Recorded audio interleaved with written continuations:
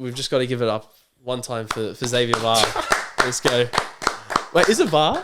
Va'a, yeah. Va'a. Yeah. Oh, sorry. Nah, it's all good. No, I've been saying your name wrong this whole time. Good. Va'a. Yeah. Xavier Va'a.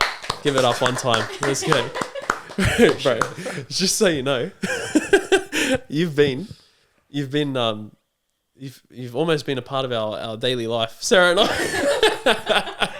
So, I want to firstly, just before I even introduce you and stuff, I just want to say thank you so much for being firstly so receptive, so willing to help us out.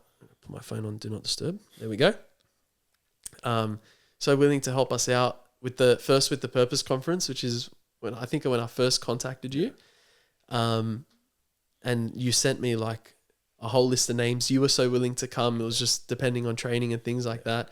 I was able to message the boys. You reached out to the boys, sent them the ads for it and things like that. Bro, you were like such a massive help, which is not easy to find. So thank you so much for that. Oh, good. Yeah. And then Sarah and I, we were so grateful for how much you you did to try and help us out with that. And so we would just stop and we'd be not to creep you out or anything, but we'd like talk about how what a champion you were for it. And then we'd just stop and we'd be like, can we just give it up one time for Xavier? And we just start clapping, you know? But honestly, thank you so much, man. That's all good. That meant a lot. Sorry, I didn't turn up. Just No. And that, and I don't know if any other boys did, but they usually just leave me on red all the time. But I just know I sent it there, and I was like, and then I told them about training and that. But yeah, they're pretty. No, they got back to me thanks to you, so I appreciate that. Yeah. They couldn't make it on the day, I think, because of training and stuff, but that's completely all right. Yeah, I appreciated the effort. No, good. Well, now the official introduction. Welcome back to Against the Grain. I'm your host, Anthony. I realise I don't actually do that in episodes. I don't introduce myself. I'm your host, Anthony, joined as always behind the cameras by Sarah, who basically does everything except sit on the couch and talk. And today we're so honoured to have, I mean, you already know because we already gave it up one time. But we're so honoured to have Xavier Va'a join us as well. No, I appreciate it here. Thanks so much. Here. For real. Thank you, Anthony and Sarah. Means a lot. And yeah, I love the work you guys are doing. You're spreading the word of God and everyone's revelation of how they've been in their lives, of everyone you've interviewed. So I'm happy to share and go deep. So yeah. Can't wait, bro. Appreciate you coming on. No, appreciate it. Firstly, congratulations on the season. Yep. Thank you. It was a great season for the Roosters, but I probably should have said that. It's Sydney Roosters front rower, Xavier Va'a. There we go. But great season for the Roosters. Great season for yourself. You made your debut this year. Yep. And there's plenty more to come, I'm sure. But before we get into footy and even really the deep faith aspects as well, I want to kind of get to know you, who you are as a person. So the first thing I found out just in a bit of research, you want to try and figure out some things, out of respect, bro. You're coming on the pod,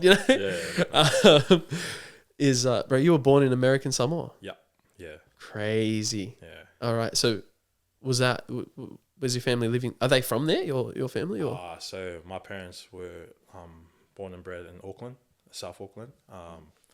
They obviously dated and met each other through uni, but they lived in Australia for a little bit before we were born, and then they life here in Sydney, they lived in Cronulla, so life there in Sydney was a bit too fast for them, so they decided to go back to the islands, and Mum found a job in American Star, and Dad was working through the police over there, and then they had me, and then a couple of years later they had Sal.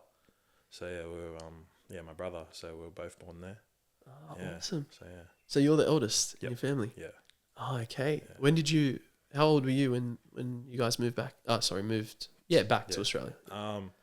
So I was 2, Sal was born, then we moved to New Zealand first, and then our third brother was born, Aloysius. So or Catholic names. Bro, yeah, great name. And he was born there, and then shortly after that, Sal, Alo, and I moved back to Oz. I think I was 7. Yeah, 7. Sal was 5, and Alo would have been 2. So yeah, we all three of us moved back to New Zealand, Australia, and then Sorry, bro, just get you to move if you don't mind. Sorry, just the mic. we moved back to Oz. Not sure when, but we were very young, and we started off living in Gladstone for like 6 months up in Queensland. Oh, okay. Yeah, a little Central Coast town up there, and then pretty much moved everywhere. So we lived in Bribie Island, and did probably our primary schooling in Bribie Island, Caboolture, and the Sunshine Coast. And then once I finished primary school, grade 6, we moved out to Dalby, which is a country town, small country town, 3 hours west of Brisbane. And yeah, so like we did a lot of our living out there and went to school there. And then we finished our schooling in Toowoomba. So our high schooling there, St. Mary's Toowoomba. And yeah, it's another all boys Catholic school, obviously. But yeah, we've been all over the place. Yeah, man. Wow, you've been around. Yeah, That's awesome. So for anyone who doesn't know, when you say Sal, yeah, his full yes. that full first name. Yeah, his full first name is De La Sal. Yeah, crazy. Yeah, and all those people watching from Auckland, they'll be having a chuckle because they would know my dad was a La Salian. He went to De La Salle in Auckland. And yeah, apparently there's a bit of a rep there. Apparently, okay. I've no idea what it's like, but he's. If you talk about De La Salle with my old man, they love that school to death. So him and his brother and that. So yeah. See, there's something about La Sallian schools. Yeah, I know. I'm telling you, Sarah always rips me because I'm like, talks about the glory days in school. Yeah, that's literally my old man and his brother, my uncle. Yeah. Like, they're like, they ran the streets and thought they were the best school in Auckland, and I was like, and then like my first visit back to New Zealand to see family after COVID.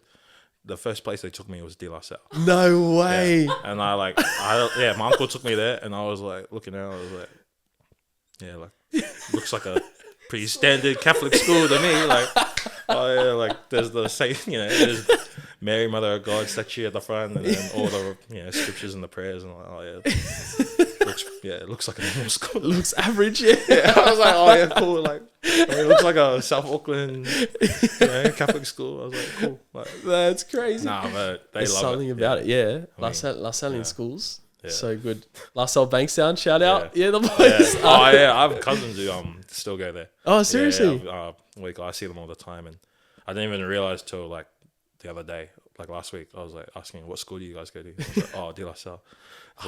Yeah, we were both laughing. I was like, what the heck? What's with this freaking name? Follows around, bro. Actually, Follows around. Yeah. No, it's great. We always sing our school song, everything. There's something about La Sallian schools. But that was crazy. So I was telling you before the pod, that's how I kind of came across you guys almost is through your brother. I saw his name just pop up in the team list because I write for I write match reports for New South Wales Cup games. So then I was writing, it was last year I think, if I'm not mistaken, that he started playing in Cup. Yep. And so I saw his name, it was like De La Va'a, and then I was like, okay, that's a unique name. And I was like, so then I saw his name pop up and then your name. And so obviously with the same surname, I was like, potentially brothers, So so thank you to Sal. He just goes by Sal. No. Yeah. Thank you to Sal for for helping me come across here. But okay, so you've been all around. So American Samoa. Yep. What is that? Is it so? What do you? If someone asks you for your nationality, what do you say? I just tell them I'm Samoan, but and then if they ask me where I'm born, then I'll tell them, and then there's the whole explaining like, it's a separate island. It's got it's under US protection and law. So it's just 2 different islands, but they're all Samoan, so not much of a difference. Yeah, crazy. All right, cool. So your background, then your parents are Samoan. Yes. Born in Auckland, did you say? Born and raised in Auckland, Yeah, okay. Wow, far out. And then growing up, so you have three or two siblings? 3. I have Three. 2 younger brothers, and the youngest is a girl. Yeah, sister. Oh, Yeah, okay, baby sister, okay. Yeah. Oh, awesome. Yeah. How did that change the dynamic in your family? To be honest, I was kind of grateful. I was getting sick of those 2. But I still am getting sick of those 2. Because they're pretty much clones of each other. Like, the way they dress, the way they look, the way they talk. I'm like, far out. But yeah, having a baby sister, it's pretty amazing. Like, it's definitely changed all of us. Like, all 3 of us feel responsible for her, but all 3 of us go in a different way about it. Yeah. Fair. But it's awesome. Yeah, for the family. Yeah. Yeah, awesome. Protective. Nah, definitely. Yeah. Very protective. Yeah. Awesome. So I know you have your brother here with you, but you were mentioning in the pod they're still back home. Yeah. Right. Other 2 siblings. Yeah. Yeah. Aloysius and Novena. Yeah. Novena. Yeah. Exactly. Awesome. Yeah. What great names, man. Yeah, Your parents are did doing some work. Yeah, they weren't just random names picked. Yeah, these mean something. Definitely. Yeah. Yeah. Okay. Sorry, I was about to ask, but we'll just jump back on because I don't want to waste too much time. No. So, Okay. what was upbringing like? Were you raised in the faith? Yes, definitely. There were rosaries everywhere. There were Bibles everywhere. There was statues of, Joseph, Jesus, and Mary in the manger. There was literally, crucifixes everywhere. Like, the faith was a big part in our family. Mostly started from my dad because he was brought up Catholic, and Mum was brought up Presbyterian. But then obviously Mum followed Dad, and she saw the beauty in the Catholic faith and Christianity as a whole. Yeah. But it was massive for us. Like, you hear the stories about, your kids, like, we get woken up early in the morning, and like, it wasn't just church. It was like every Sunday was an event. Like, I had to get up, clean the house, cook everything. And it was like a big day, and I was like, at a young age, get sick of it. But, and then if you woke up late, it'd get dragged by the ear. I was like, hurry up, we're going to mass. and then it was kind of funny. Everyone would be so angry. Like, we're going to church, and you guys are just angry at me for waking up late and stuff like that. Yeah. That's what most Samoan families were like, or Polynesian families who were in the faith. But it was massive. Like, mass was a big thing. Our Father, Hail Mary, Glory Be, was always said in the car on the way to everywhere. And then we always had our personal prayers when big occasions came, like birthdays and stuff like that. So it was big. Yeah. Oh, I love that. Far out. So it seemed like your family, your house was centered around Christ. Yeah, definitely. Which is beautiful. Yeah. What a witness to your parents already. Yeah, exactly. Then I probably won't go in chronological order through the events of your life, but since we're on the faith, I'll ask this question, which is, there comes a point, I believe in everyone's life, where, especially if you're raised in the faith, there comes a point where you've got to make a decision on your own now. So it's not so much that your parents are dragging you anymore. Now you've got to do it on your own. And there are points where most of us, a lot of us, I'll say safely, a lot of us turn away from the faith, or, it just becomes something that takes less of a priority in our life. I know what that's like. Yeah. And, but at a certain point there comes a time where you need to just make that decision that I'm going to actually, I'm going to take my faith seriously again. Or I'm going to keep taking my faith seriously if it never dropped off. Was there a point in your life where that kind of happened, where you thought, all right, now I'm on my own and I'm going to pursue it? Yeah.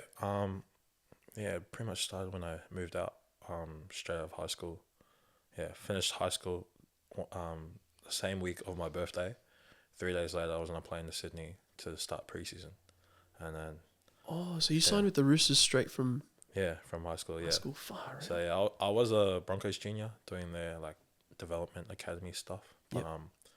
and we would always do that hour and a half drive from Toowoomba to Brisbane just to make trainings and stuff like that. But yeah, so I got signed throughout my last year of school, and then moved pretty much straight away after I graduated, and then had a pretty good year in terms of footy, like success and making the rep teams, doing well at SG Ball, and then played a bit of flag, and then progressed quickly to Cup. And then it was probably after that year, I've been like going through a phase of injuries. First one was the MCL, and then I had a couple of knees, couple of ankles, and did my shoulder. Like every time I'd play footy, I was always in the back of my mind like, can I trust myself? Can I trust my own body to pull me through? But yeah, probably went through a phase where play 4 games, get injured for ages, play 4 games, get injured, and throughout that period, I thought, like, God, why me? And that pretty much told me, like, no, it didn't tell me, but I came to the conclusion, like, all right, like, going to church and praying is like not me anymore. I started confiding myself in the world, seeking pleasure and peace through other things. But it was hard. It was a good 2 years living away from Christ, and yeah, I'd say that was a key moment. But then I guess probably wasn't for like the last year and a half now. Like we go back then a year and a half ago. I was like, okay, I'm gonna start trying again. I'm gonna start reading my Bible. I'm gonna start praying. So yeah, obviously a key few moments during that year happened, and probably like a lot of things happened to get me back to where I am now. Well, not get me back, but to add more, because I've never been this like focused on my faith than ever before, even like comparing to when I was a kid. Like this is all self-driven, like so it's probably wasn't until like a year and a half ago I decided, all right, I'm gonna give up everything to you. Oof, massive. All right, I'm sure we'll get into that in depth. Definitely. But before that, I want to just get to know, like, what kind of what would you say you were like when you were a kid? Like growing up, were you more the quiet type? Were you a troublemaker? Were you what were you like? Okay, no one will believe this now, like the boys. Yeah. I was actually a quiet kid. Like I was nervous, I was quiet, kept to myself. But I would say I had this caring nature for everyone, not just my siblings. Like I always was worried about everyone else's problems than my own. Growing up, because the way I saw it, it was how my parents were like. It was how my grandparents were like. They would like bottle a lot of stuff up, but all they cared was like, are the kids okay? And for me, that was the same. Like, are my siblings okay? Like, are my mum and dad okay? Grandparents alright? Like, and then it just moved on to like people at school. Like, I just cared about them.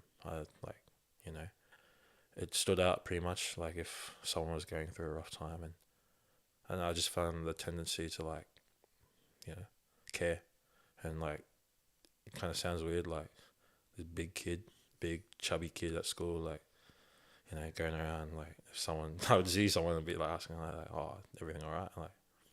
Like it'd stand out. But I was definitely a quiet, kept to myself kid, because whenever I'd talk too much, my dad would be like, like he was talking too much. Like, I'd like shut down and feel like I'd feel that bad, and I'd be like, oh damn, like, my old man like saying, oh, just be quiet. Yeah. When I'm like oversharing or talking way too much. But now I'm like, whatever I say, it's pretty much unfiltered. Like with the voice, like I don't care. I'll say whatever. But sometimes I wish I'd take things back and just like, why did I say that? And but yeah, everyone would say like, yeah, I don't shut up now. But no, That's life. awesome. But, yeah, you live and you learn, you grow. And, Yeah, that's it. yeah. That's it. Yeah. Oh, I love that. I love that. So you were like, I mean, when you were a kid, I guess, yeah, that sort of thing would like it would impact you, I guess, when your dad's like telling you to Yeah, that's nah, enough, I did. you know? Like, fire. I remember just feeling cut for like 2 hours. I'm like, Dad told me to shut up. I was like I didn't even do anything wrong. Like, Yeah. I didn't say anything bad. Or I was like, I'm just sharing what I know and stuff like Yeah, that. yeah, And fair. then, yeah, like especially in family stuff, he's like, I don't know. Especially when we're talking about my dad, we love mocking him and bagging him a bit. But like, yeah, he's good. Yeah, Good awesome, man. awesome. Yeah, Of course. Yeah. Yeah, I can tell already. Yeah. I can tell already. But then, yeah, so what kind of, I mean, would you say then that naturally you were like a bit of a, like you were a bit outspoken, but then it just got kind of suppressed? A little bit. Or yeah. do you think something happened and now you're just like, Yeah, I feel like I just stopped caring about what people thought. Like, yeah, whatever I said, like most of the time it was from the heart and true. Like, I wouldn't like intentionally lie about an opinion or my own opinion on things, but just to fit with the crowd. Like, I didn't care about anyone's opinion. But yeah, now it's like, I just care about God's opinion, to be honest. Like, yeah, like, but it's nothing like I said was bad or anything. Yeah, It's just like, if we talked about something, I could talk about it for ages and like my point of view on stuff. So yeah. love that, Yeah. bro. What a great place to get to, eh? Yeah. When you just, who cares about what everyone else thinks? Axles, yeah, Yeah. definitely. Especially in like today's media and culture. Like, Oh, yeah, man. I think as long as you're true and like to yourself not to yourself, but like you speak truly, Yeah. from the heart, like that's all that matters. And yeah, 100%. Oh, I won't get too political, nah, but yeah, it's very evident today that's definitely. it's not welcome. Like, yeah, especially rest in peace to Charlie Kirk. Obviously, the first I would say the first Christian martyr of this generation. Like, yeah, it's it did break my heart a bit when I heard the news, and like jumping on TikTok early in the morning, and that was the first video I saw. Like, yeah, it still rocks me that like, I'm not surprised, but I'm also like, come on, he's only human. Yeah. And like, I get there's evil in the world, but yeah, to realize like it's come out now in a country like America, which I know they're boiling up to be like that, but yeah, still, just a man with an opinion. Exactly right, bro. Exactly right. That is that was heartbreaking. I was having a sleep in and I got woken up by Sarah. I've been awake for She 2 called hours. me. Yeah. Like, I could not get off Instagram. I was so shocked, and I was watching everything, all the news and the different angles, and just like people telling their opinion. And then Anthony was sleeping in. I was like, he has to wake up to hear this news. Still worse, she calls me. I'm like, I've just woken up. And then she's like, have you seen the news? And I go, crap, man, like we're in World War III. Yeah, I was like waiting to hear that someone did something, and here we go.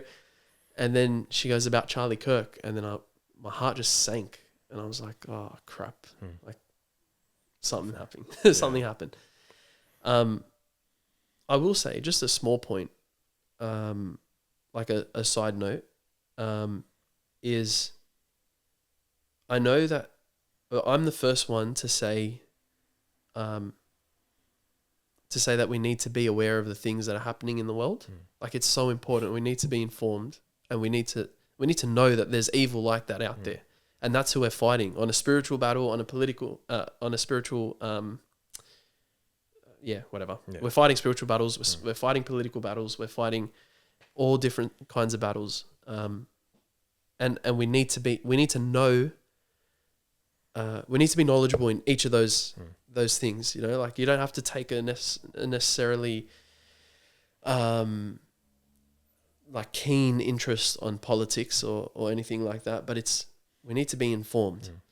But being informed, and this is something I came across after having watched that Ukrainian girl in America get stabbed, then having watched Charlie Kirk get shot, then all these other videos that were coming out,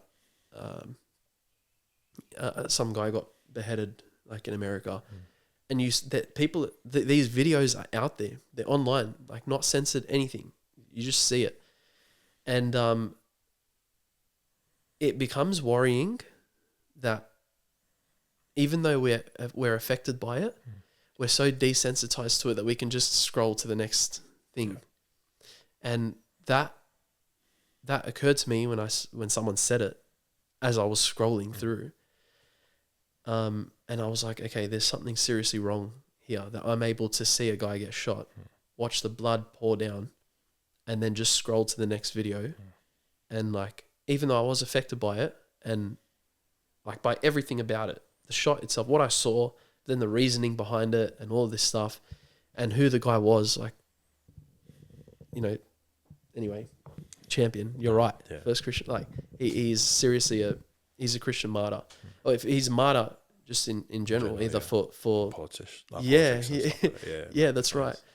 But I think it's important to know, while we do need to stay, we need to be aware of these things.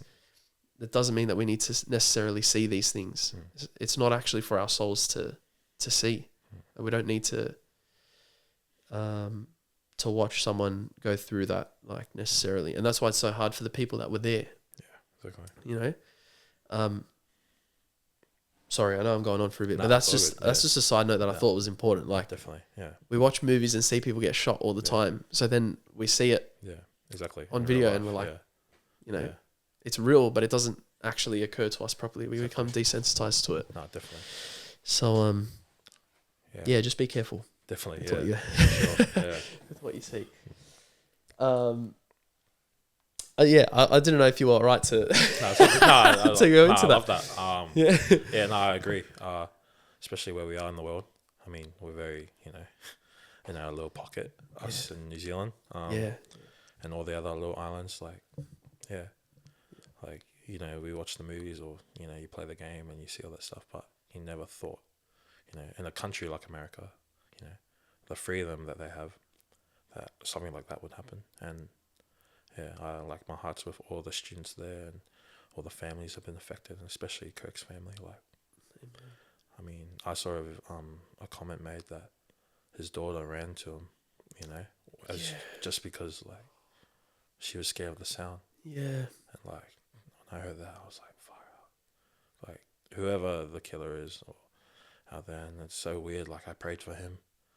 I don't even know why, but I was just like, the stuff he's going to go through, like, I know his actions have caused hell for the Kirk family, but, I mean, it's going to cause hell for his own, like that one selfish moment out of hate or rage or whatever his opinion was, or whatever his intentions came from.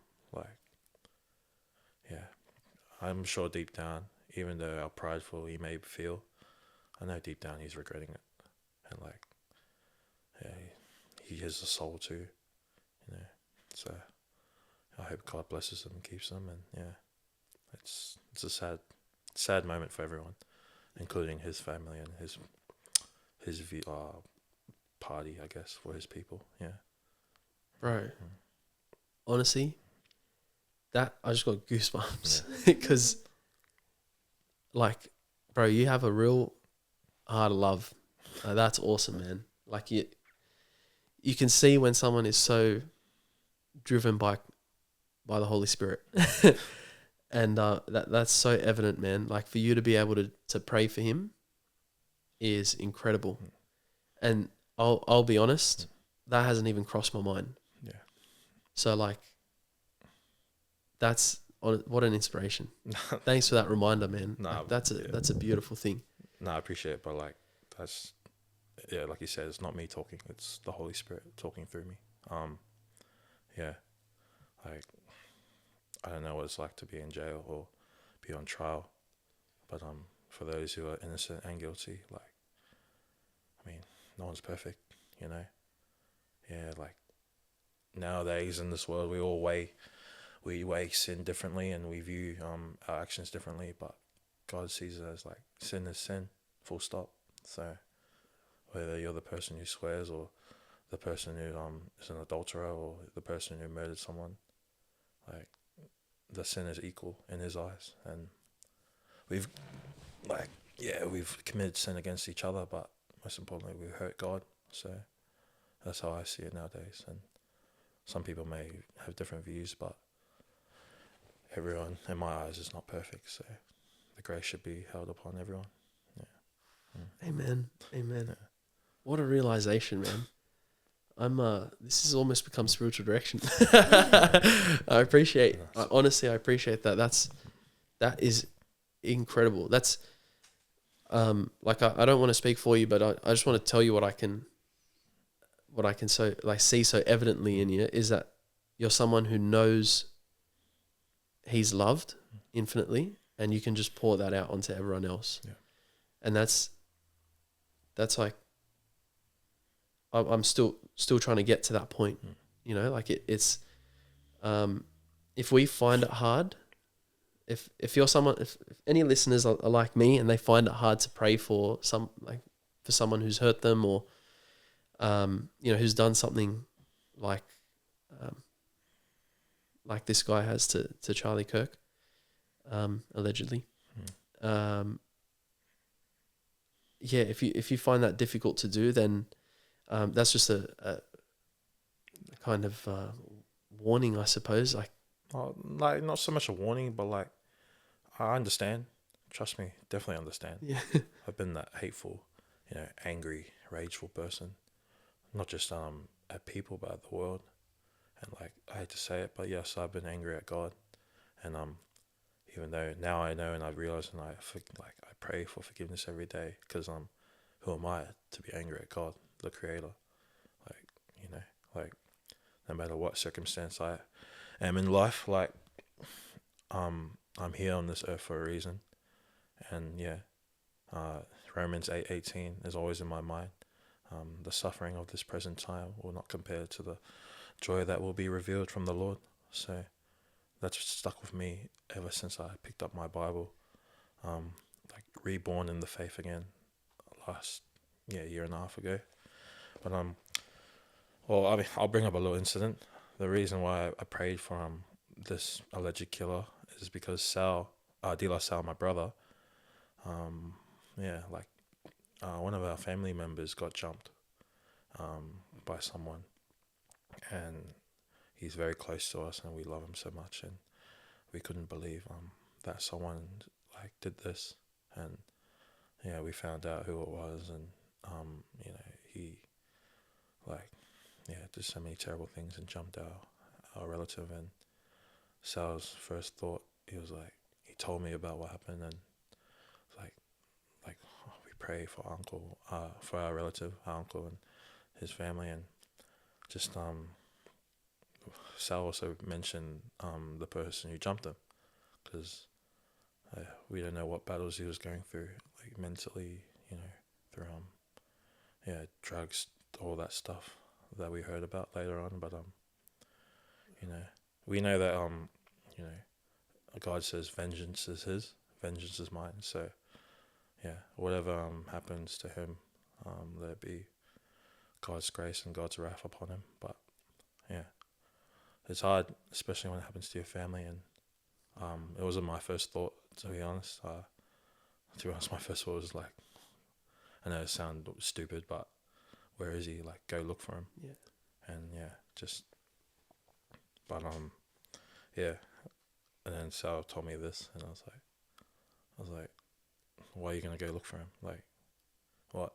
Land yourself up where he is, you're not perfect, and he keeps me honest every time, and I hate it, but I love it. But and I was like, fair. So stuff like that happens in your life, and it changes you. Sorry to hear that, Nah, firstly, but it's all good. Yeah, thank you. wow, what a witness. Yeah. Oh my goodness. Man, Mm. we're not even, I don't even know, what are we like? Not even half an hour in, Yeah, and all I'm good. I'm on fire. Let's go. Definitely. Well then we're into the faith now. So let's just, I reckon we just keep going All good. on there if that's Yeah. all right with you. All right. So I mean, I kind of want to know, if you don't mind, like I want to know what got you to this point where you're almost 22. Yep. Yeah. And you're extremely mature. You're deeply faithful. It clearly motivates the way you live. So that's not something that, you know, a lot of people get to, like, in their 50s. So I want to know what got you here at 22. So you said you were going through injuries, you kind of turned away. Yep. How were those couple of years like when you were just away? Were they actually, no, sorry. I'll let you go.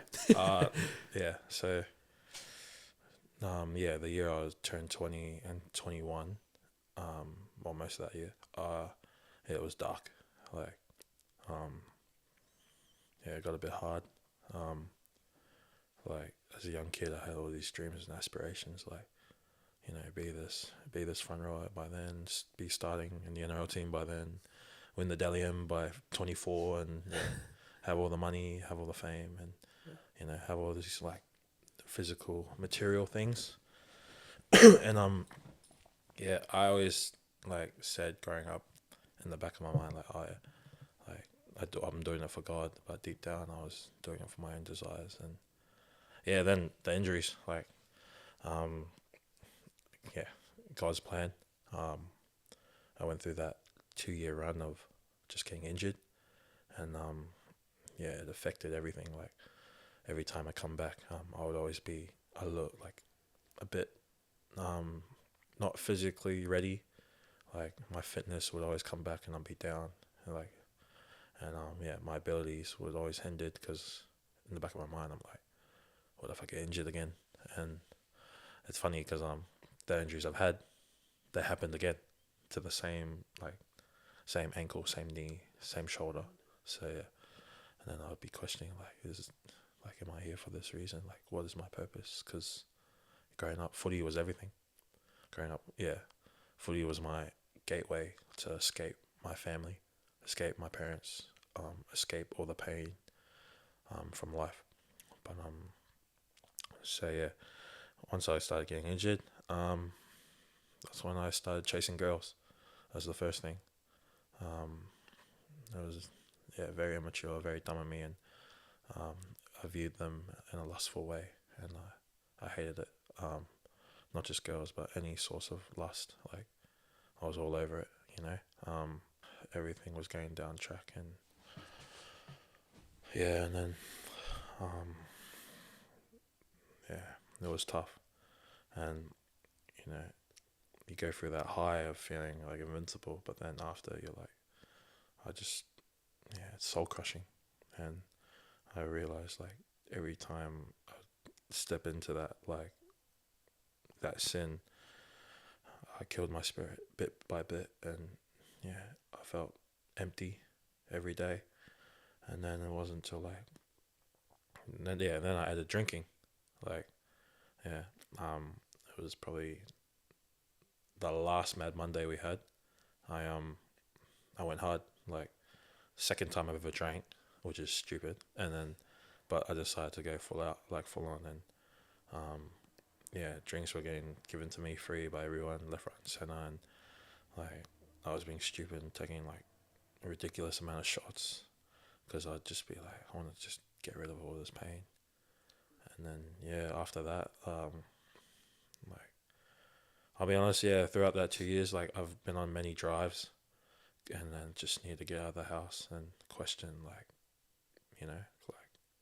why? But and then I just thought there's been many times I thought, can't do this. Like, this is it. Let's end it. And then, yeah, I'll be honest with that. Like, there are many times throughout those 2 years, I've been like, come on, like, what's the point? But and then there's always in the back of my mind, like, and I don't mean to say this to offend anyone, like, who has people who've, been there and actually gone through with it. But I just thought in my mind, like, I started calling myself a coward if I thought, if I did do it. It's like, who am I to put that much pain on my siblings, especially my youngest brother and my sister and mum and dad, all my family members. Like, who am I to, like, put that pain on them? Because, yeah, like, that's such a selfish way of thinking. Like, oh, what, you can't handle the pain of your own life, so what, you have to dump it all on your family. And then, like, every time I'd drive, I'd feel that conviction. And now I know it was the Holy Spirit, but then I just felt like I can't just go back home. So, yeah, like, be driving for hours and hours and be like, yeah, just in my own head. But the Holy Spirit and my family, thinking about people instead of myself is what kept me afloat. And then, like, I was still sinning, still doing the same thing throughout those 2 years. And yeah, like I said, it was that Mad Monday. That was the big thing. That was what changed me. Like, I reckon that was the moment where I was like, after that. And then, yeah, drank so hard, did so many stupid things after it. But then, like, the day after I did that, I was crying in my room. Like, I couldn't handle it. I was like, what have I done? Like, this is not me. And drove myself to church. The local parish, St. Therese in Mascot, a little shout out. And then, drove myself to church and, like, was crying, begging to the Lord, like, show me a sign, help me out, hold my hand, like, I need you with me. I was so scared and petrified. Like, I genuinely believe demons were following me everywhere I go, because, like, I know it sounds weird to the human eye, but I could feel darkness surrounding me, and, like, I could hear noises, and I was petrified by every little thing that was around me and surrounding me, and it was, like, telling me to end it. But, like, got to church, always sit in the back row, because that was a thing I did, and just stared at the altar crying for ages and kneeling. And then someone came in from church, still can't find them, so I don't know if they were a visitor or something, but that person came in and pretty much, like, asked me how I was doing, and, like, and prayed for me and covered me. And he offered to drop me home, because I Ubered my way to church from where I was. He offered to drop me home, and like, he prayed for me and talked to God for me, and I genuinely thought that was an angel, like, sent from God, because I still haven't seen this bloke again. Like, I'm looking for him, and he wasn't a local parishioner, so, like, I was, like, trying to find him and figure out his name and stuff. But yeah, he was genuinely an angel sent for me, and I knew from then on, like I always knew God was real, but I knew, like, God is real, and he's here, he's everywhere. And, like, it was a random stranger, and I cried in his freaking arms. I was like, he hugged me, and, like, I was like, bro, what am I doing? And yeah, I was like, what is going on right now? And yeah, we had, like, a pretty emotional chat on the way home, and it was so great, and my spirit felt lifted. And I didn't realize it was an angel until my brother, again, he brought it up. He was like, who was he? I was like, I probably know him. And I was like, he didn't say his name. And, like, he asked me the question, do you see him at church? And I was like, nah. I was like, he was an angel then, obviously, because, like, he wasn't there for any reason but to help you. So yeah, I prayed for a sign. A sign was given, and ever since then, yeah. I still fall short every day. Don't get me wrong. I still sometimes feed into those temptations, but it makes me hate sin even more every time I keep falling. So yeah, I'm at war with it still, but this time I'm at war with it with God, not on my own understanding like last time. So yeah, Wow. A lot. Yeah, man. Yeah. Firstly, again, sorry to hear that you were even in that situation. I've had a few people on now, that I didn't know went through it, but they've been so generous to be so open and vulnerable about it. So I really appreciate you doing that. There seems, and I just want to, I kind of want to just preface what I'm about to say with this, which is I've never been in that situation, so I apologize if I sound ignorant or anything like that. Thanks be to God, like I haven't got to a point of considering that or anything like that. But it just seems to speak about a natural inclination towards selflessness.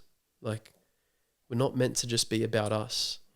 And so when it becomes all about us, like we're letdowns. Yeah, like we're fallen people. So if everything's gonna be about us, and then we rely on ourselves to fix things and whatever, and we're just everything is, the problem is us, the solution is us, and everything in between, I guess, then we're bound to be let down. And I guess the same goes if we put our faith into anything finite, even into other people, but I think it does speak so highly into, there's something natural in us that makes us want to consider, at the very least, everyone else around us. And then that should inspire the way we act and the way we speak and the way, whatever else there is. And so in that moment, you're thinking, like, why would I do that to my family? That I know would not be, not everyone is, again, I don't want to sound ignorant or even offend anyone who's gone through it, but that's not something that everyone is equipped enough to know. No. Or not to know, but to take seriously. Yeah. And so I don't know if you would know, I don't know if you've reflected on this, but would you know what would you put that down to? Your ability to properly and seriously recognize that there are people around you who would be hurt by your actions had you gone through with it. Yeah. What have you ever thought about, like? Yeah, no, I have. Yeah, like you said, I want to clarify as well. Like, I'm not disregarding anyone's pain, and those who have gone through with it. It's a hard pill to swallow for their family and friends, and I will pray for them, and I do pray for them because I've had people that I wasn't aware of, but yeah, I've had people recently who've gone through with it. It's but like, people I've gone to school with, a couple of years older than me, but it's sad. I just pray that, like, obviously now I pray that I wished I reached out and I kept them in my prayers, but I mean, it's sad, but like, it's hard to explain. I know not everyone was brought up the way I was, or thinks the way I think, but I just pray that, like, those who are out there and watching and listening, if you are going through that right now, I pray that like you have a look and you have a quick think, like if you do end it, what happens? Like even to yourself, like nothing, like literally nothing will happen. And you know, like you've taken away the most beautiful gift God's given us, and that's life. And yeah, nothing will happen. But then I'm like thinking about it clearly, like if I do stay on earth, I do stay through this pain that I think is unbearable, but really it's the adversary lying to us, planning these deceptions and lies into our minds, saying like, no, it won't be alright, like come join him, you know, take this pain away and come join him, sell your soul, pretty much. Like, yeah, if you do stay on earth, yeah, you might feel this pain, but like right now I'm looking at it, I'm like, I look at myself in the mirror, I'm like, fire, this almost didn't happen, you know. But like it's always having that hope or joy that something's coming, something better's coming. And it's true, it does happen, you know. And not just for me, I know it's out there for everyone. And yes, people may be in the worst pain they're feeling right now, but if they just hold on a bit longer, that's all you have to think. One more day, boom. Like you create a crack into like, I think like life is a rock, and like you keep pounding at it one day at a time, keep going and going and going. One day it's going to crack, just like life. One day an opportunity is going to be there. One day, you know, you're going to get the job you want, or one day you're going to feel the love that you've been yearning for. But yeah, for me it's Christ and my family. But I know for others may know Christ. And yeah, I urge you to at least look into it. Like I'm not an evangelist or anything. I'm not going to force anyone to do anything, but I strongly suggest give your life to Christ. And if you give your life up for someone else, it makes it so much easier than following your own desires. But yeah, just I reckon just before you do, think about what could happen and think about the people you affect. Yeah. Amen, man. Thanks so much again for sharing that. Mm. I want to go into that situation where you're at church and this man comes up to you. Yeah. I've heard stories, and maybe it's happened in my life, but I've been just ignorant. I hope that's not the case, but I've heard stories of you know, things like this happening. People at their lowest point, and then someone comes, it's just right place, right timing, and they never see him again. Yeah. And you know, a lot of the time I hear it, it's in the context of you know, that person being your guardian angel. Now, for anyone listening who isn't aware, and I'm not by any means an expert on this, it's one of the things actually I haven't even looked into like much at all. Is your guardian angel is someone who basically is, for lack of a better term, like assigned to you. He's he's genuinely just the angel in your life, like there for you, you know, you in particular. So that's what I've heard, these kind of stories in that context is you've like, and it sounds like to me at least that you've met your guardian angel, which is pretty insane. Definitely. And it's important, and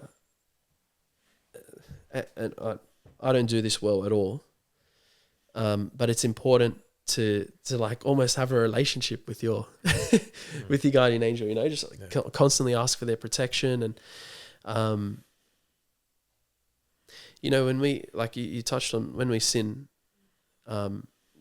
great or small in our eyes, in God's eyes it's a sin. Yeah.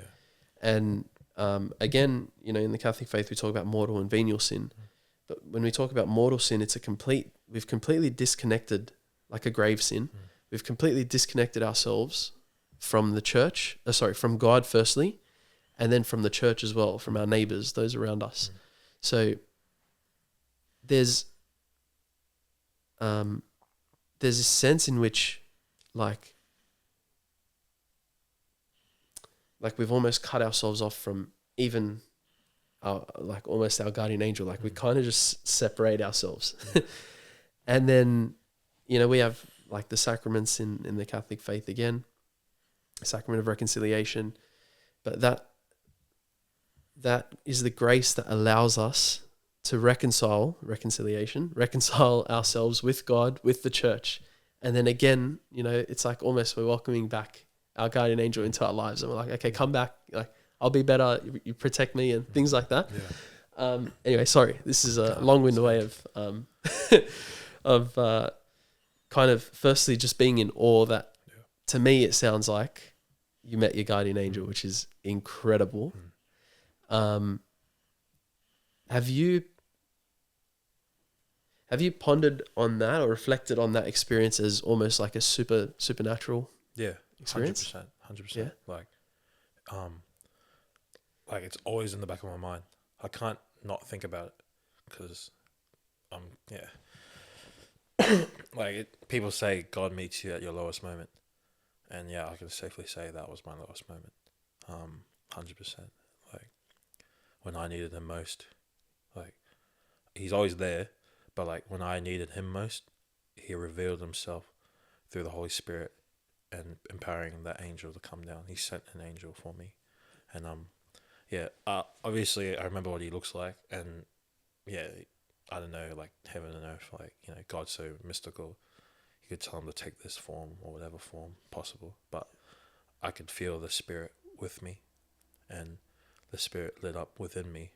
So I believe everyone's assigned that angel in that sense, like physical form. Like God's so all powerful, he could do whatever he wants. Like he could just anyone, he could create anything, anyone. So it didn't really matter what he looked like to me. It was just I could feel the Spirit lit up within me. So again, to those who don't know Christ and don't have a relationship with him yet, it may sound like very odd that we're talking about demons and angels and that, but they're real.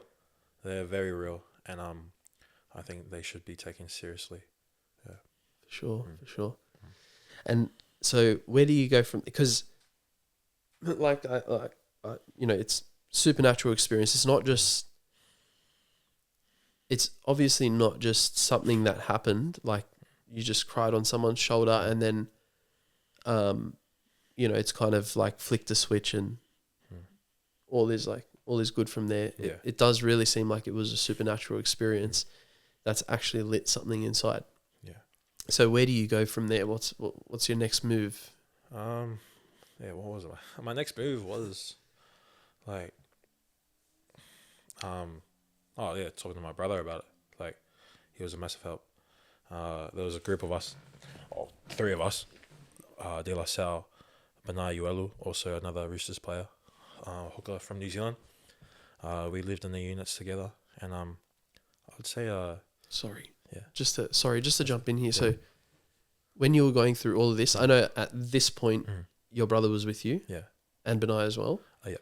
But when you first started, like when you first kind of said God's not a priority, and you started to cling to the world, were you on your own?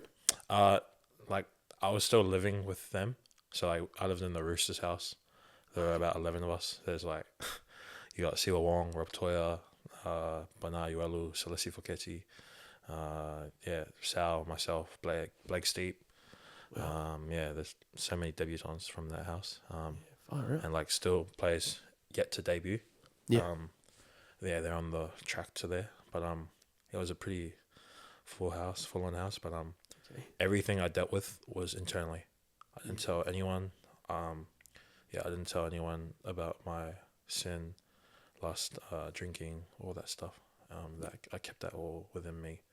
And when I drive off, they would ask me where I'm going, and they would ask me where I'm going, and like their initial thought was I'm going to see a girl, but like some cases, yes, that was true, but there were many other cases I was like, I'd like say goodbye to Sal, and I'd be like, I hope you're okay, and I love you, and like he wouldn't have known until now, but I've shared that with my family. Like I've told them, hey, like I was dark, and you know they've opened, like it's sort of revealed something in them, and it did scare them a little bit, I'll be honest, but I just felt convicted to tell them like they're my family, and Sal wouldn't have known. Like Sal would have knew something was off, but like he wouldn't have known like how deep I was in it. So yeah, and like like when they asked where I'm going, they'd laugh and joke and stuff like that. But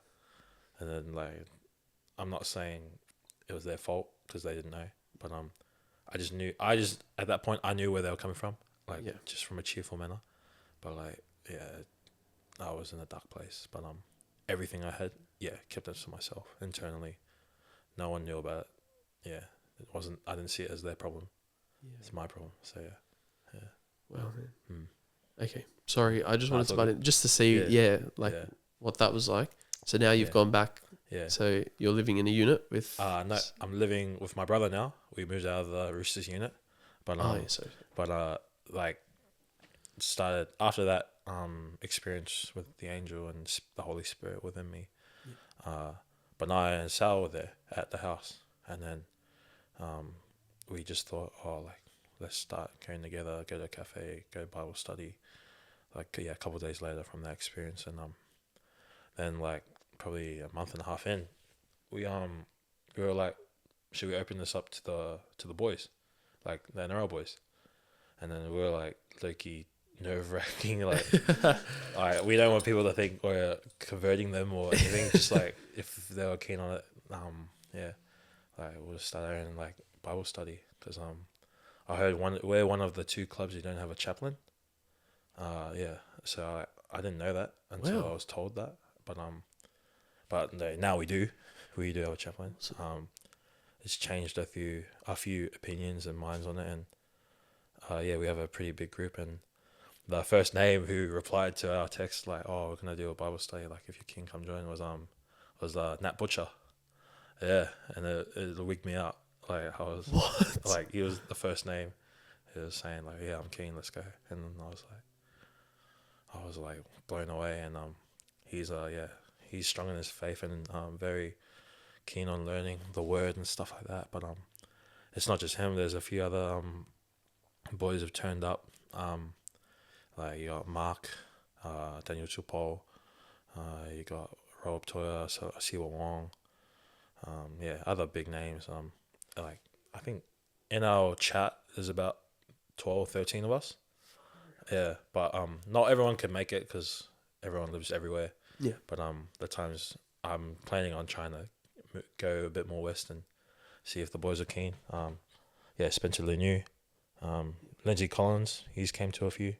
It's pretty empowering that there's a new wave of Christians within the Roosters that I wasn't aware there was. Yeah. So it's a great group, and to be honest, this group we really help each other out, not just on the field, but off the field too. So I think it's Proverbs or Psalms, like iron sharpens iron. Yes. That quote gets thrown around a lot, but people someone wrote it, didn't they? Well, people like use that in daily speak, like iron sharpens iron, but some people forget like that's biblical.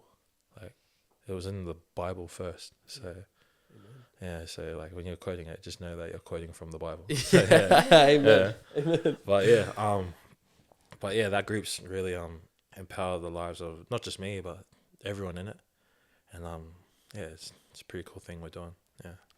Thanks be to God, man. I wasn't talking about this in the footy part, but it's brought up. Yeah. I'm a Bulldog supporter, right? Yeah. So naturally, I'm all about being open and honest. All right. Naturally, I have a hatred for the Roosters. No, it's fair. Yeah. Just for the club, not the players or anything. Just it's just there's that rivalry. Yeah.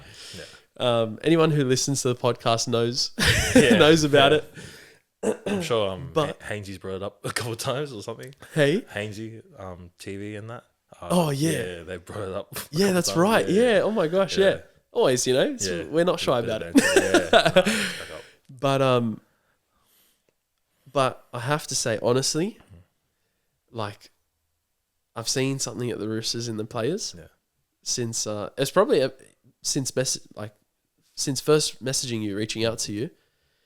Then you sent these list of players, and I go, oh crap, man! Like, there are a bunch of Christians at the Roosters. How am I going to hate the Roosters now? And then I'm like watching games now, and I'm seeing more and more people in a prayer huddle from the Roosters, like from your team, post game, and now I'm going through this like almost like what's the word, like an identity crisis. You know, yeah, existential, that's the one. I'm going through an existential crisis at the moment where I'm starting to like the Roosters, and I don't know how I I don't know how I feel about it, you know, but it's because I've seen so like Lindsay Collins in the prayer huddle, you mentioned his name. That was, I had no idea.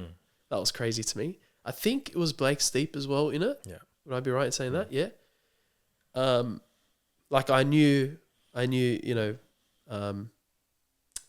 Celeste Fouquetti, Benaya as well, Siwa Wong, Rob Toya, like those names, you know, I had known, you know, they're pretty publicly, they're pretty public about their faith, which is awesome. But then, yeah, to see like people like Lindsay Collins and then Blake Steep and now you mentioning like Nat Butcher, Yeah. that's crazy to me. This is like a leader in our club. Like, yeah. this is like crazy. And then, like, he's been to every session ever since. Yeah. Like, he's been to every, like, Bible study we've been to. And, like, it's crazy. Like, for us being so young, it's sort of weird. Like, we're kind of teaching him a bit. Yeah. So, like, we were going through that kind of phase. But, like, we know, like, we respect him as, like, our elder. And, like, he's the leader of our club and, like, a leader in general and the way he walks and talks. But, yeah, he's like, honestly, one of the best blokes. And, yeah, I love him to death. All right, guys, does your foot roll in like mine or maybe even roll out? Or do you just need general treatment for nail and skincare? For any problems with my feet, I go to MJ Podiatry. They're a mobile home visit network servicing all of Sydney, offering expert podiatry care for general treatments, sports injuries, custom orthotics, ingrown nails and footwear advice, and offer NDIS and home care packaging. Visit mjpodiatry.com.au, call 0412 389 278 or email info@mjpodiatry.com.au to book your appointment today. Use code ATG10 for 10% off your treatment. So you guys start this Bible study group. Yep.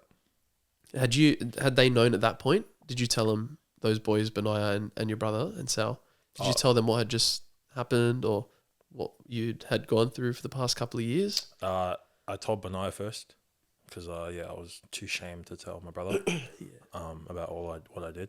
But it was just like on the way to church, on the way back home from church, and I was convicted to tell him, and I just told him. And like, to be honest, I'm glad I told him first. Like, he knew the right way to, I guess, like, reply in that sense. But because I had a feeling I know what my brother would have said.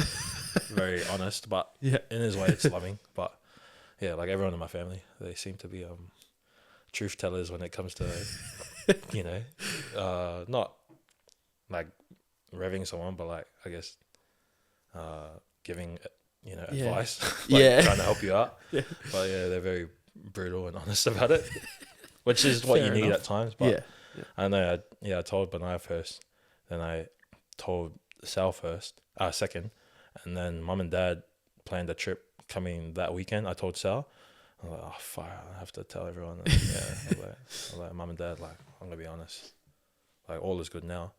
You know, there'll be times like, I'll go again, but this time I have Christ to lean on. But yeah, I told them, and it was hard to tell because it brought up a lot of things for both of them, like, you know, their past and their trauma and stuff like that. But yeah, no, it was good. Like, definitely felt a lot closer together after that moment. So yeah. Thanks be to God. There is a lot when it comes to family. It's definitely tough. Especially when you're almost seen as like you can't do anything wrong, you know, to your family. They're like, nah, like he wouldn't do that, you know? And then you kind of know like, oh, I've been through some stuff, you know? And families tend to a lot of the time sweep things under the rug, especially the older generations, like our parents, like mine were the same, like just, just sweep things under the rug, you know, like bottle everything in and just go on about life, which is great as well to an extent. Like not everything needs to be addressed or whatever. Some things you just need to let go. And I think for some people it's a lot more than they think. Like you can let things go. It's fine, especially when it comes to family. But then some things are so deep that they need to be addressed in your own personal life and then in family as well. And sometimes it takes someone like you who's gone through some stuff to just be honest and say, I've gone through it. And then, I mean, I don't know, but I don't know in your family, but it can just encourage people to actually face, you know, what they're going through head on. Yeah, definitely. You know, with Christ, like to actually welcome Christ into that area. That's like that wound. Yeah, no, you know, definitely. In their life. I don't know if you've seen that in your. No, I have for sure, and not just my immediate family, like, all over, family all over the world. Like, they still message my dad, like, hearing the stories of what my brother and I have done, like it encourages them to, I guess, not like, yes, they were in the faith, but I guess like open up even more, like get to the root of the problem and try and sort stuff out. But I was always that talkative kid growing up, and then like I have this tendency to like once I share one thing, I start sharing with everyone, and now we're here sharing like everything. Yeah, but I don't care. Like as long as it helps another person out and another soul, like hopefully another soul will be saved. And like it's at the end of the day, the main goal is to get to heaven and reunite with our Creator. So that's what I see. It doesn't matter how much money or fame you got. Like, sorry. Yeah, no, it's all good. God will humble you real quick if you're out of line. And so yeah, it's not about all the material stuff. Yeah. It's about getting back to the kingdom. Yeah. What would you say is, actually, I'll put it this way. When you're living for the world, that kind of, because it wouldn't have been like straight to just the to hitting rock bottom basically.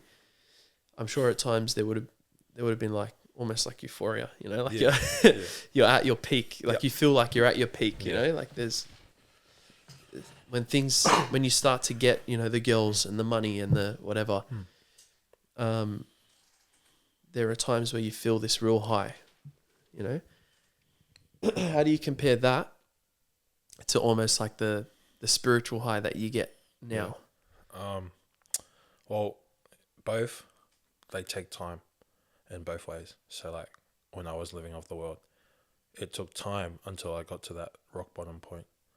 Like the more I fed into it, the more I started to detach from God, detach from the Holy Spirit, and detach from like my relationship with Jesus. And like it wasn't just detaching from them, but I was starting to detach from my own family, my own mates, and like I kept everything hidden. So day by day, the more I fed into that sin, I was killing, like they say, I'm killing the soul bit by bit. And you get that feeling where you're numb to God and the Holy Spirit, and like it started to kill me.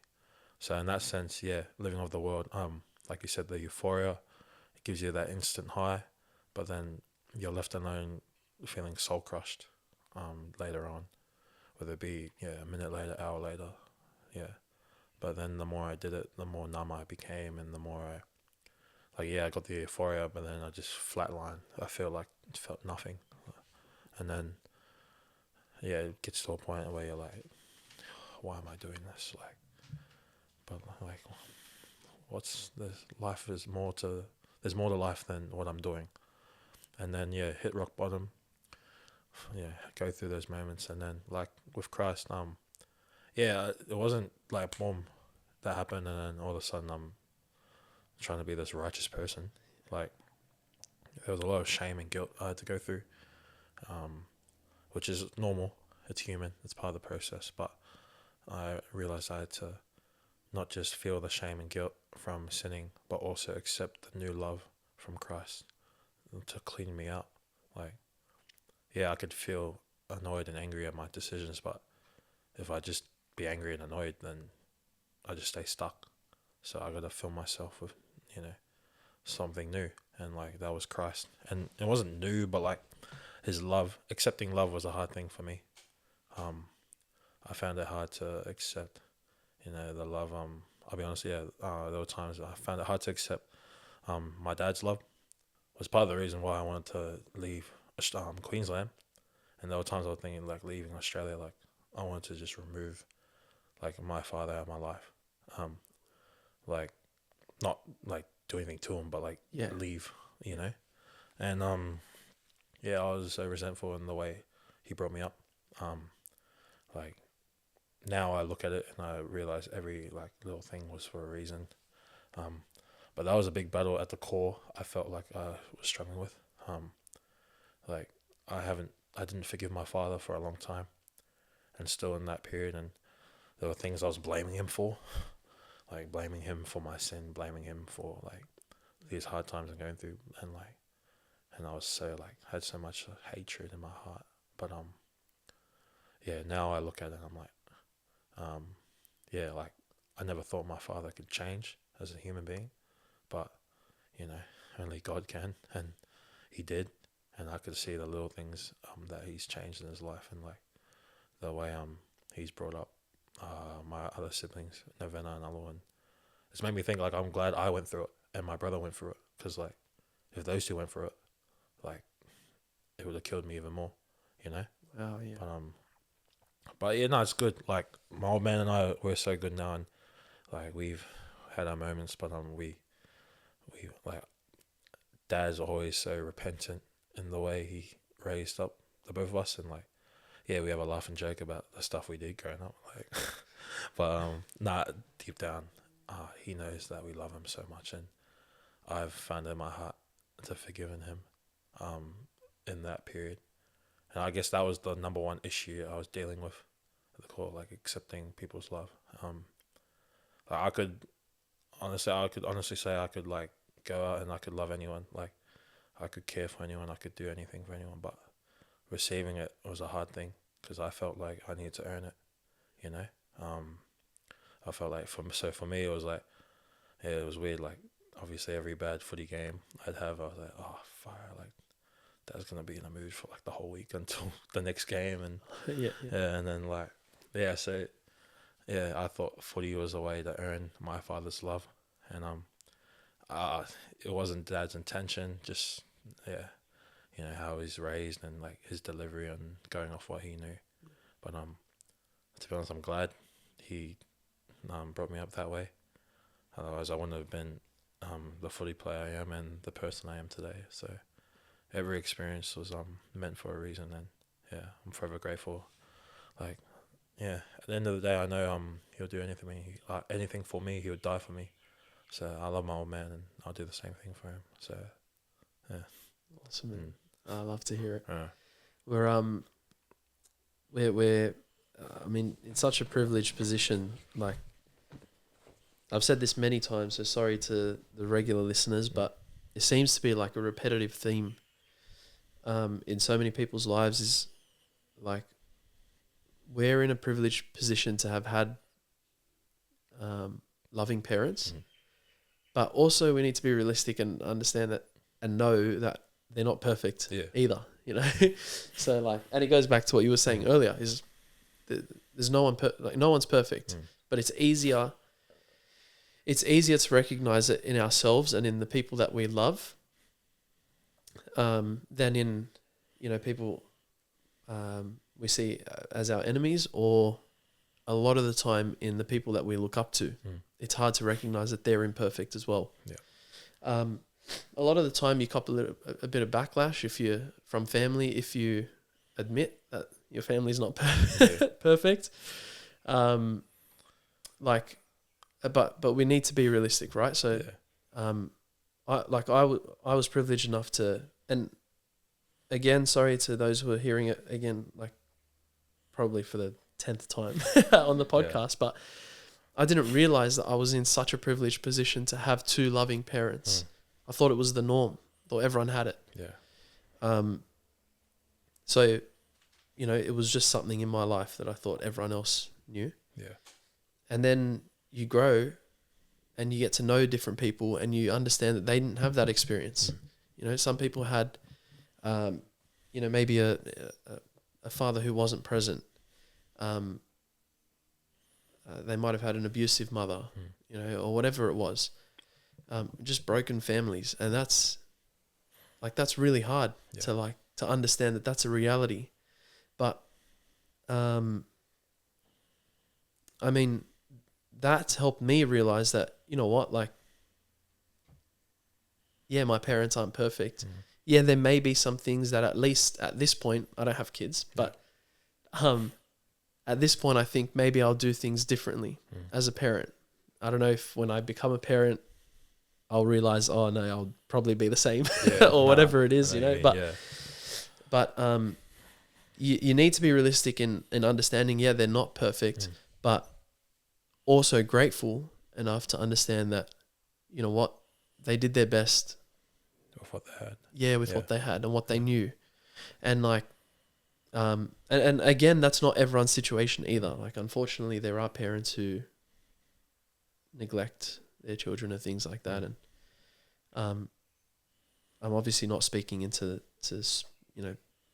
little nuances, but in general, our parents do try their best, to love us and to raise us how they see best. Yeah.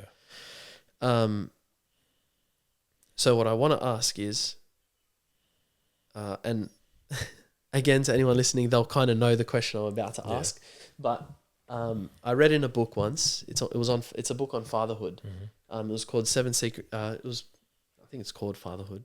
It's terrible that I don't actually know the name of it, but it's 7 Secrets to Being a Father on Earth Like the Father in Heaven. Awesome book. And it basically talks about how the earthly father is the visible sign of our Heavenly Father, the closest thing that we can get basically to our Heavenly Father, in the sense that they model God the Father. So if we have an earthly father who's not loving, it's harder for us to accept that our Heavenly Father is loving, things like that, right? So in knowing now that your dad, did actually love you, didn't need to earn it, things like that. Things weren't, he's not perfect, but you're able to still have a great relationship with him and things like that, and understand what was happening a bit better now. Was there a point that, twofold question, if you don't mind. No, sorry. So the first is, was there a point where it was harder to accept that our Lord is actually a loving Heavenly Father, because you already struggled to kind of accept the love from your earthly father? And then the other question is, once you were able to accept the loving Heavenly Father, like once you were able to accept the love of God, did that make it easier then to understand and accept the love that your father had passed on to you? Yep. Does that make sense? Yeah, no, it does. It Cool. does. Okay. It really does. First question, first part of it. To be honest, I always knew God loved me, regardless of what stage I was in my life. Did I neglect it? Yeah, I did, especially in the dark times, and I said it as an empty phrase, God loves me, God loves everyone, sweet. But yeah, it probably more relates to the second question. I never thought of it as like, oh, my dad is like the representation of God the Father. It wasn't until like I started reading more, like, you know, our parents, honor our parents, you know, because they're, like you said, the physical representation sent by God to care for us and show us the true way. But then, like, obviously I read that at face value and I'm like, oh yeah, parents should be like God, you know, all knowing, all righteous and all loving. Yeah. But then I was like fuck, this is their first time being parents, you know. That's a like that's a great point. I'm the eldest, and like this is their first time being parents, you know. So like, yes, I'd give myself an excuse to say I was like the test subject for a lot of things, but I'm grateful I was. But obviously, I know they love me and that. But the first time being parents, first time raising me, and I was a ball of, you know, challenges for them, and ever since from young. But it's just it's weird. Like, you see it as you know, when you view your parents, you think they're perfect, they can't do anything wrong. Yeah. So like, when I got older and we started to conversate a bit more, and like my parents wouldn't, like, they told me a month ago that they read Sal's Bible study journal, and they were like, fire out what Sal knows about the word, like, it puts them to shame. Because like I was like baffled, because I was like, are you serious? Like, I thought you guys like knew everything about it, because the way you brought us up and the way you guys forced us to go to church and forced us to, like, you know, do readings and stuff like that, and take the bread and wine up the laneway, and like, but it was always like, whenever someone asked, they would always force us, like, oh, you go take up offertory and stuff like that. And I'm like, and then like I'll be arguing with another person, like, nah, you go. I don't want to go. I was like, it's shame. Like, I don't want to be stared at. And they're like, what if we drop it and stuff like that? I was like, what if we drop all normal thoughts? Imagine the hiding we're gonna get after we finish mass. We drop we drop the wine, the blood of Christ all over the floor, and I'm like, we'd argue over stupid little stuff like that. So like, I imagine, like, they're all knowing, they know everything, like, you know, but then they opened up in that way, and I was like, fire out. All this time, I thought you guys knew everything and had all the answers. I was like, you're just as clueless as me at times. But I'm not saying this in a bad way. No. I'm saying this like, they were humble enough, and like they have the humility to open up about it. And I know they'll be listening to this and they'll be like laughing, and then we'll talk about it later. But they'll just be like, they're humble enough, but they still have been on this earth a lot longer than I have. So, They'll never let you forget it. Exactly. As well. Especially both of them, fire up. They love. I'm not saying this a bad way, but they love being right. Yeah. I was like, no matter what you say or do, or like, fire, even around the house, like when they're over. I mean, you could have things a certain way that works for you, but then when they come, it's like, it's not my house anymore. It's theirs. But that's the love of parents, you know. They're giving the best of what they've got and what they learned from and what they grew up with. But it may not always be delivered in the right way or the way they intended, but deep down, love is boundless. So so much on parents that we could go into, but they're honestly, like, I don't think we give enough credit to what they do. Like, even the smallest things. Like, I always mention this as well, but it was through this same book, that it occurred to me, or it was revealed to me, that the greatest gift that you can give your child is just love. Yeah. Like, that's truly the greatest gift. And I don't say that like as a hippie, you know, sort of way. No, as in, it genuinely is the greatest gift you can give your child, because that is that unconditional love that a parent gives is it's the gateway to our faith. It's the gateway to God's love, unconditional love, because they're both unconditional, but obviously God's love is infinite, right? It's greater. So, so yeah, just to know that your parents gave you love, if nothing else, Yeah. like that is such a great gift. Like they've done well as parents, you know. No, it is. So Yeah. I think we need to give our parents a bit more credit. Yeah, Um, no, definitely. Yeah. Like, I even open up a bit more. Like my like you said, having two parents, loving parents who are still together is not a normal thing, which I found hard to believe because I just thought, you know, once you're married to someone, you're stuck with them. Like, but like, it's literally how my parents were throughout all the arguing, screaming, and then arguing about how we should raise the kids and like all the fights they've had. Like, you know, mum says it angrily, but like, I'm stuck with him regardless. Like, Yeah. I can't leave.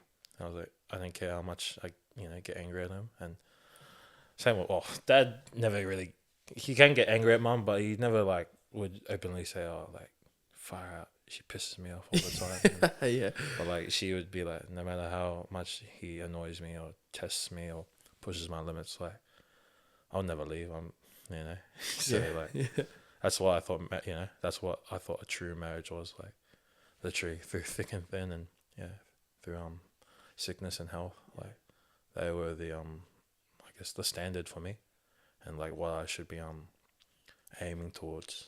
Yeah, but yeah, and it's funny. It's like, you know, we see in the Bible, our fathers, a physical representation of God the Father in heaven, but also through our mothers, like the compassion and love that comes from God is like a woman bearing a son that I've read in the Bible. I can't quote where it's from, but I know like I've recently done a study on it with Sal, like it's through both of them, not just the father. So yeah, and like my father, like he was humble enough to give up his job and become the stay-home parent, because our mother's like a GP, a doctor. So she was like well paid enough to care for all four of us children, but we needed our dad, like big time, to take us everywhere, trainings, commitments, school, and yeah, even that, like I saw kids walking to school, catching the bus, biking to school. And like I don't know many of their parents that would travel like hour and a half every day, because there was a point we lived in Dolby, and that's an hour to Toowoomba, and he did that for 2 years straight, taking us to school, drive in the morning, take us to school, drive home back, wait for us to finish school, drive back to Toowoomba to take us to trainings and stuff, and then drive us back home late at night. And he would do that for the 5 days a week, and then weekends we'd be playing in Toowoomba or Brisbane, so add another hour and a half because it was 3 hours away from Dolby. And then yeah, like he full on he'd never wavered, and like yes, he got irritated, but he never gave up on us, because he knew like the gifts that God's given us, physical talents, like they're meant to be used. So like he found it in his mission in life to provide the best he could, and I'm forever grateful that you know, it takes a lot of humility for like the man of the household to not be the breadwinner, the provider.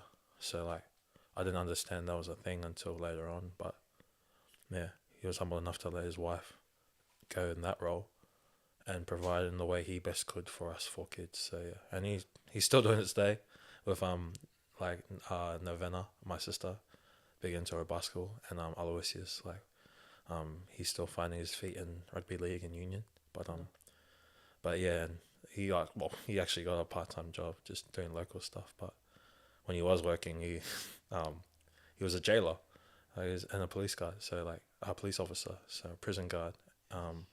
He worked at Long Bay, Beast. which is like down the road from my house, which is crazy. Damn. Yeah, currently, yeah. Oh, like, wow. Yeah, he worked at Long Bay and stuff like that. But Really? yeah, so like you can imagine a doctor and a police officer raising a family. Man. So you wouldn't get by with anything. No, no chance. No chance. So yeah, but That's awesome. yeah, a lot of humility from him, and even mum, like the hard work she put in day and night. Like yeah, it wasn't as taxing as some of the labourers who do 9 to 5s, which I understand is hard, but you put yourself in my mum's shoes, like genuinely she had to go through many life and death situations.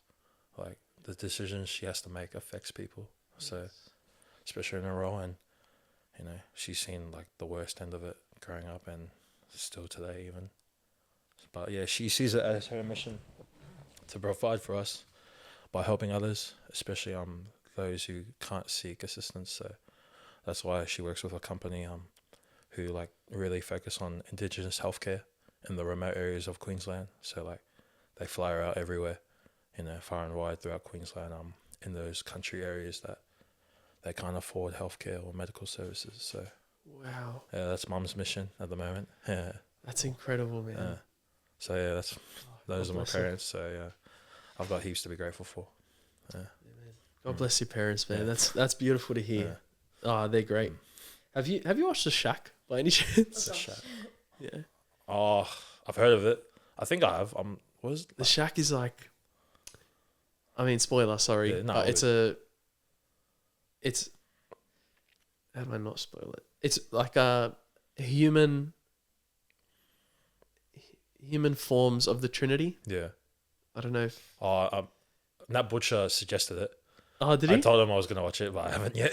Oh, But yeah, I recommend. Really I'll watch it. recommend. Yeah, all right, fair. Yeah, the priest that I started this podcast with, Father Ben, he recommended it to me like a while ago, and I watched it, and it was like it's important to know. Firstly, you can only take a human analogy of the Trinity so far. Yeah. So like yeah. So obviously, you know, it has its like flaws. Yeah. Yeah, I suppose. Yeah. And then there are some like theological kind of like small theological flaws in there as well. But the greater message of that movie is actually, and the way they like the little like the quirky way they portray the Trinity is like, and each person of the Trinity is it's awesome. Like it's actually really good. Really recommend watching the movie. But since you haven't, and you've been told, you've been suggested it by Nat Butcher, then I won't spoil it for you. Yeah, sweet. So Yeah. I'll keep my point out until you watch it. Yeah, all right? fair. Yeah, But what I want to get into before we move a little bit further into the now, I suppose, is I just want to check because I don't want to get myself into a situation that I got myself into previously, where I had a guest who was I went on I suppose a bit of a Catholic rant. Yeah. Okay. Yeah, fair. And I thought it was Catholic. Yeah. And anyway, Yeah. I mean, he is, but he's just he's like finding his way. I think a little bit. Anyway, so I just want to check. I know you're Catholic. Yeah. But like, do you like take part in the sacraments and stuff like that, or? Do I believe in the sacraments? Yeah. Definitely. Okay. Like the Eucharist and all that stuff. I'm not well read on like the purpose of each one, but I was baptized. I did do confirmation, and I truly believe in the Eucharist, and the power within it. But I'm not as well read as other people about the Catholic faith, because there's a lot of videos and stuff going around about, you know, we pray, like we worship Mary and all that, and you know, asking questions to my mother and father. My dad, he's not so much the person I go to about like that intricate stuff, but Mum says like they're the people who intercede us, and like it's like in their way they explain it like as an extra person praying for you, a sort of a way. But like, I'm not well read in the Catholic faith, but am I a Catholic? Yeah, strong-heartedly I am, and that's what I say when people ask me. Like, I'm a Catholic Christian, and I truly believe the Catholic Church is the one true church, and that's my opinion. Obviously everyone has a different one, and but like just Christianity in a whole, but I believe the Catholic Church is the one true church. Awesome. The reason I asked that is, and by the way, those things are like, I mean, I think I took them for granted, you know, because I was raised in the faith. But then I've started to not necessarily to question, because I still do, and I kind of always did believe the teachings in the Catholic Church, but I wanted to understand why they taught it, and does it make sense, and things like that. Like, can I defend it, basically? Yeah. And then I even had a mate who was baptized as a kid, but hadn't received any other sacraments, and so he was confirmed. He received his first reconciliation first, but then was confirmed and received First Communion at the Easter Vigil Mass last year. Was it, Jacob? Yes. Last year. Last year. Wow, seems like an eternity. Yeah. Anyway, but when he was going through all that, he still wasn't sold on all of the teachings of the Catholic Church, sort of thing. He was like, on most, he kind of, he was good with, and like on Mary was like one of the things he struggled with right until I think like just before he was confirmed and things like that. So they're great questions to ask. Yeah. And I love Mary, love Our Lady. Yeah. She's so beautiful, man. Like, and so I've been reading, and I'll recommend a book if you'd like. Is Behold Your Mother by Tim Staples. He is incredible at answering each of the, because he was like a whole heap of different ones, but I think mainly he was what he called, like, what's a Southern Baptist. I don't know what the difference between a Baptist and a Southern Baptist is, but but he says Southern Baptist, so I just say that when I tell people. That's what he says. So he spent a lot of his life, as a Southern Baptist, and then converted to Catholicism. And so he kind of answers his own previous like questions that he had on Mary. He's a great speaker. I don't know if you know Tim Staples, but he does a whole list of he's an apologist, so he can talk about really anything in the Catholic faith, and he's great. But that book in particular is incredible. I'm still finishing it now, but amazing. But the reason I asked that was because I was just wondering, like, this is a question I asked. We had a guy, Georgie Mark, who was on, went through very similar experiences of like hitting rock bottom, considering some pretty bad things. Even heard, the voice of the devil say to him at a certain point, just, you're worthless and no one loves you, end it. So he had lived a pretty wild life previously. And so I asked him this question, and I don't know if this applies to you, but please, like, feel free to just be honest. I don't know. Be honest. But I asked him this question. I said, I knew that he goes to confession, to the sacrament of reconciliation. So I asked him, were you afraid that first time you went to confession, when you kind of came back to the faith, or came to the faith, considering everything that you had done previously? So the reason I asked, if you took part in the the sacraments, basically, if you believed in them and things like that, is I don't know if you go to confession or if you did, but if you did, was that scary? I'll be honest, I haven't gone to confession. Simply. That's okay. Sorry. It's all good. Because of, like, I guess a bit of shame and fear. But I've been, like, it's funny you say that. I was so convicted, like, this weekend just passed to go, and like now you're bringing it up, I feel like, I need to go. No, it's like, it's good because I've always had questions about it, because like I don't know actually how many sacraments there are or all of them. I just know the ones I've done. Reconciliation, confirmation, baptism, that stuff. But I like, I always found it weird that, like, difference in, like, why can't I just pray to God? Like, God is spirit. Why can't I just pray in the spirit? But then I was like, the difference between religion and relationship is so, like, different, but they go hand in hand, which is, I didn't realize how much, because, like, I could go off and, I could go off and just, say I'm not Catholic. I'm a, I don't even know how you explain it. I'll just be like, yeah, I have a relationship with Jesus. If someone asks me if I'm a Christian, I wouldn't even say I'm a Christian. I'll just say, yeah, in that sense. But what I realized was, if you don't have religion, like of this world, who's gonna keep you accountable? Because like when you go to mass and you go to church and instead of actually like bowing your head and praying the whole time and just listening to the homily and stuff like that, how about you just like maybe have a chance to look around you, and like these are all people who are going through, if not the same, similar issues or different issues. Like we're all battling sin.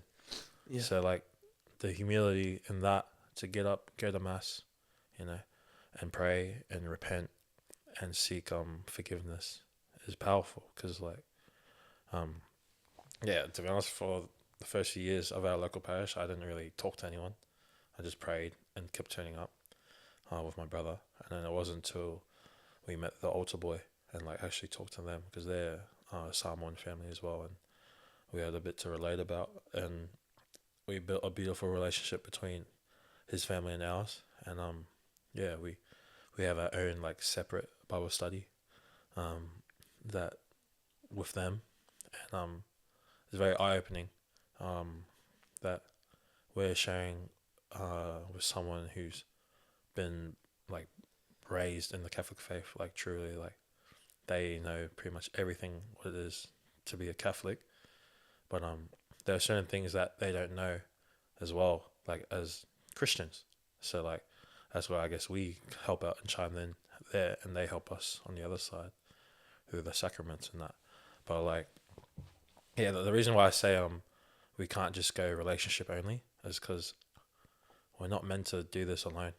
We're meant to, like that's why they say we have brothers and sisters in Christ. Like it's not a self like journey. Like yes, you're with God in the Spirit, but God blessed us with so many vessels and people in our life for a reason. And that's why I believe the power of church is so massive. Because I know there are a lot of people out here these days who grab a mic and just talk about Jesus, and like then I'm like, what Bible do you get? Like, but then I just thought it made sense if I just get the Catholic Bible for me, and I know they all preach the same thing, different ways of obviously translations and how they talk about it. But if you don't have a community behind you, it's like us as people, we stand on the shoulders of giants, and that's our parents and our ancestors and our families. Like we wouldn't be here if they didn't make the sacrifices to move here and live off. Like back in my family, very well lived off the land, had people like 15 kids in a family. I mean, my grandfather, he gave us so much to move to New Zealand and start a family here. And I started a family there, and then that built on my dad being being brave enough to move over to Oz and start life there for us. So, just like family, like church is our family. So, the power of community and being a parishioner is important, because if you're left to your own devices, like who's gonna keep you accountable, like physically and on earth, and tell you, give you that wake up call, that reality check you need. Amen. So, that's how I see it. Yeah, that kind of just always made sense to me. Like, and that's probably because I was just raised Catholic, but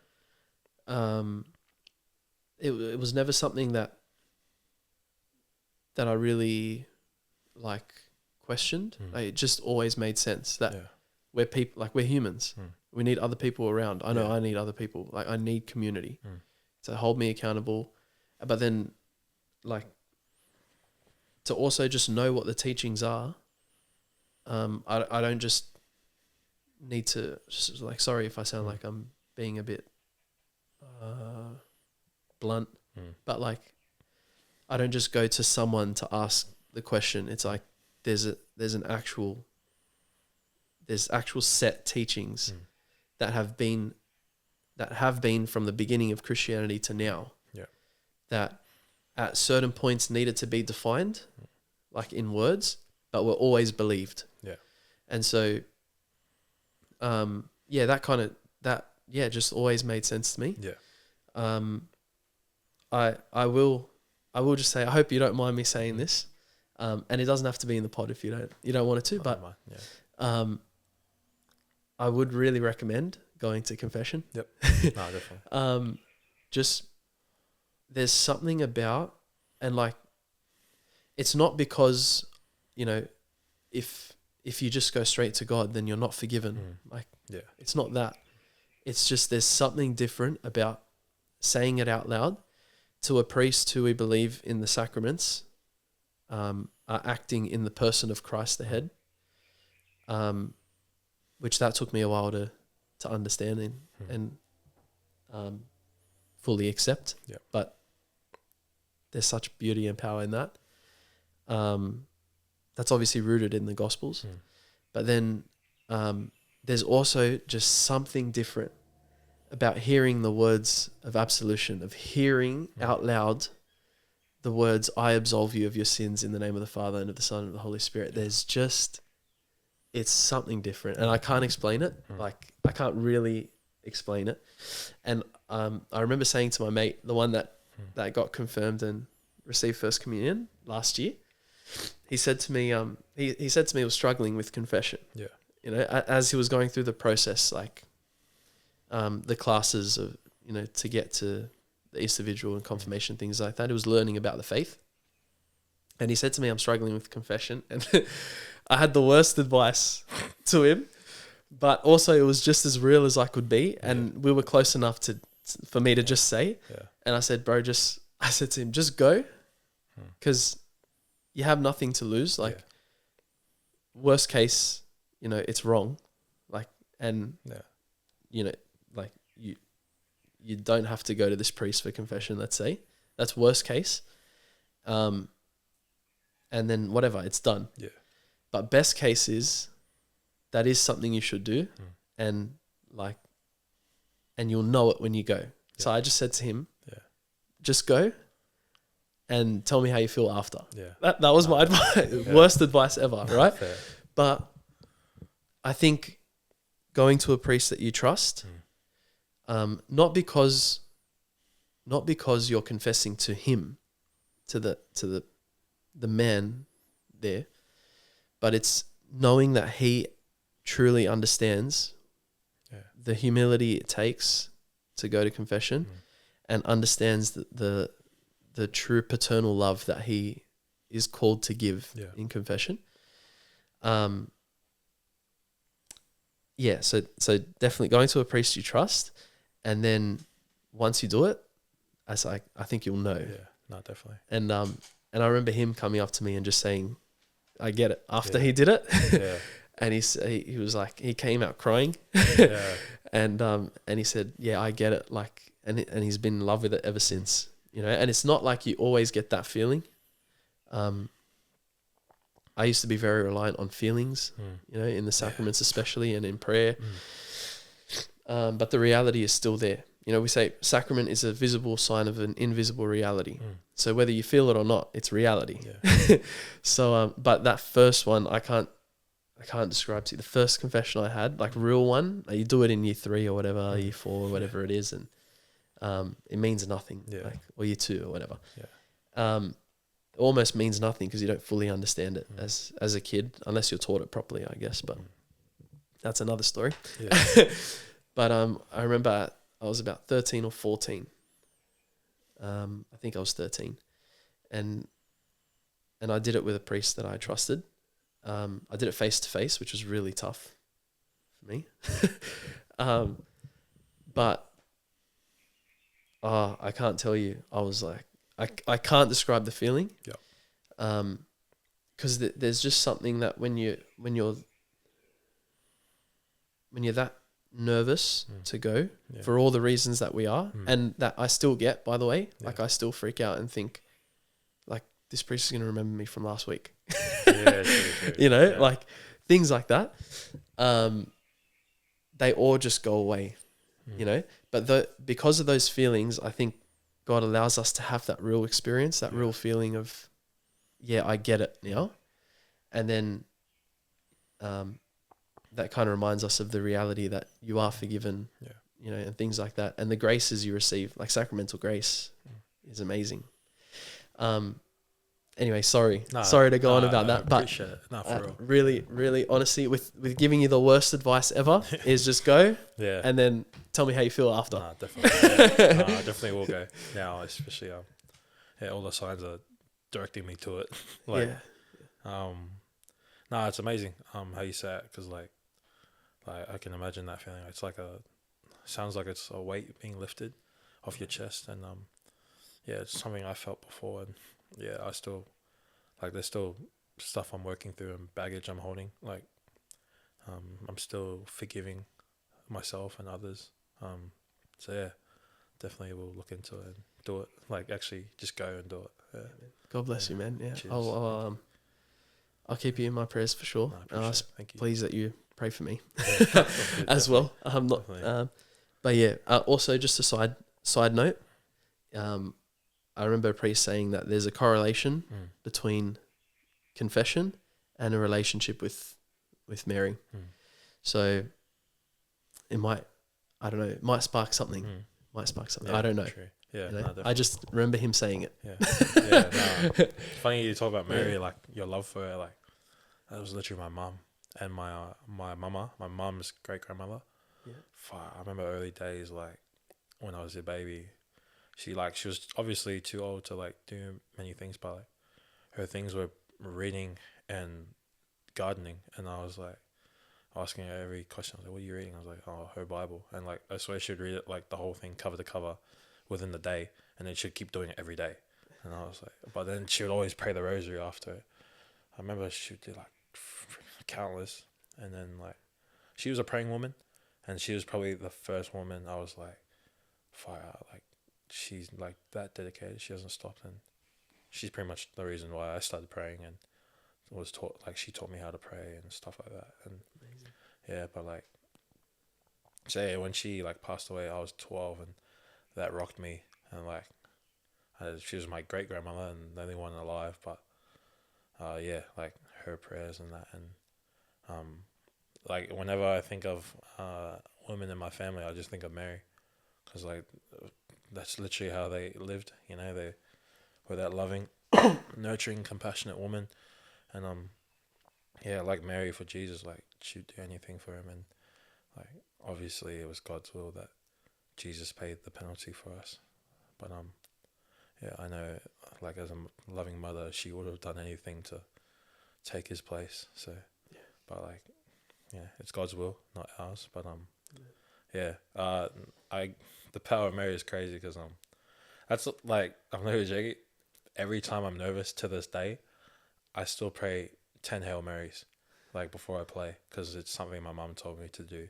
Wow. And I was just like, and it's every game, because every game I get so nervous, which is ridiculous. But, I've like played enough footy to just get over it, but I still get a bit wigged out. But I always say the Our Father, say 10 Hail Marys, and then say Glory Be, and then after that I go into my own personal prayer. But the 10 Hail Marys is something like that slows my breath down and my thoughts, and I don't know too much, like other than Mary being the mother of God, like mother of Jesus. Yeah, I know that, but I'm not sure. Just like I'm not well read in that relationship as Catholics that we have with her. So I guess that's my journey. I'm still learning about. Yeah, but sure. I definitely know about that power and love, because the women in my life have expressed that upon me. So thank God. Yeah. Oh, I love that. Yeah. The examples. This is how important your example is to people around. But I mean, I won't harp on too much. Yeah. But I will say that the more you come to know Mary, the more you come to know Christ. The realities about Mary have never been, and still are not, about her, her glory. It's her reflection of God's glory. So, I mean, the more we learn that like, unless just one small thing is, for example, to call her the mother of God, Theotokos, God bearer, is to acknowledge a reality and a truth about Christ before acknowledging the truth about her. So it's like, it's only right to call her mother of God, not just mother of Jesus or mother of Christ the person or whatever it is. It's only right to call her mother of God because Jesus is fully God and fully man. So then it goes in depth, and I'm not gonna, like I said, I'm not gonna harp on about it's all good. Yeah. how much like the details in it. But to deny Mary as the mother of God is to deny Christ as fully God and fully human. Exactly. Divine person with two natures, human and divine nature. Things like that. So like, the closer you get to Our Lady, the closer you get to Christ. She just reveals more about Christ than, I get why people think that we worship Mary. Yeah, I do too. Like I do understand that, but it's absolutely not. I don't know any Catholics, to be honest, who worship Mary. Yeah, exactly. Like, it's just not the reality. Yeah. But there's a special veneration that we hold, or an honor that we hold for her, simply as the mother of God, but then also because of the realities that she brings about Christ to us. So it's definitely it's not just a step to her. Like, it's not just a side thing that we're like, hey, don't forget about Mary. It's exactly, actually, it's almost like a triangle, and we're at the bottom and Christ is here. And like, the closer we get to Mary, the closer we're getting to Christ as well. You get what I mean? Like, we're coming closer. I get what you mean. That can only be taken so far, because Mary's not the pinnacle of our faith. Like, so exactly. But but no, I definitely agree. I know you're like siding off, but I just felt like it needs to be said. Like, I always go back to thinking about Jesus in the wilderness. Like, in the Bible it says he was tempted by Satan, but I was like, I don't feel like he was tempted. I feel like Satan put these situations or experiences in front of him, but God, every time, he wouldn't have never felt tempted actually to take up on it or look into it or even think of it as an option, because like we said, he's pure divine and pure human. Like, he's human and divine. So like, I don't think he was ever tempted. I feel like that was just a title given like to explain a story.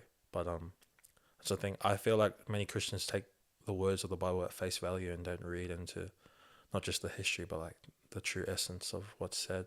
Like, so that's what I'm trying to be careful of. But you look at Mary and I'm like, she's one of the first people who is fully human, and like, yes, she did sin, but like, she was the closest thing to a human being righteous at that time. Like, the other saints and other examples that are made in the Catholic faith, like, I don't disregard them, because I'm like, they're actually fully human trying to live a righteous life. Like, whereas God, I'm not saying like, Jesus wasn't human, but I'm just saying like, he's also pure divine. Yeah. So like, he can't make mistakes, like it's impossible for him to get things wrong or sin. Yeah. So like, because he's the divine. So I feel like God puts these saints and certain like figureheads of our faith, like the rocks that he builds them on, like for example Peter, like as examples, like these people lived the worst lives possible and like were sinners, but God found a way to turn their lives into something more beautiful.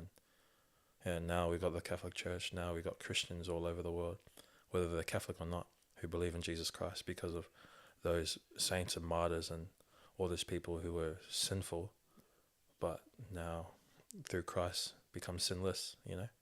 So like, I find the importance in it all, because if we can't relate to them, then how can we truly say we're Christians and saying like, like it's not just, oh, God thinks, click, boom, we're forgiven. Like, it's a journey. So just like all the saints went through.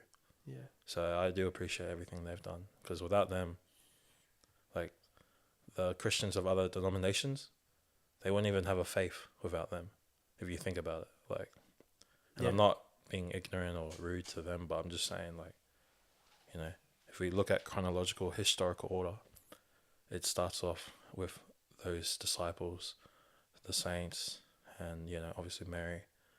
But yeah, it started off with Mary, and then like built its way up into the Catholic Church, and we spread out everywhere. So Yeah, man, for sure. that's how I see it. Saints are incredible. Hmm. Like we I mean, we would probably differ in belief in that. We believe Our Lady was sinless. Yeah. Oh, yeah. Oh, Yeah. I'm not well read on that. No, so that's all right. That's all right. No, it's yeah. just but yeah, that's what, like, we would call her immaculate. Like, we call her immaculate mother, or immaculate Mary, or however many other names. But I would honestly, I like, I don't know how to stress enough. Like, I swear I don't worship Mary. No, I get what you mean. You know, yeah, but I can't talk about her effect in my life enough. Fair. Like, she's incredible, and so those truths about her, I've come to experience in my life, and then I've started to read up on now, just to know. I wanted to know that they're like defensible. Is that a word? I don't know, but like that you can defend them. You know, I trust that the Catholic Church, in its wisdom, has passed down like the teachings of Christ, right? The truth. And I also believe that, you know, the fullness of truth is found in the Catholic Church. But at the same time, I want to know that they can defend it. Yeah. So that's something that recently I've only just started to. It's not so much now the belief. Now it's understanding almost. Yeah. You know. So I can't recommend this book enough. Behold Your Mother. If you want to like, whenever you want to start reading up on that, by Tim Staples is awesome, because he goes into a lot of that. And I fully agree with you in that reading scripture. There's the context, the essence of the text, you know, everything about it. Old Testament, what the Old Testament has to say about this, what the whole chapter is about, what the whole book is about, who's writing it, who's this person writing it to, all of it. Like, context is so important. So yeah, fully agree with that, man. So Appreciate it. And I appreciate you bringing up about Mary. Like I didn't know, or I probably was told or did know, but I wasn't sure, because I don't have that relationship or that context on Mary. So I'm sorry if I did offend or anything. No, not at all, bro. Not at all. I'm still learning that part of the faith. Yeah, no. So you know, it's a weird journey I'm still going through, and I don't know everything about Catholicism and stuff like that, but I'm definitely don't worry. We're all there. None of us know. yeah. But definitely Too much. definitely willing to read the book, and also like learn about that how she's such an integral part of our faith. No, Right, honestly, like, firstly, you didn't offend. Like, so you're all sweet, right?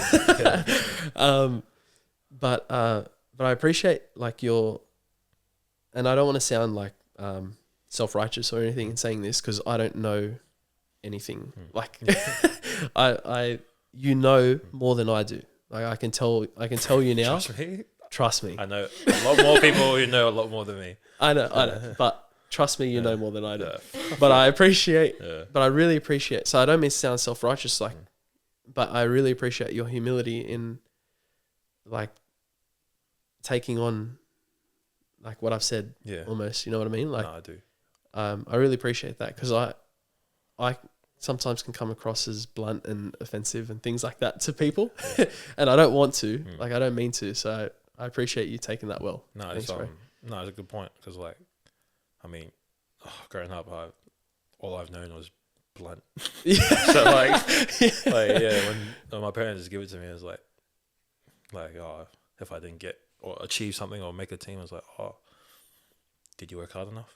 And then like, Yeah. I was like, oh, did you deserve it? And like, you know, Yeah. they go straight to like the jugular about it. But it was good. But but if I want to know the truth, I need to like actually do my own work. Like, we can't all just sit here and be like, oh, God is good, we love God, and next minute I'm questioned by people. I was like, oh, why is God good? Why is God's love so everlasting and benevolent? Why is he so benevolent? Like, yeah, like we as Christians, I feel like we got to be able to defend our faith. And I'm not saying you should go out there and be like Charlie Kirk or that Cliff Kinetic and all those other, Johnny Chang. I love watching him. Like those. Oh, which one's he? He's the Asian. He used to be a gangster, and he changed his life. He was around. on George Jenko. Yeah.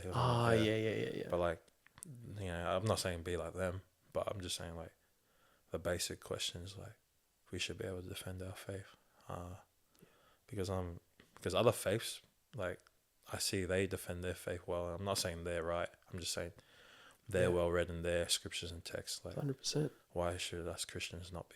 So, Yeah.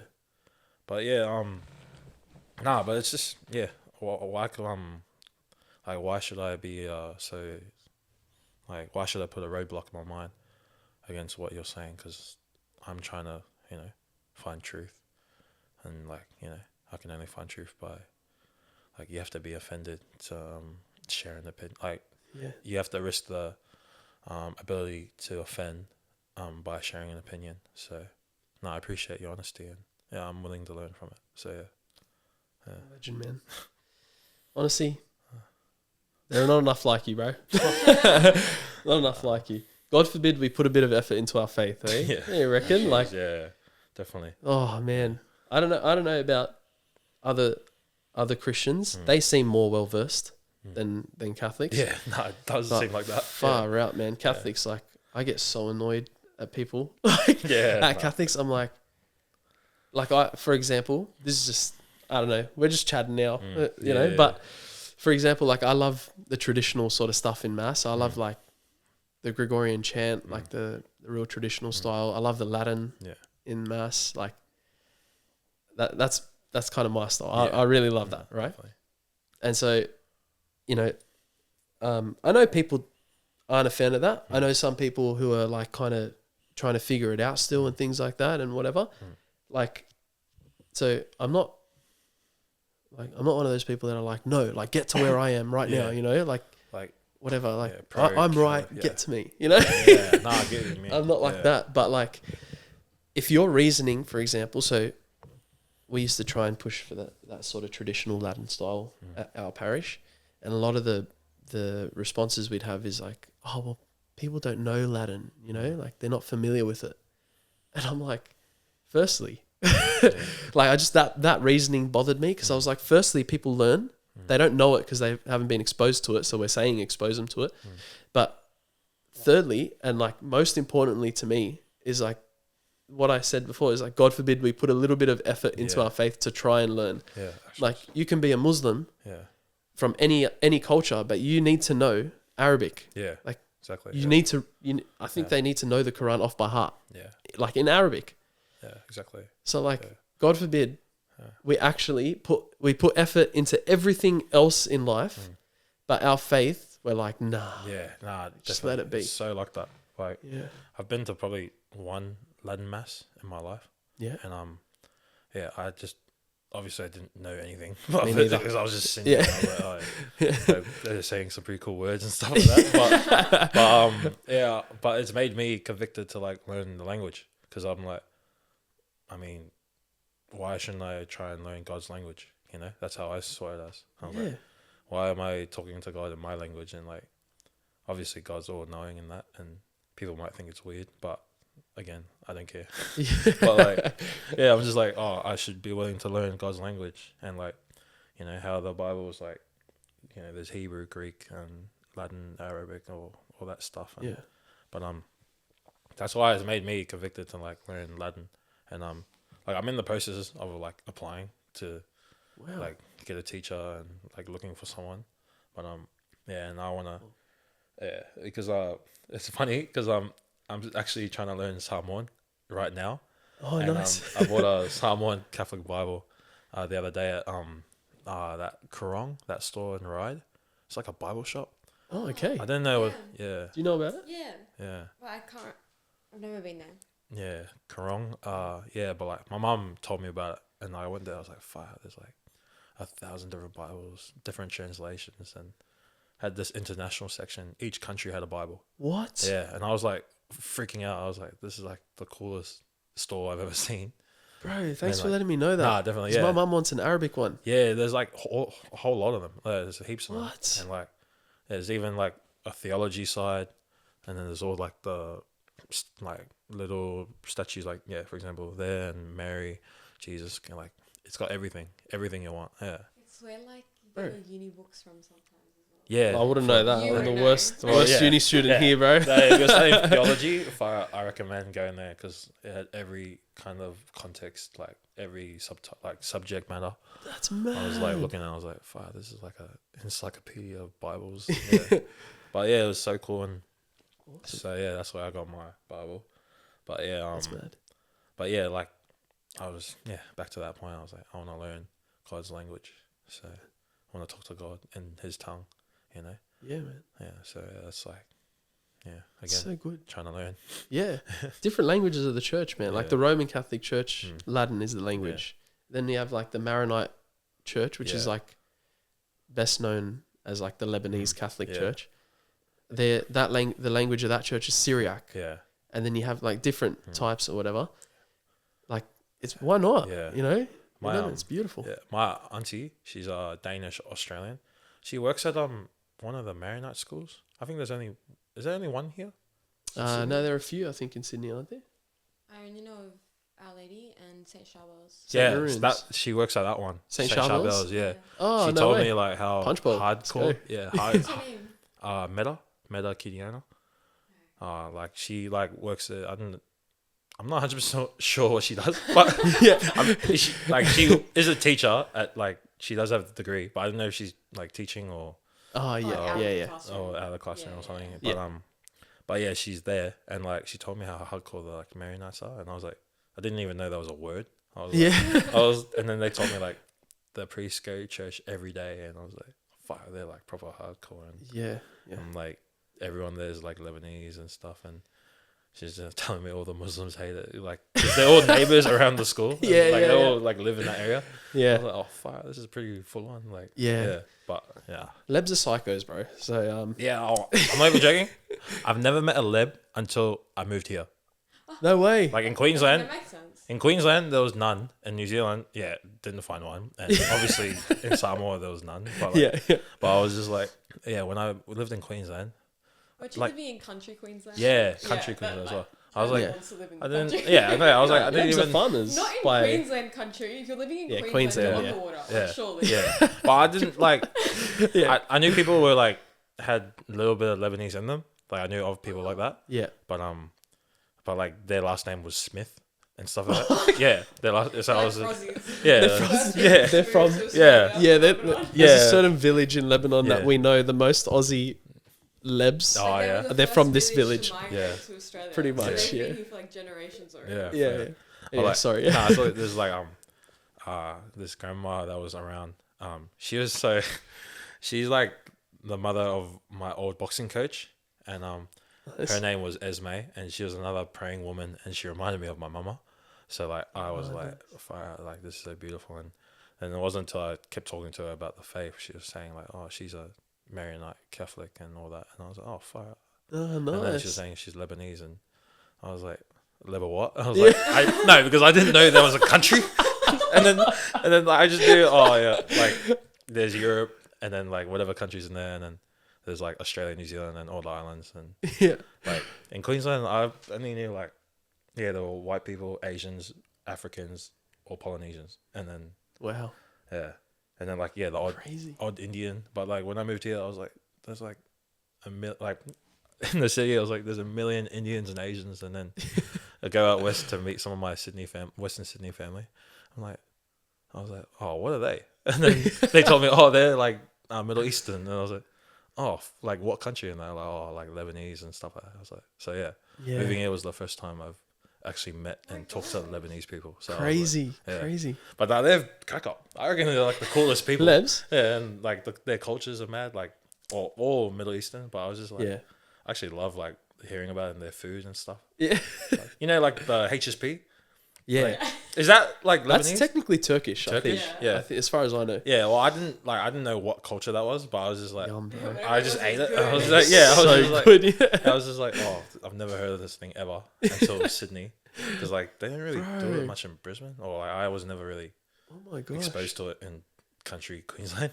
But yeah, but then yeah, it Maybe wasn't we until- should go out That's a that way. marketing You know, yeah. yeah. Start up. Actually, yeah.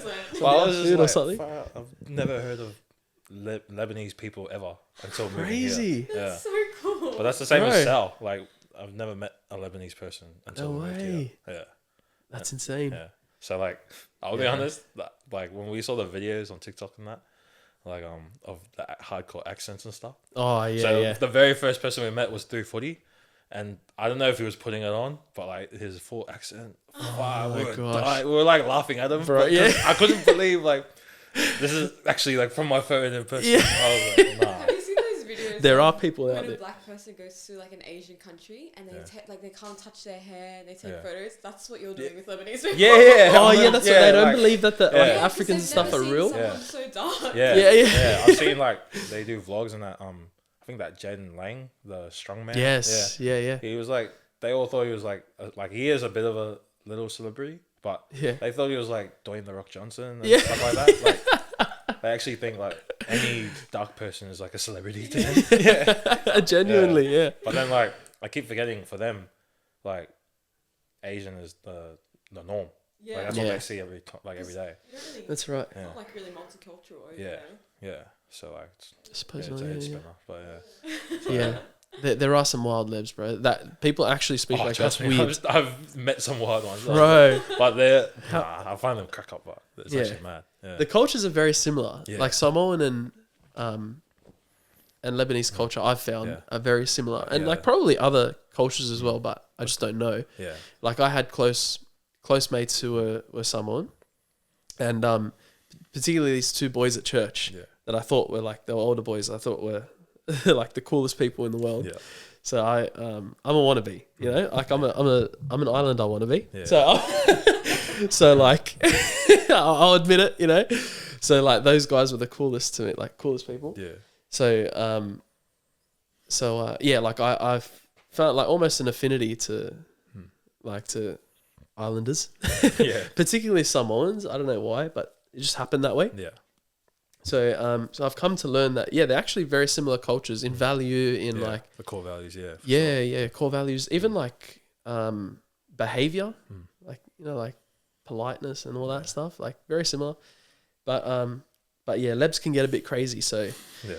Yeah, I think it's just the Middle Eastern tribal like yeah, nah, rage mentality. yeah, it's in all of us. yeah. Nah, I get what you Some mean. people just suppress it a little bit Yeah. better. Yeah. Oh, Samoans are the same. But, Yeah. all of my line of fathers, they're just like, you know, angry people. Yeah.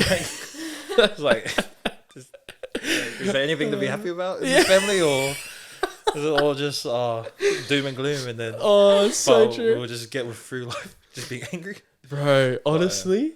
But at the same time, they're happy. Yeah, exactly. That's their yeah. happiness. But what I hate is like within the house is like, you know, you see that face and then Oh, other yeah. people welcome guests and that, and I'm like looking at mum. I was like, "Are you serious? Like, it was like half an hour ago, you were about to freaking beat me up with the vacuum." And, I was like, and then my dad's the same. Oh, Like, man. anyone else new come in the house or like other Islander kids come around, they're like, "Oh, this and that. Oh, you want this? You want that?" When it's us, "Oh, can I have something?" Like, "Nah, you shut up." Yeah, I'm like, yeah. you just be quiet. Yeah. I'm like, Sit in the corner. You know? yeah. Like no one was talking to you. Be quiet. I was like, oh, fire out. Yeah. But yeah, nah, it's all. That is so accurate, man. Yeah, it's so honestly- accurate. To bring things back on track now, and I'm Yeah. sure we'll get sidetracked again and things Yeah, like that. Definitely. Because I'm loving this. We're just Yeah. having a conversation. But I wanted to get back to. So you mentioned earlier about being a part of like a church, and that is important. I fully agree with all of that, but there's and there's like a real beauty in when you have a look up, like you said, and you just see the people around, different backgrounds, different cultures, different upbringings, and different situations completely, but they're all there to worship God, you know. And my parish priest in his homily gave a powerful reminder that at Mass, we believe in the celebration of the Eucharist, that heaven and earth unite. And so when and this all started within the context of us being citizens of heaven, right? And so we're pilgrims here on earth. And so when heaven and earth unite in the Mass, all we have to do is, like you said, just look up and realize we're home. Like this is home. When we're sitting in Mass, and we know that our home is in eternity with God. It's in heaven. Far out. I don't know where my voice is going. When we know that, and then we see the Mass and we understand that it's heaven and earth uniting, that we're truly home, there's a real like comfort in knowing that these truly are my brothers and sisters in Christ. Yeah. And so I know, and again, I don't want to speak for you, but I know that you've at least been in the situation where it wasn't just your parish now, you were with thousands of Catholics at St. Mary's Cathedral, processing with the Eucharist, Christ fully present in the host. That was one of the, to be honest, I followed you because I was like, this guy's Christian, openly Christian, love it, like, you know, and you were kind enough to follow back, appreciate the support, bro. But like, to me, it's powerful to just see witnesses to the Christian faith. Then I open your story one day, and I wanted to go to the Walk with Christ procession, but I was sick that day. I don't know why I've been so sick this year. It's burning my life. But anyway, but I open your story, and then your first story is the booklet, the Walk with Christ booklet, and I was like, whoa, witness. Then I flick to the next story, and I just see thousands of Catholics there, and it was I believe it was in the middle of your procession. What was that experience like? Firstly, just in terms of being with so many Catholics for that one purpose. What was that experience like? It was very heartfelt. Like, I felt so much warmth just being there and knowing that everyone's here for this one reason, and it's Jesus Christ. And it made me feel like I was just happy and at peace. Like, and yeah, it was a weird day. Like, Sal and I were about to go to the game actually, because I think the boys were playing the Cowboys NRL, and like, it's not like a rule, but it is expected to go to a home game. But then I was just like, but the Cowboys growing up, they're my favorite team. So and then I was like thinking, should I go and try and get a photo of like Tamalolo, my favorite player? But then I was like, fine, nah. I backed the boys to pump them, and Tamalolo was injured, and then I was just like telling the Sal, I was like, do you want to just skip the game and go to this walk? Because the boys at church we're friends with, like, reminded us that day. And then, we just came to the conclusion we're going to go. And I just thought it would be like, honestly, I thought it was just going to be like maybe 200, 300 people. And I was like looking, I was like, fire. Like, the whole tram line has stopped because there's so many people. And like, it's like in the thousands. And I was like so like blown away. Like, so many people loved their faith and came out today on this day to like celebrate God. And it was just so like powerful. And yeah, and I just loved everything about it, honestly. Like the rosary, the walking, the praying, and even like it showed a light to other people who were just there. You know, like it would stir up in their brain and their heart. Like they would ask the question, like, "Oh, what are they doing?" And then they'll have a look, and oh, they're Christians, they're Catholics, like they're following God. So I'm so happy that it shines a light on those people. You know, obviously, it's a vessel being used, for God and by God to shine a light on those who don't know God. So it was such a powerful moment in my life, and yeah, seeing at the end of the walk, finishing at the cathedral as we were all standing there, just like watching the Eucharist, like, or like I don't know the keywords to say, but procession or stuff like that. Yeah, Yeah. like seeing it. Yeah, it was beautiful. Like, yeah, and just knowing that we're not alone in this journey. Like everyone else is walking, in faith together. So yeah, it's good to know that we're not alone. So yeah. Amen. There's a real like sense of universality when you see stuff like that. Like it's incredible. I was watching. I remember watching the live stream of like when they were electing the new pope. Yeah. And I thought I'd just have it there. I didn't think they'd actually elect him that soon. But then I saw like the smoke, and then I was like, they've selected. So it was like 1 a.m. or something. Yeah. Maybe later. Anyway, and I remember just like watching the amount of people like that were at the Vatican with all their flags and stuff, and even now at the canonization of Saint Carlo Acutis and Saint, I'm so used to saying blessed, Saint Pier Giorgio Frassati. You just see the amount of people that are there, and like they have these new drone shots that are amazing that you just see. But then I was looking at the flags that they were waving. You know, everyone's representing their countries and things like that, and it blew my mind to see all different types of people that were there, and things like at these processions are the same thing. Like you see people that you don't think you would ever kind of see at church or anything, like taking their faith seriously. I remember seeing flags like Solomon Islands, like that. I was like, what is going on there? I didn't expect to see Solomon Islands there.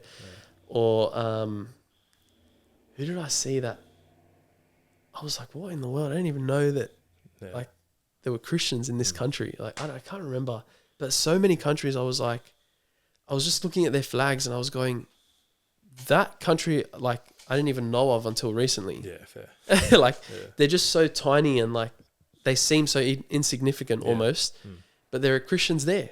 Like, you know, and it's just such a beautiful thing to see how Christ is so prevalent in the lives of so many people in like all around the world. It's ridiculous, like to even consider. So things like that, yeah, man, it's such a beautiful thing to see so many people from so many backgrounds, things like that, highlighted in those moments, like when they're in the thousands. Definitely, yeah.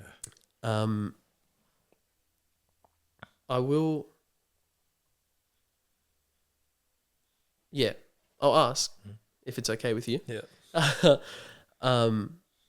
Is like I also understand people thinking that we're psychos for like, it looks like we're worshipping like a piece of bread.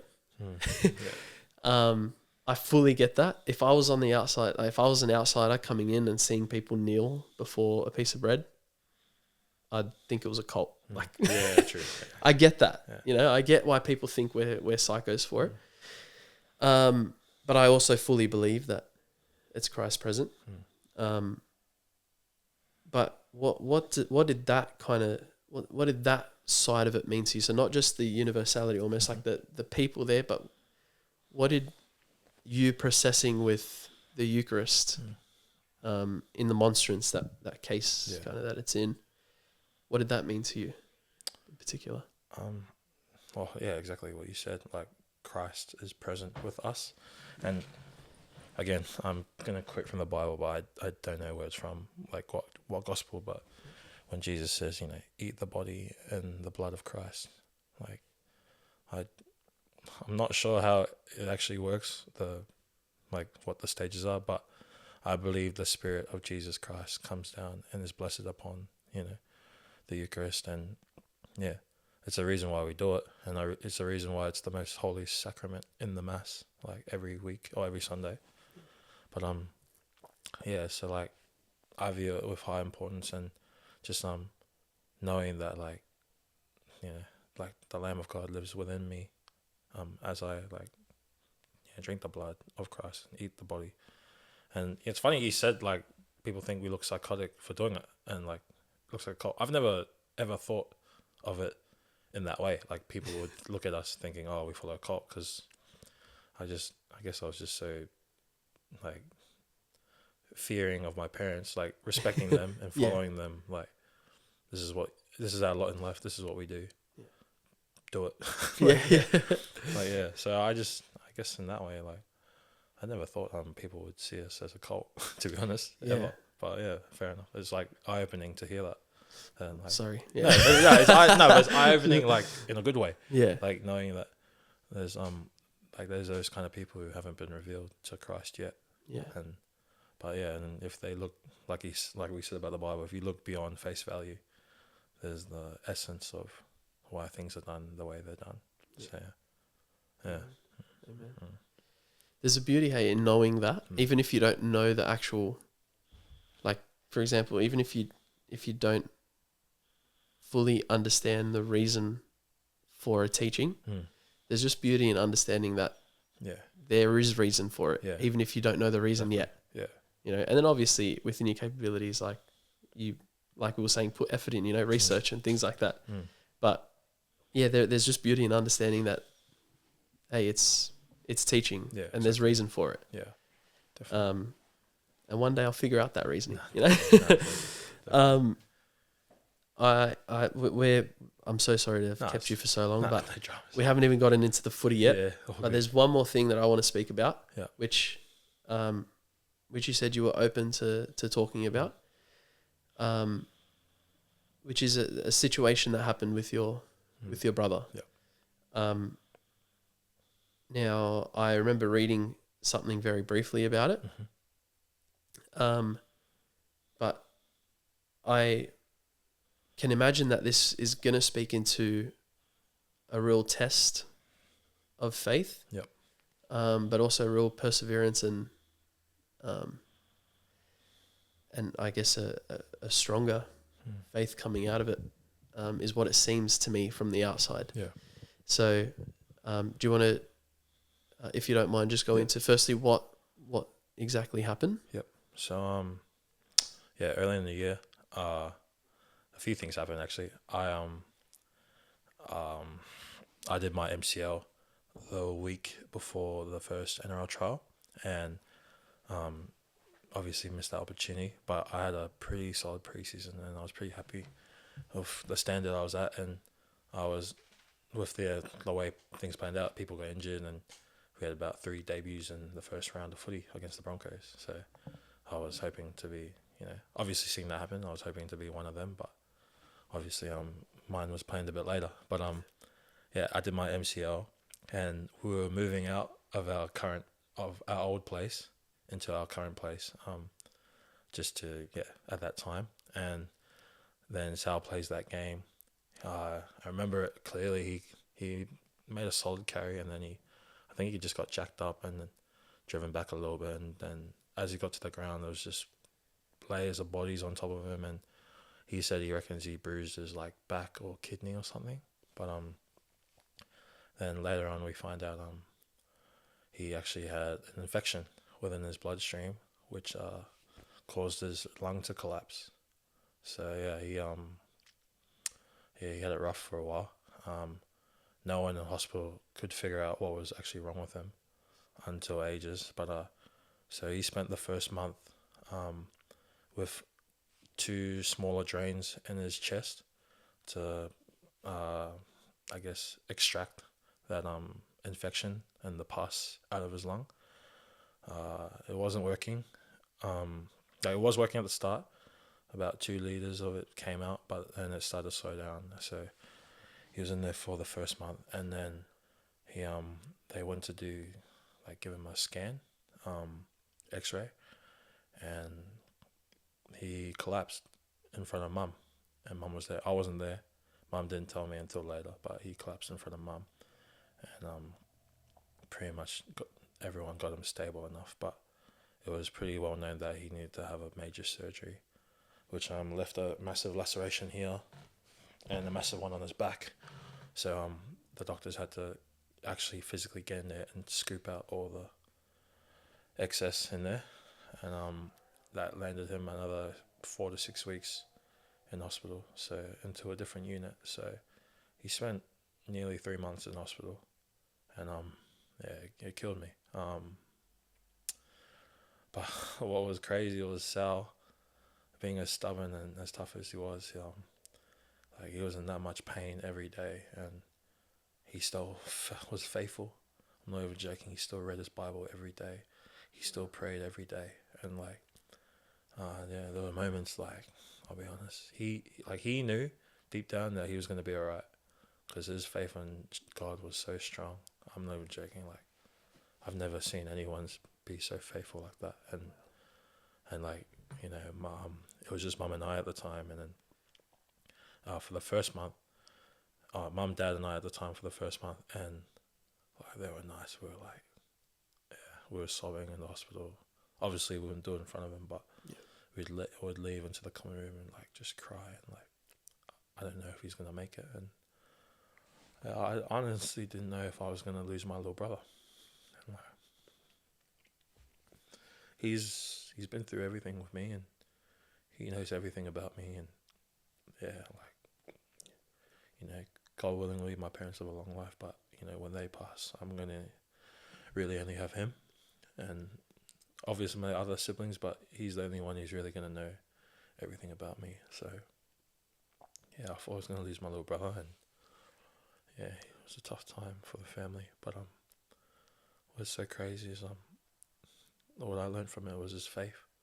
So while I was still like in my knee brace, trying to, like, it was a good thing focusing on him, like try and do his washing, try and grab whatever food he likes and stuff like that, and help out Mum, because she still had to work online through like telehealth and stuff like that, and I just need to keep myself busy. So he's what kept me busy and kept me going, and knowing that he was, like, mentally he was still strong, but there's so much going on. Like, I thought I was gonna lose him after hearing about him collapse, and it was insane. And I think I was a bit more angry that it made its way out in the media. I was like I was fuming, because I was like I don't want people to know like about this personal situation. And like, I'm glad they didn't really know, because they just wrote down, he's got a cut, infection or whatever, he's in hospital. But they didn't know, like, I reckon he was gonna die. I thought he was gonna die, and Mum thought so too, which is crazy, knowing her like profession and her knowledge. So, and I said this after my debut, and people think it's about the try I scored, but when I say I worship a miracle working God, the try wasn't the miracle I was talking about, and the miracle was the fact my brother was in hospital for 3 months. 3 months after that, does rehab, plays his first game of cup on the night of debut, and then literally a month later, he plays an NRL game against the Tigers. Like, I was just like, and you're telling me that's not a miracle? My brother has a lot to share, like, about his moments when he does open up about it, but it was a tough one for the family, and I'm so grateful, like, God answered all our prayers in bringing Sal through, and because I didn't doubt God, and I didn't doubt his capabilities. And it's a scary prayer, because I was like, Lord, let it be your will, whatever happens. But don't want to lose my brother. So, and I do love God more than anything. And I'm not putting a but on it. I'm just saying, like, you know, he's my brother. Yeah, So, yeah, for sure. But yeah, so that's the Far main out, gist of it. So yeah. And that's insane. Mm. Sorry to hear that again. No, it's all good. You've Yeah. It's crazy to me that firstly you're only 22, but you've gone through so much already. Yes.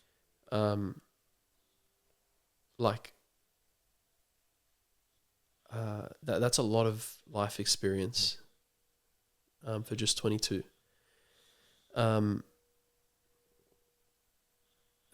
Like losing a brother, like even just the like considering that that's a possibility would be so tough. Like that's something that I've got two brothers. And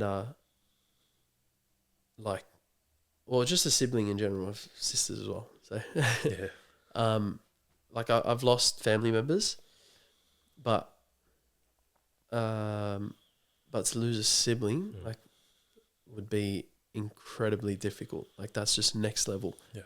So to have even gone through the real possibility of that happening, I can't even imagine, man. So thank you firstly again for sharing that. Of course, yeah.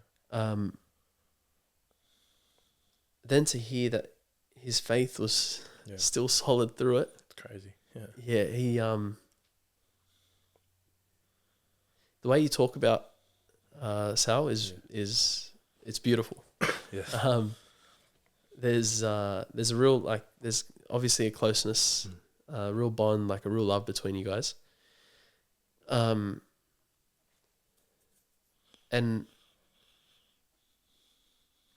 I guess I'm trying to, I suppose, highlight the fact that I understand, and I can tell how close you guys are, and that the loss of a sibling is just next level difficult.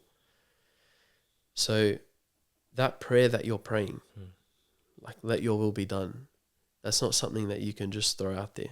Yeah. Like even if you didn't mean it, it's not easy to say, right? It's not easy for me to pray for someone who has hurt me, even to just throw their name out. Like I could do it without meaning it, but it's not like that. Like it's not that I can just throw their name. It's even difficult for me to throw their name out in prayer without meaning it. Like it won't even come out of my mouth, or I won't say it in my mind. Like their name. So I get that. That would have been like that is such a powerful thing to have even said that prayer. Let your will be done. And I know that you would have known what that meant when you were praying it. Yeah. Where did that like kind of strength come from, would you say? Like, is that through his example? Was it because of what you've experienced? Yeah, probably a bit of both. Like, I knew what I was getting into. I was well aware, and I was ready to say that prayer. But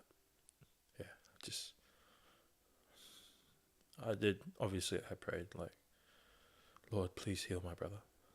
Please place your hands upon him. And then like go into details, like, but Lord, again, let your will be done. But I'd be honest, I'm not ready to lose Sal, to be honest. And like, it's a lot. And because honestly, we have dreams and aspirations, like everything we dreamed and planned about, we planned on doing together, like make the NRL together, be good, front row partnership together, and win a premiership together, and but like in that moment, I told him, I was like, I don't care if you can't play footy again. I need you back. Like I know it sounds dumb, but like in that moment I needed him most, and Sal, but like in that moment, he reminded me, no, you need God, and like seek God first. And I know it sounds so dumb. Sorry. No, it's all good. I know it sounds so dumb, but like, so I was like, the way he was so struck in his faith, he was like I don't care if I can't play footy anymore. I was like, as long as I'm doing God's will, then so be it. And I was like, fuck. This guy won't shut up about it.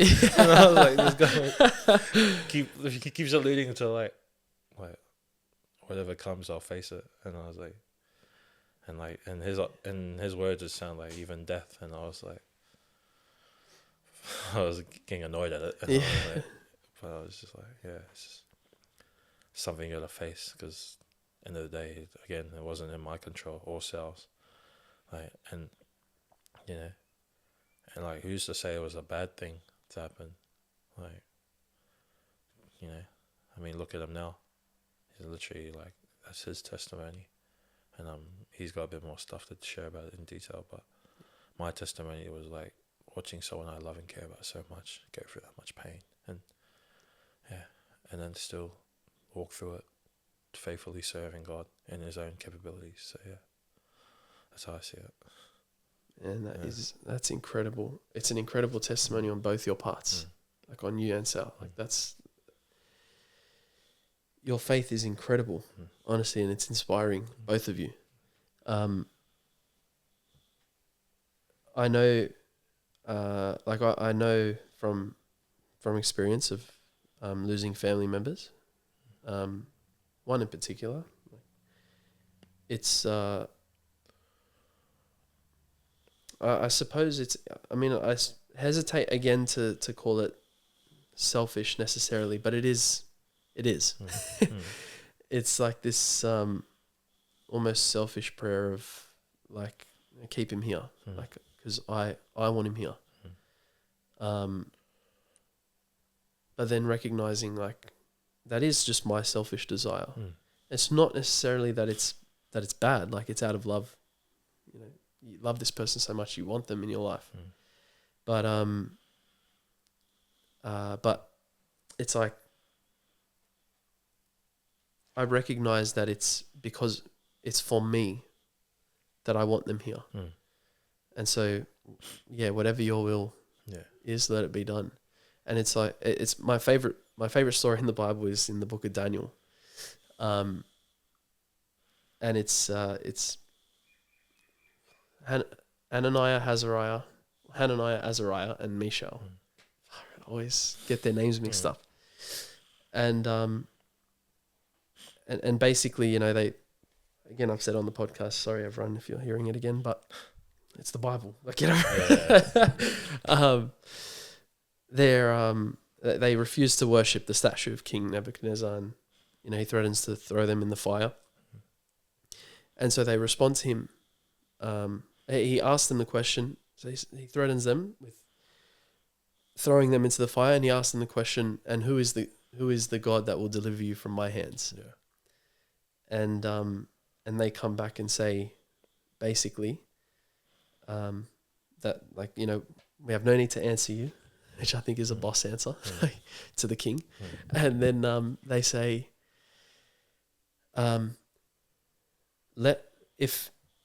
if God wishes, like, sorry, I'm wording it poorly, but if our God wishes to save us, like, throw us into the fire, and if our God wishes to save us, may He save us. But even if He doesn't, we still have faith in Him. No, we won't bow down to your statue. It's like, even there's a story that Father Mike Schmitz, an American priest, tells of this girl. She was 13 or 14, I think. And she, I think she had cancer or something. Anyway, in her last year of life, her prayer would be, Lord, heal me. But even if you don't, let your name be glorified. Like, that's the prayer. That's where we should try to get to. Is like, for my own, I acknowledge that for my own selfish reasons, you know, I want to be healed. I want this person to be healed. I want this to happen and this to happen, whatever. And it's good to pray for these things. But at the end, that last part is so important, that prayer that Christ prays, that your will be done. It's one of humility, but it's also one of gratitude. One that it's one of gratitude in the sense that you realize that it's a gift. Like your brother is a gift. Yeah. No, he is. Yeah. True. And like Job said, the Lord gives and the Lord takes away. Still be blessed of the name of the Lord. Yeah. Amen. Yeah. So it's like, I mean, I don't have a question. Sorry if no, it's all good. waiting No, for it's a question. good. But as in like, it's just that your faith is in that moment is so inspiring to the point of like it's as inspiring as Hananiah, Azariah, Mishael. Like it's incredible, man. Yeah, I appreciate it. Yeah, I've heard that story, but I never thought it'd weigh up anything to anything like it is in the Bible. Yeah.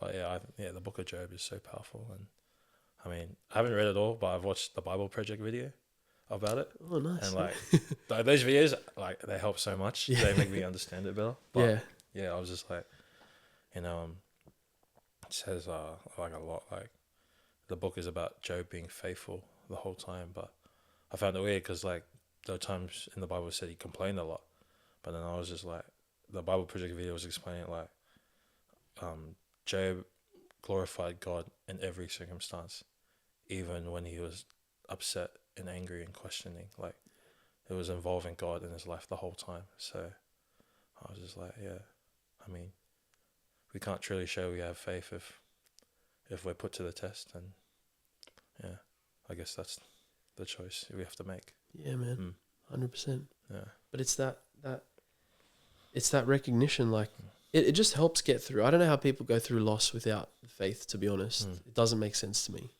Like if you believe that your loved one just died and that's it, there's nothing more. Yeah, like that's not all. It's not really a life, like almost worth living. Like, what's the point of it then? Exactly. There's no purpose. Yeah. So it just helps get through. Is like, I understand it's a gift. This gift is from God. He can give it and take it at His will, and I just need to make the most of it now while I have it, because you're not going to have it forever. Yeah. Whether it's your life, whether it's a loved one, whatever it is, gift, just gift from God, man. It really is. Like, it's so hard. Like, it's hard in the moment to see it, but at the same time, when you're grounded in your faith, there's that reminder constantly, which is why it's so important to not wait for those moments. Yeah, you know what I mean? Yeah, like, definitely.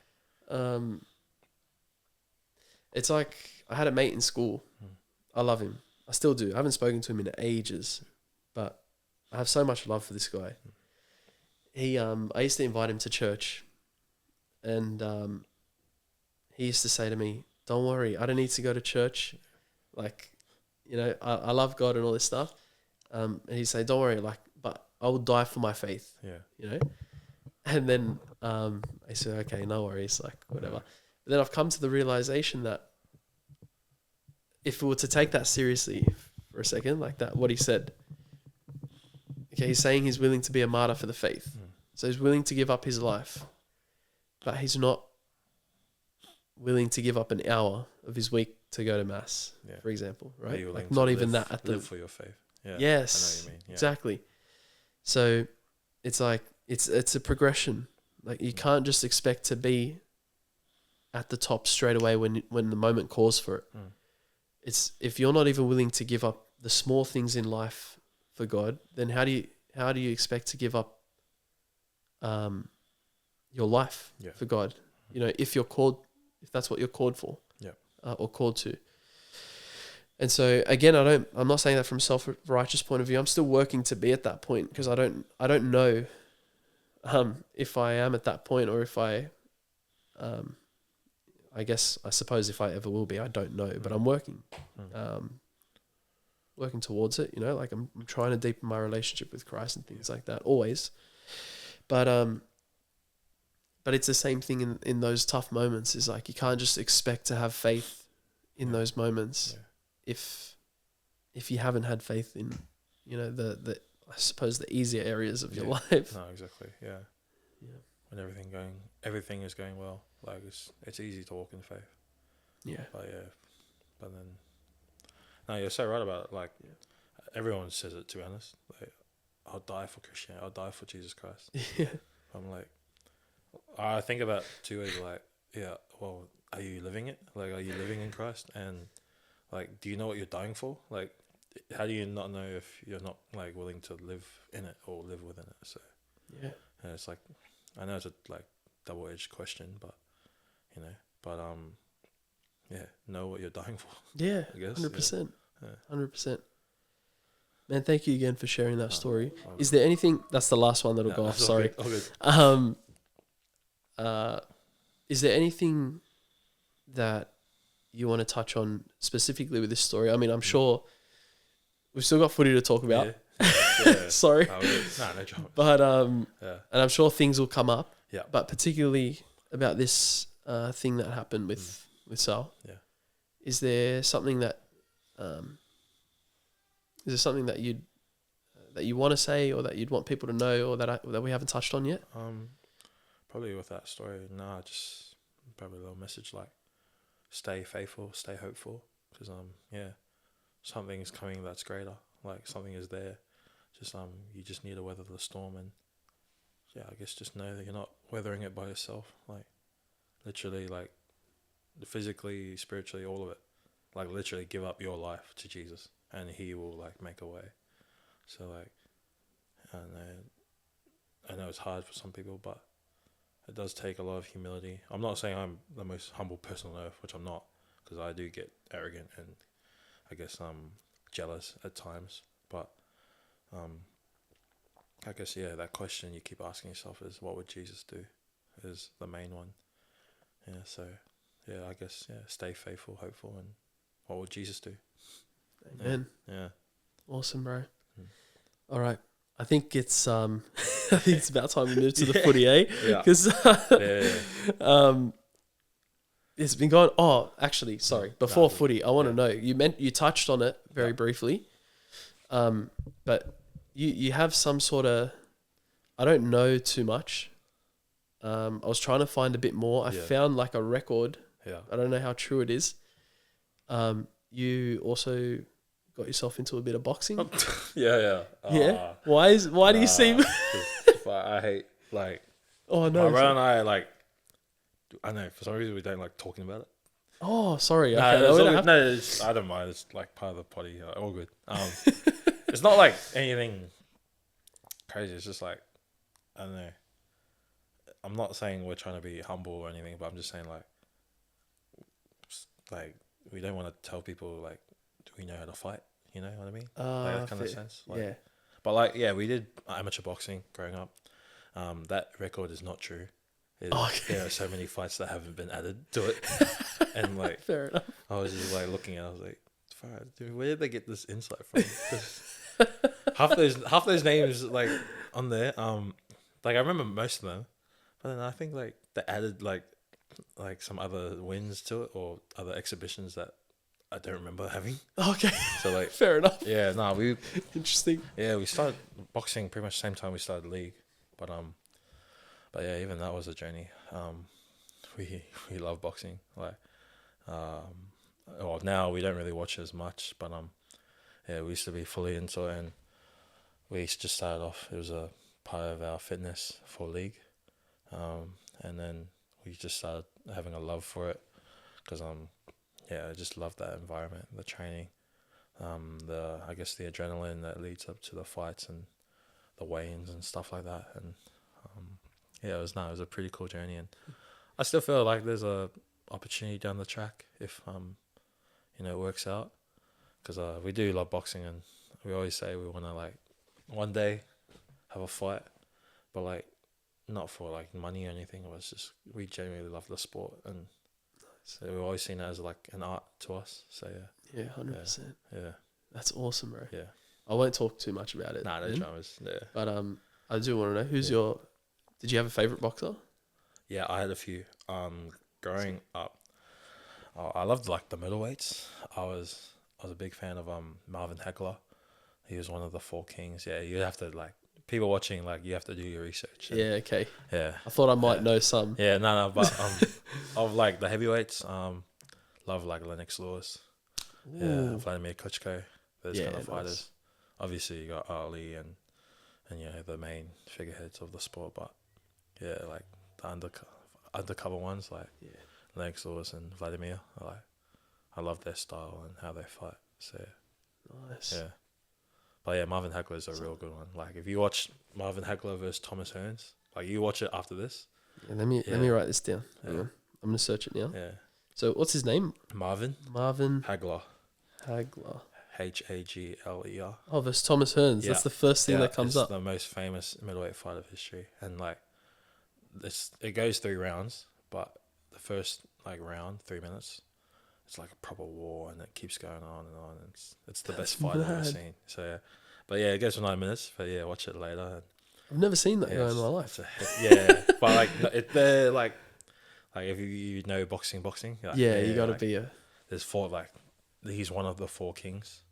There was him, Roberto Duran, Thomas Hearns, and Sugar Ray Leonard. Like, those 4. Oh, nice. They I know Sugar Ray. That's the only one I know. Yeah, they dominated the middleweight division for ages. So, Wow. Yeah, love them. All right, I'm gonna watch him. Yeah. That's mad. Yeah. Do you still watch boxing? Like Nowadays, every now and I'll be then? honest, nah. Nah, fair. Like, boxing nowadays is like so hard to follow now, and Yeah. I mean, I think the last fight I watched was Jake Paul and Mike Tyson. I was that invested. Oh, because it was on Netflix. And Yeah. I was like, oh, what if Mike Tyson knocks him out? And then I watched the first minute. I was like, there's no way there's no way Mike Tyson's gonna win this fight. Yeah. There's always that little bit of a hope as a young, fan of boxing. Yeah. But, Fair. Oh, yeah. Do you think it was fixed? I think it was fixed. I think Tyson's just old ass. Yeah. 60 years old, isn't he, bro? Tyson he's like out of it. Yeah, fair. But like, I mean, good on Paul for not I guess not. I felt like Paul was within himself, I guess. Yeah. The way he was fighting, like, I feel grateful that he didn't, feel the need to. I'm not saying he would have completely bashed him, but touch him up a bit. Yeah, because like, you're damaging a lot of childhood memories for many boxing fans out there. Yeah, that's right. But that's right. I don't think it's fixed. I feel like Tyson's just past it. Just way past it. Fair, yeah. Understandable. Yeah. 60. Like, he was in hospital during his training camp, so I was like, far out, bro. I was like, the insane. bro must have wasted some cash. Yeah. Near the fight, yeah. So true. But yeah, it's insane. Far out. I think the last. I love boxing. Yeah. Like, I actually really enjoy watching it. UFC, like MMA. Yeah. I can't watch, to be honest. My brother loves it. Like, my brothers, both of them, they love watching it. But I can't. Like, as soon as they get knocked down and they like go after the knockout, I can't. Like, Me too, bro. It's so hard to like understand. It's just, it seems a bit more savage and like barbaric to me. Yeah. Like, I think it brings out the barbaric side of viewers and fighters. Yeah. Like, you know what I mean? Like, Definitely. I don't know. That's what I feel. I'm open to be wrong about that, but yeah. in saying that, I still respect the art that it is. Yeah. The grappling. The Yeah, wrestling, man. all that. Everything about it, I respect. Yeah. It's just that it seems barbaric. But Definitely. boxing, I love. But it was only ever. I never really got into it. I would only really watch like the big name fights. Yeah. But I remember watching Canelo and Triple G. Yeah. And I was like, fight, yeah, man. It was their second one. Yeah. That was the first time I'd heard the names. Yeah. And I heard it was like this massive rivalry and all this stuff. And the first one ended in a draw or Canelo won? Can't remember. I'm having a mind blank. I don't know. Yeah. Anyway, it was one but either way, it was like controversial because they thought it was either Canelo won and they thought it should have been a draw, or it was a draw and they thought Triple G should have won. There was something like that, you know. And so it was just this big story, and I was like, oh, okay, like, I don't know, I've never heard of him or anything, but I was like, whatever, I'll just buy the main event. Back then, you had to buy the main event. Yeah. So I sat there and watched that fight, and it was just skillful. I loved watching it. Yeah. And like most of the boxing I'd watched was like Anthony Joshua and Yeah, you know, true. whatever. Yeah. And like sometimes it seems a bit more like a street fight than a than a boxing Yeah. fight. Oh yeah, the heavyweight division now is like so different Yeah, to how it was, and even when I was watching like Vladimir, like those days as a young kid, like I loved how technical he was and analytical, like with his style. But yeah, now it's like Tyson Fury is a good fighter. Don't get me wrong, but it's just like different. yeah, Plus, the world champions nowadays don't look like what they should look like back then. yeah, yeah. That's right. Like I was like looking at Vladimir, I was like, "Fuck, you know that guy's the world champion, Yeah, like the heavyweight world champion." so true. And it Hey, was like no offense to like Fury and Ruiz when they had it, and you know, I'm like, what So the true. yeah, yeah. so Like, true. you know, but yeah, it's just you know what I mean. Like Yeah. it's different 100%. these days compared to back then. Yeah, 100%. I used to get into Sugar Ray Robinson. Yeah, no, I used to watch his fights. There was a point where I got into boxing. Mm. I think because I watched a movie. yeah, no. Have you watched Hurricane? The Hurricane or something? No, I haven't. No, The only boxing movies I watched were Rocky. Oh, I love Rocky, I bro. loved all of them. I was like, as a kid, I would watch it. I was like, "Fuck, I'm gonna be like him, and I'm gonna fight a Russian fighter, and I'm gonna do all this." So I'm like, Yeah, all this, you know, when you're a kid and your mind just wanders. and that. I'm 100%, bro. "Fuck," like, 100%. yeah, all dumb stuff like that. I know. Yeah. He wasn't even that. I mean, Rocky, if you probably look at his style, was not the best style. Nah, it wasn't. But it was just The mad. best I was boxer. just like watching it. I was like, "Fuck, this is like." I think I did it one time at training, like block like that as he did. And then my coach was like spraying me. He was like, "Did you watch Rocky or something?" I was like, "Yeah." And I was like, and I did it. He was like, "Do it again." And then he just laid 2 rips into me, and I dropped. Yeah, I was just like, "Fuck." That's mad. And I was What a just lesson. Like, yeah, he laid a rip into me. I was like, and I was like, "Oh, yeah, Back to you. Yeah.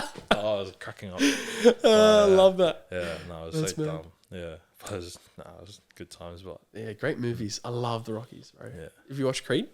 yeah, I've watched the first one, Oh, but fair. I haven't watched like. Is there 2 more or 1? I think 2 more. Yeah, I can't get my head Yeah, around 2 it. more. I low-key don't like them, to be honest. No way. Nah. Oh wait, I think I forced myself to like it, to be Yeah. honest. 'Cause was the second one against Ivan Drago's son, or was that the I first thought one? that was the third one. The third one, No, first one. first one. Oh, real. No. Second one. Second, yeah. First one's against Tony Bellew. Yeah. I think I watched the first 2. I like the Drago one better. Yeah, But that one's like- bad. And I just leave the Rockies as Yeah, it is and fair. Creed your own thing, you know. Yeah, fair. But I get it, boxing movies. But I think Rocky Balboa, like the character, Yeah. he's in the Hall of Fame. He's in the Boxing Hall of Fame, and he's a What? fictional character. I'm not even joking. Yeah, like if you look it up, he's What? yeah.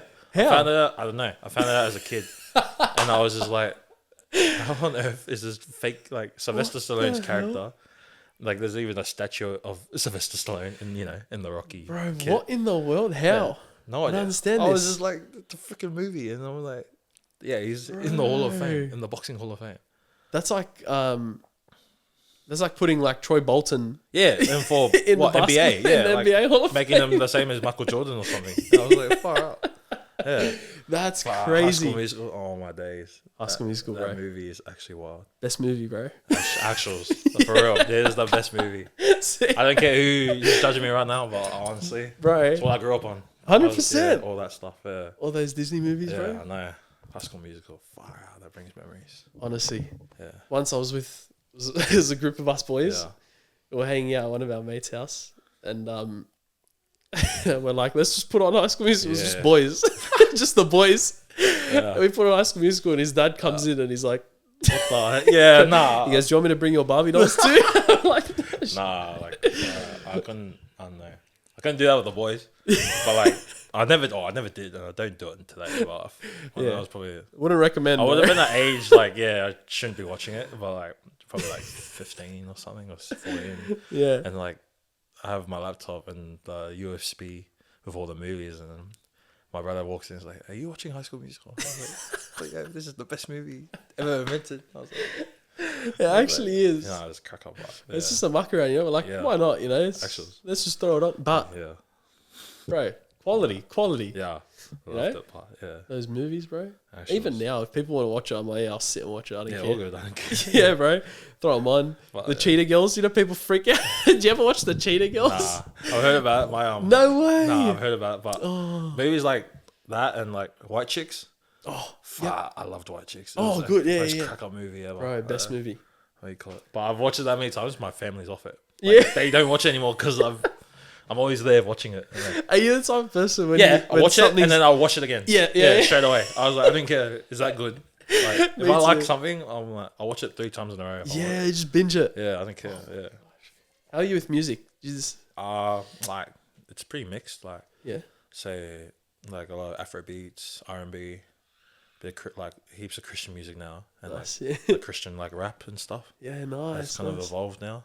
I kind of like that, but yeah, that kind of stuff. Yeah. Have you heard of Foundation? Nah, what's that? They're they're Catholic specific, but they're a Catholic rap group in real? America. Fair. Bro, they're so good. Yeah, fair. It's like apologies, my nephew. The Catholic rap group, bro, in America, they're so good. Yeah. Again, the priest that I started the podcast with, Yeah. he put me onto them, Oh, fair.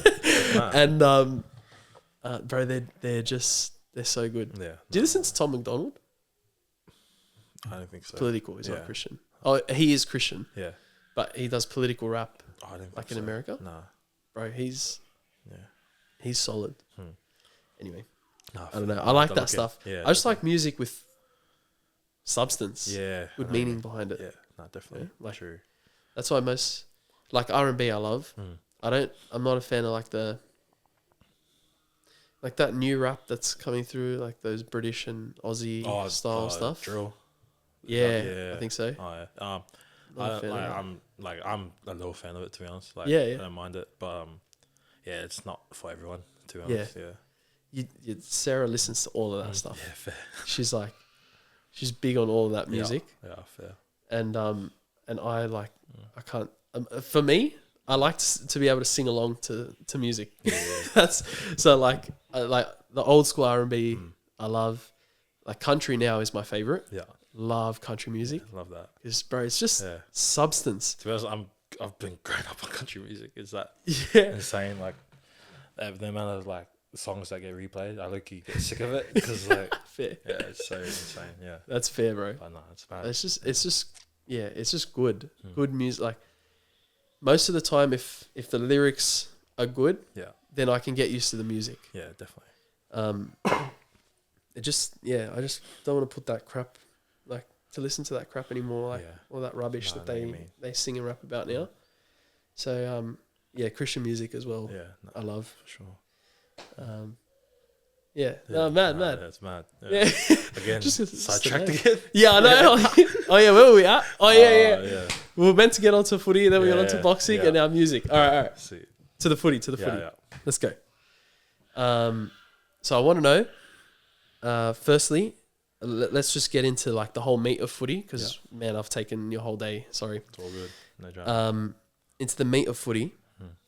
So I want to know, firstly, at what point did you, or was there a point where you went, this is serious. I can actually make it. Yeah. Under 11s. Yeah. I only started playing footy under 10s. Wow. And then, like, yeah, I was that big kid. I was that massive kid. Yeah. Like, yeah, people were just, yeah, obviously small kids were scared to tackle me and stuff like that. And I'd do random stuff like, yeah, score, 5 tries a game, all that kind of stuff. But, yeah, I honestly, then, yeah, size, as a young kid, yeah, it means a lot. Yeah. But, and then my old man was just saying, like, I did some crazy effort where I was, like, trying to chase down a player as they were making the break. And he reckons from then he was like, son, you're going to be an NRL player. And then there's, like, full accent. Love that I was accent, just yeah. like, what the heck? And I was like, I didn't know NRL was a thing. I just did it because I was playing soccer as a kid. No way. They forced me to play soccer, and I was like, oh, like the footy field next door. So I asked, "Oh, can I play league?" And then they're like, "Oh yeah, are you sure?" No, he was like, "Are you sure?" Like 5 times. I was like, "Yeah." And he was like, "Nah, are you sure?" Wow. But in his dreams, he was like trying to make me freaking greatest NRL prop of all time or something. Whereas I was like, "Nah, I just want to have fun." Yeah. I was like, "Nah, there's no having fun." And I was like, your purpose is to be an NRL player. Yeah. And I was, he asked my brother and I that, and I was crack up now that we laugh about it. But yeah, 11 years old, because like that's when school reps started. Like I made the regional team, and then, the year after I played made under 12s and made Queensland, stuff like that. And I was like, oh, I'm actually like pretty decent. And then, just started making rep teams, and like ever since then, I was just like, all right, well, I feel like this is what I'm supposed to be doing, and I'm supposed to be playing footy, and so from a young age, I always believed that I was like, it was part of my life to be an NRL player. So yeah, that's how I saw. Beast. Nice. And you got to rep Queensland in under 19s Origin. Yeah, I did. That was a painful game. Yeah. But it was a great experience. I always I love playing for Queensland. It's the best thing ever. Whatever age I managed to make it, and whether it be when I was 12 or when I was 19, and God willingly one day down the track. But that's the goal. That's the pinnacle of our game, Origin, and I'd love to just don the maroon colours one day. So awesome, man. I can't wait. Yeah, God willing to see. I mean, I'll be cheering for New South Wales, but I'll be cheering for you too. Don't worry. I appreciate that. Yeah. That'd be awesome, man. Yeah. You're obviously eligible to play for Queensland. Yep. Are you eligible to play for Samoa Yes. Yeah. and New Zealand? Yep. And Australia? Yep. Yeah. And it's crazy. America. Oh yeah. Yeah. Bro. Yeah. Have you chosen, do you know who you want to represent? Or would you represent a couple, a few, all of them? Or you can't represent Australia and New Zealand? Yeah, can't do New Zealand and Australia. Yeah. But I've always asked this question with Sal, and I always said, Queensland first, because that's where we're raised and that's home, and nice. Those are the people we do represent. But then I do understand now, I guess because of the wave, the movement, what the Tongans and Samoans have been doing lately, and then obviously Fiji, PNG, Cook Islands, and what they're doing now. It's a lot, and it's actually opening our eyes to our family heritage and stuff like that. And just because of the rules, if there wasn't any rules, I would love to try and play for all of them. Yeah. If good enough, obviously. But I'd love to have a Aussie, Kiwi, Samoan jersey. Imagine having that, our surname on each jersey. It's a big thing. Crazy. And not just for me, for our family. 100%. So I'd love to play for both Samoa and Australia, but again, it's more of a see where we are down the track kind of thing. Just see where my heart's at that time. But I still haven't made an Australian side as a kid, so my brother has that over me. Oh, he made Aussie schoolboys 18s, and I didn't. And I was so off it because he played 20 minutes, got injured, and then I was all of a sudden he's in the team, and I'm I get you're that good, but I was you don't need to I just honestly thought they wouldn't pick him. Yeah, I was he didn't play enough, but he was, to be fair, he was that good in his year. I would have been surprised if he did play the whole tournament, and if he was playing average. I'll be honest, he was that good in his year, but he's got that Aussie jersey, so I don't know what that's like to have an Australian jersey. Yeah. So fair. But I don't know. It's probably down the track sort of thing. One day. Yeah. But that's awesome. I love both Samoa and Australia. So beautiful. Yeah. So what if, the World Cup, it's changed the system or whatever, which I think is terrible. So it's like you've cut off like I don't know how many countries from being able to participate. Yeah. Even if the scoreline's like a belting, these people get to represent their countries Yeah, exactly. on the world stage. Yeah. Like that's huge. Anyway, so I hate this new thing that they've done, but whatever. They've done it. But let's just say all 4 countries that you're eligible to play for are in it, right? Again, a twofold question because I'm intrigued to I know where you're going. Yeah, I know where you're going. Yeah. So the first one is they all want you to play for them. Yeah. Who do you choose? But the second one is I'm just intrigued to know. Let's just say, right? No, I don't mean to be like rude or anything, but I just want to know. Say US, the US is the only one that asks you to play for them. Would you play for the US as well? So twofold question. Yeah. Who would you pick if all of them were after you? And if the US, because I'd imagine like, it sounds like someone in Australia number 1 and 2, but I don't know which one is number 1. But I'm just intrigued to know if you would play for the US if the opportunity was there. I'll answer the second one first. Yeah. If they did, yeah, definitely. Okay, cool. Like, what do you call it? I'm eligible, and it's a chance to play on the world stage in the World Cup. Like, you know, not many people get to say that. I mean, like same with NRL. Not many people have said they've played a game in the NRL.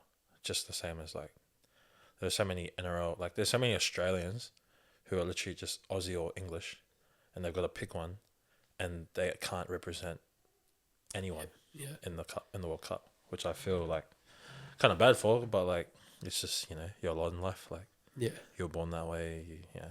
Life happens, but I mean, like that's why you got like Victor Radley. You know, he had to make a decision so he could play in the World Cup, and you know, his family, they're just as pommy as they are Australian. So like meeting his old man, like for Radley's old man is like the most crack up pommy I've ever met. Yeah, he's the man. But like, that's mad. Yeah, so like, I mean, if you can't make Australia and another team, like I just don't see why you can't play for another. And but yeah, if US asked me, and like if the others didn't, which probably might be the case one day, but but I hope, because I want to play in the World Cup. Yeah, for 100%. Whoever wants me, but yeah. That first question, I feel like whoever asks first, to be honest, like I can't even pick because like yes, I'm Samoan by blood, but I'm not just an Australian citizen. Like I feel like I am truly an Australian. Like I've lived here pretty much my whole life, and what do you call it? You ask anyone, like, you know, in the country, like I've lived that life with them, and you know, grown up in those areas, and I don't just represent like my Samoan heritage, because I represent the people where I'm from. Like my hometown is my hometown. Like I love Dalby and Toowoomba, and even parts of the sunny coast I grew up in. Like I love those areas so much, and it's where I was raised. So, and Australia's made me, like, Australia's helped make me. It's been that environment to make me the person I am and the footy player I am. So, yeah, without them, I wouldn't be in this room. To be honest, you wouldn't be interviewing me if I wasn't for Australia. And yeah, man. You know, they're wonderful opportunities. So, like, yeah, like I would give you an answer, but I can't, like, because I love them both so much. Yeah. Yeah, that's completely fair, bro. Yeah. That's your honest answer. I love it. That is, it's going to be a tough choice for you one day. Yeah. Well, hopefully one day. God. Yeah. And I can't wait to see it. Can't wait to see it. Let's get into your debut, your first grade debut. Yeah. So you made your debut this year, round 12 against the Sharks. Yeah. Now, I hope you don't mind me just telling, but like it's crazy, bro. It's your first game of first grade. Yeah. You come onto the field, and if I'm not mistaken, it's within 1 minute of being on. Yeah. You score your first try. Yeah. That's pretty insane. No, and it's not just like, it's not just luck, right? It's like you got yourself in the right position, the right time, like bursting onto it, you know, off the tap back and all that stuff. Like it's skillful, it's skill that like doesn't get recognized enough. It's just timing. Yeah. Like timing's crucial, bro. Yeah. Being there is crucial. Mm. So how was that? No. Actually, sorry. How did you get told of your debut first? No, I actually got told like early in the week, like saying I could debut, because team meeting, Robbo was like everyone was there for team meeting, all 30. So like, I'll be honest, like some meetings I just sit there and I'm like, just waiting till we can go do gym, or like us Reggie's boys just go get ready for like to prepare NRL. Yeah. But yeah, but then I was just like half dozing off. I don't know what I was doing, but I was just tired for some reason. And then like I hear Benai's debuting, and I got like wow, like I was so round up, I was so excited for him and happy. And then he said, "Oh, but yeah, by the way, X could debut." And I was like, "What?" I was like, "What the heck?" Everyone was looking at me. I was like, "What the heck?" So you didn't have like a... No, he didn't even tell me like I was actually gonna debut.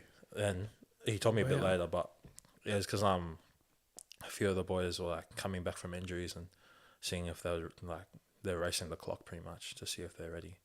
So I was just sitting there like, oh yeah, I'll probably be like, I was thinking the whole week I'll be probably 18th man, and then like I'll warm up, or like 19th man I'll warm up, and if I'm 19th I'll be playing cups. So I sort of gotta focus enough to, I'll be playing regardless. Yeah. But then I was like low-key hoping I'd be 18th man, so I just warm up and not play cup. Yeah, but no, it's just like, so I'm not stressing about anything. Yeah. But yeah, then he said that, and then like 2 days later, the boys racing injuries, they couldn't make it. They weren't like ready to come back, and I was just on field pretty much. Oh yeah, it was after wrestle. They couldn't get through wrestle, and everyone was saying, "Oh, X, you're in," and I was like, "Nah, it's not true. It's not happening. It's not happening." And then like going on the field and warming up, Robert was like, "Oh, X," or like, "Sav, come here." And I was like, "Yeah," and then he just shook my hand and gave me a hug, and I was like, "Mate, congratulations, you made it." And I was like, "No," like I saw, but I was like, "No effing way." I was like, so like about time, like freaking 4 years now. I was like, it's my 4th year, finally about to debut. I was like, I couldn't believe it. And my head, oh, far out. I was like training. I was like making sure, do not get injured. Do not get injured. Yeah, do not get injured. fair. I was stressing the whole time because like the last thing I need is to get like slip over or get injured. It was a rainy day training, and all I was thinking of, I was like, I'm not gonna make any risky decisions. Like if there's a ball in the air, I'm not gonna get up and contest it. I'm just gonna leave him. Yeah, play it safe. And Yeah. yeah, it was like the most my mind's been on a swivel. But then like calling my parents after that, like Dad didn't pick up. So I was just like, what's this guy up to? And then I was like, because I knew he had a day off, and I was like, can you like pick up? Just sick of you. I called like 5 times, and he didn't pick up. And then I called Mum, and I was like, Mum was free, and I was like, oh Mum, by the way, I'm gonna make my debut, and yeah, she started bawling and crying, and Good. Alo and Vena happened to be home because they were sick, but really they just asked for a day off because like they played footy and basketball on the weekend, and then they were there and they were like they heard about it too, and they thought I pissed off Mum because that she was crying, Yeah. but nah, like they realized I was debuting and they were shocked, and and then then Dad finally picked up, and I think he was off on a walk or something, and then he told me like, oh no, he was on a walk on the way home, and then like I can imagine he was just crying in public over the phone. Oh, that's so good, man. It was a pretty crazy week. So yeah, and then and then it's pretty much racing the clock to like tell as much family and friends as possible. Yeah, let's try and get him down. Yeah, as well. like they all did. I was like most of them did. Like some mates couldn't make it, obvious, because I played in the Central Coast. Like it wasn't even Sydney. It was like Central Coast. Like gotta catch a flight and then a train up. Yeah, that's right. That makes it different. Yeah, that's right. Yeah. Nah, but it was great. I had like thousands of messages of support and love, and I appreciate that. But no, it was awesome. Pretty cool week. Yeah. Yeah, man. And they showed up, your family and friends. Yeah, I knew it was gonna happen. Like they're like that loud, and That's loud and awesome. proud on that. But it was awesome to see. Yeah. How good's that photo of you with them after the game? Yeah, no, it's That's crazy. What a Yeah. dream, bro. Yeah, no, yeah. What a dream. Some of the fans got in it too. I was cracking up. I was like looking. I was like at the front. I was like, "Fuck, I didn't know these people." Yeah, but no, it was, Oh, fair. yeah, all the fans were in it jumping as in well. the photo. I was like, "Fuck, what the heck?" Nah, Take it it. was mad. Yeah, Take it was mad. But yeah, Yeah. What was it like when you jumped onto the field and then when you get that try? I felt calm, eh? Like I was just like, I wasn't really nervous. Like as we were warming up and jumping on, like he told me in the week, I'd come on, be that power stint kind of role, come on in the second half. But my family didn't know that because I couldn't tell them that, and then they were like, I could hear them yelling, like they were in that corner. I was on the bench. I could hear them like going, "Put them on, Robin, put them on." I was like, "Hurry up, put them on." I was cracking up. I was like, "Oh, yeah." I love it. But nah, I didn't tell them, obvious, because I was getting in trouble. Yeah. But then, what do you call it? Can't leak the game plan, Yeah, bro. actually, yeah. Yeah, then we I went on, said a little prayer before I jumped on, and just just glorified and acknowledged God, and no, it was so good. And then I just thought, get in there quickly, get a carry, and actually I told Tubes to move, and it was just a crack up. He was like, "Oh yeah, move," and then took his carry, and then got into the groove of the game, and then it just pretty much kept moving. Then I saw I think it was Hugo. He was on he was playing so well that game with his kicking, put a nice bomb up for Tubes, and I just thought, oh yeah, sweet, just kick chase, and because there were three people in front of me, the markers and Teddy, because Teddy took a carry, Yeah. so I had to swivel around them, and then I was like, oh, keep moving, Nice. and I seen the ball back, and I was like, all right, keep moving, I'm gonna be in the picture, and then the Radar caught the ball. And I was like, nah, started sprinting. And it was between me and Docker Clay. Yes. And Radley freaking passed around Docker Clay. Yeah. And I was like, no way this is happening. And then came to my lap, I bowled it. And I was like, oh no. I was trying to regather it. Oh, bro. And then all I saw was I think it was Carlo trying to come across. And I was like, move. I was like, move. But yeah, it was actually crazy, You that got kind of there, bro. moment. But no, it was insane. Yeah. All the boys jumped on Yeah. you. What a feeling. Yeah. Oh, and then next minute, Oh, the no. bloody kickoff. Do you remember that? What happened at the kickoff? Oh, I was too shallow, and they kicked it past me, and what do you call it? I had to let it bounce. Yeah. Oh, Yeah, bro. had a proper brain fart. I was like, Oh, yeah. that's sad. No, I know. I was and the camera, I was like, oh my days, and I was just angry at myself, doing that, and my family were laughing at me, and I was cracking up because I was like, oh, that's such a me thing, eh? Have the greatest moment of my life to have a brain fart on the next moment. Yeah. So I was like, oh, I'll humble you real quick, and I was cracking up. But yeah. Nah, that's all right. That's all But right. yeah, my family still bagged me out about it. But I love it. It's good. But yeah, no, it was actually a funny ass moment. Oh, far out. Yeah. But it was such a cool moment Yeah, for everyone. Yeah. that's insane, Yeah. bro. I don't remember that. Thank you for reminding me. No, I get reminded every day about it. Yeah.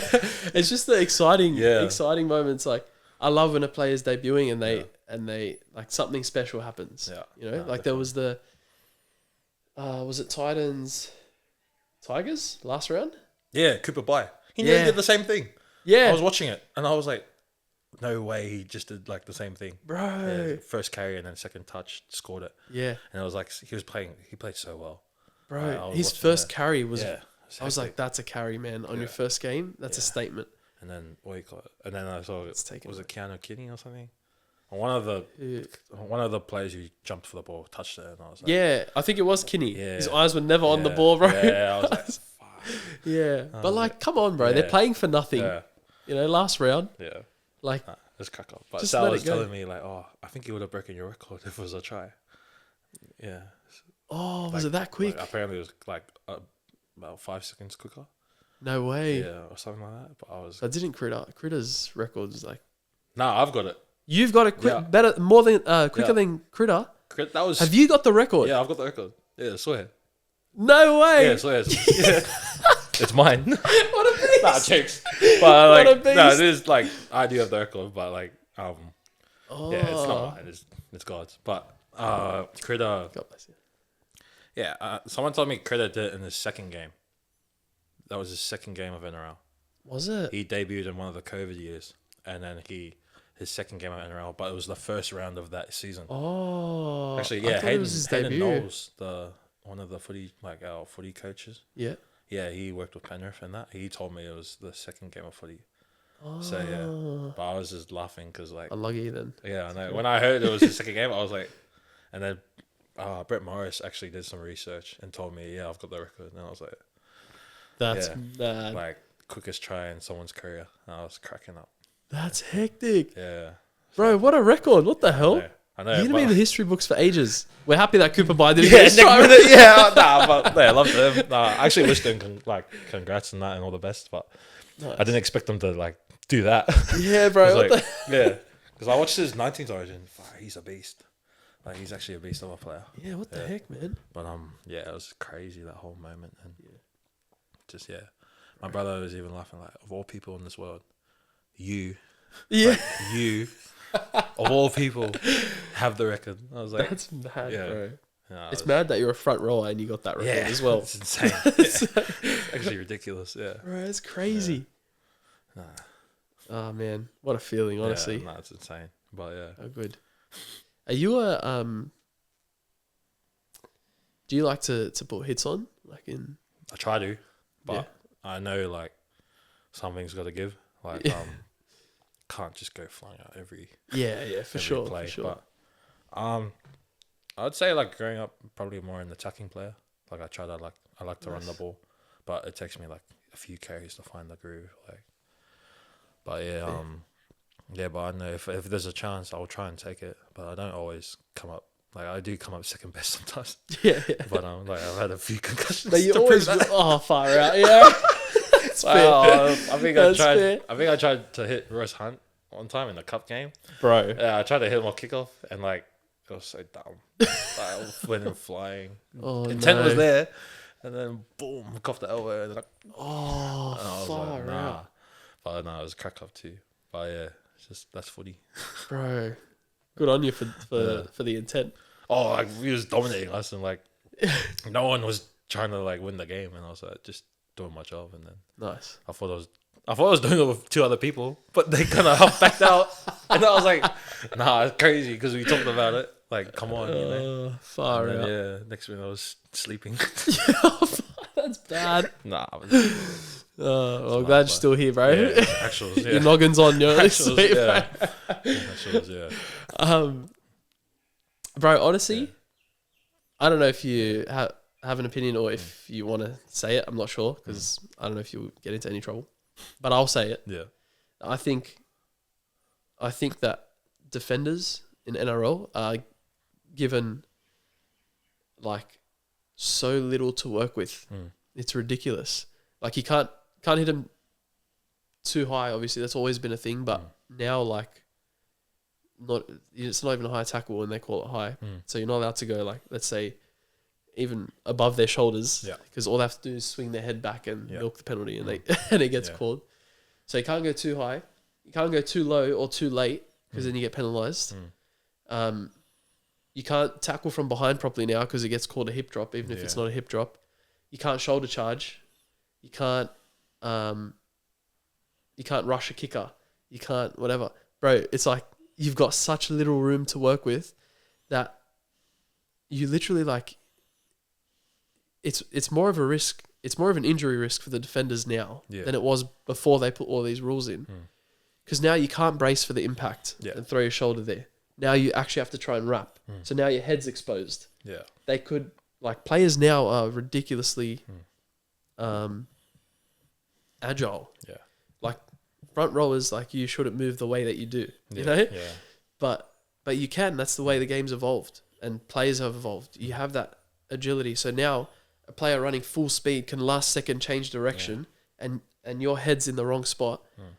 Whatever. Like, I just think concussions, I think the ban of shoulder charges especially, but then all these other rules, but especially the ban of shoulder charges has heightened concussions. yeah, So concussions, more defenders than attackers get concussed. yeah. So why are we protecting the attackers more still? Yeah, nah, true that. Insane to me. And like Yeah. you're bracing, like a shoulder charge mostly is bracing for impact. So yeah, I just think Yeah, nah, it's silly. nah, for sure. Yeah, I don't actually. I've never really thought of it in that way, like, with the shoulder charge, because I grew up and like when I was playing footy, shoulder charge still wasn't like it was still not a thing. Shoulder charge, like Yeah, I mean, fair. you get penalized for it. Yeah. So like I was taught like from under 10s up, like you gotta tackle properly. I guess that was like maybe a bit of the generation before me, like those teens when they were Yeah. playing. But I don't know. I feel like it's more of a it's weird. Like it comes into more wrestle like with tackling. Like, Yeah. I feel like you have to like not be an expert, but you pretty much have to learn how to wrestle and how to like do grappling and other sports, other like practices like that. Yeah. So like I'm looking into it, like I need to start like doing a lot more wrestling to like work on my technique and stuff like that. But yeah, I do agree with like not the head high, and I feel refs feel a bit more like they try to play this safe by saying whatever hip like whiplash, they might play it safe to just I guess keep the rules of the game in order. But again, the refs, they're only human. Like they don't. Yeah. Like we get up each other like teammates if we make a mistake passing and that. But and a lot of people are quick to judge. Again, they're like, oh, if you can't do it, don't ref the game. And I'm like, do you know how many people are reffing the game? There aren't that many refs out there. So like that's why they keep promoting if you want to be a ref or not. Yeah, so true. So like I can understand. Like I have a heart for them, and I think people like I love like true fans of the sport. Like I get get your love for the sport, but like you don't need to get a bit carried away and like threaten the refs' lives. Stuff like that's just stupid. Yeah, it was like being a bit out of pocket in that way. Yeah, but yeah, like with the rules, to be honest, the only rule I don't like is 6 again. Like fire out. That's like moved everyone's fitness times to go faster and higher. It's made us do more conditioning than we have to do because of one stupid 6 again rule. Yeah, but like, so true. When the game was just like the 6 tackles and you kick it back and like power. Yeah, fire. That's my game, but now I have to go freaking live. Yeah, for 10 past minutes. Yeah, so Bro. But it's changed a lot, and yeah, it's changed my style of play, and I'm still working to be that kind of player and be that player, not just who can do the power stint, but can also go long. So again, it's a time thing, but I'm still working hard to try and better my craft. But with the tackling, it's hard because I know they're trying to protect the attacker. But you're right about the defender. But I think that just means there's more an emphasis on technique and like all that stuff. All that technique and around wrestle and putting your head in the right spot. So I obviously need to learn a bit more of it. But that's pretty much footy. Yeah. It's a much more positive approach, bro. Good on you. God bless you for that, bro. All good. I'm not gonna change the sport overnight. So neither am I, bro. I've got to deal with it. You have more of a chance of changing it than me, bro. I've got no say. I love it. All right. I mean, we could talk more footy, but honestly, I know you've got all day, and I appreciate you giving all the time for this, but I really don't want to keep you all day. Nah, it's all good. I have no dramas. You're a legend. I will finish up the footy talk at least because I've got some I guess more lighthearted questions before we finish up. Yep. But on the footy, I thought, I don't know if do you still watch footy? Yeah. Not as much as I did as a kid, but probably like, I'll be honest, I don't watch every game, but still follow the it. teams I like I still watch the Cowboys. Nice. Even though sometimes it hurts me, but yeah, because I want them still to do well, but because they're still like as a kid, the Cowboys was like my favorite team ever, and had my favorite players in there, and like watch the big games, like the Penriths, the Broncos, always watch our boys play and like, yeah. But I'm just a normal footy fan, not over the top. Watch every game. Yeah, nice. Kind of guy. Yeah. All right. Well, I thought I'd get some just some tips on the finals, the rest of the finals. So I just want to know who you going. So firstly, we'll just go this week, but then I want to know who you think's going to win the whole thing. Yeah. So this week, the 2 semis or elimination finals or whatever they're called now. Penrith Bulldogs. Who do you have? Just say it. It's all right. Don't worry. Just say it. Yeah, I feel Penrith are going to win that one. You're a grub. No, I'm joking. No, no, I'm just kidding. Yeah. Penrith? Yeah. I mean, to be fair, same. Yeah. So, yeah. Like, I mean, yeah. I'm not saying it's obvious, but obviously I'd love an underdog story and everyone would love a new winner, but you can't knock Penrith. yeah. I mean, I kind of want Penrith to win it. Like, just for the history they'll make. I love Raiders. I have a soft spot for Raiders. I'd love if they won. Yeah. But also just if Penrith can go 5 in a row. Yeah, it's insane. Yeah. Yeah. Especially with the troubles they've had this year. Yeah. Crazy. But yeah, I reckon they'll win. Sad, but whatever, We'll get over it. And then the other one is so Sharks, unfortunately, took out the Roosters. Yeah. So they'll come up against, surprisingly, the Raiders. Yeah. Oh, no. I back the Raiders. Yeah. Even though there was a lot of it's a lot of like they would be drained from that loss for sure. Because I was there live watching that game. Yeah, you said to me you were driving back from Canberra. Yeah. And I was wondering, Yeah, were you at the game? Yeah, I went to the game to go watch. Some of my mates are Broncos fans, and like they had a spare ticket, and I was just like keen to watch. And so like I don't have any Raiders jerseys, but like I was a fan. I'm a fan of Josh Papali'i. Nice. So like whatever green I had, I just wore it just to piss them off. But no, Nice. it was a mad Well game. done. Yeah, and I was like, honestly, I was so cut. When they won, I was like, no way I'm gonna drive home with these idiots. I was like listening to this BS saying Broncos are gonna win it, but please, like I get it, but yeah, like being a Queenslander, they love the Broncos so much. Yeah. Gets a bit too much sometimes. Yeah. But like, just that's me being a Cowboys fan. Yeah. And also like, I was in the Broncos Academy, also talking. So like, Yeah. as a kid, Yeesh. 16s.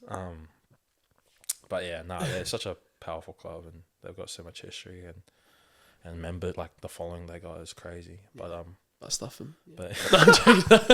but but yeah, Okay. but yeah, I feel the Raiders even though they'll be drained, I feel like there's so much on the line for them, and for me, I'd love Papali'i to go out with a premiership. Like I know he re-signed, but because he missed out that one time in 2019, but I just like my favorite players to win. So, yeah, fair. But yeah, I reckon Raiders should beat the Sharks. Nice. Yeah. Are you picking Raiders to win the whole thing? Nah. Who do you reckon? Penrith. You reckon Penrith will Penrith still go? will go the whole way. Yeah, but I hope so. I'm still thinking it's. Yeah, I don't know if it'll be Penrith Melbourne or Penrith Raiders, because Melbourne seemed to like click into gear. Yeah. Like after that win, but I think. Oh no, it could be Penrith Melbourne. 'cause You're right. if Penrith beat Doggies, they'll play Broncos, and Yes. I'm just saying I reckon Penrith should beat them.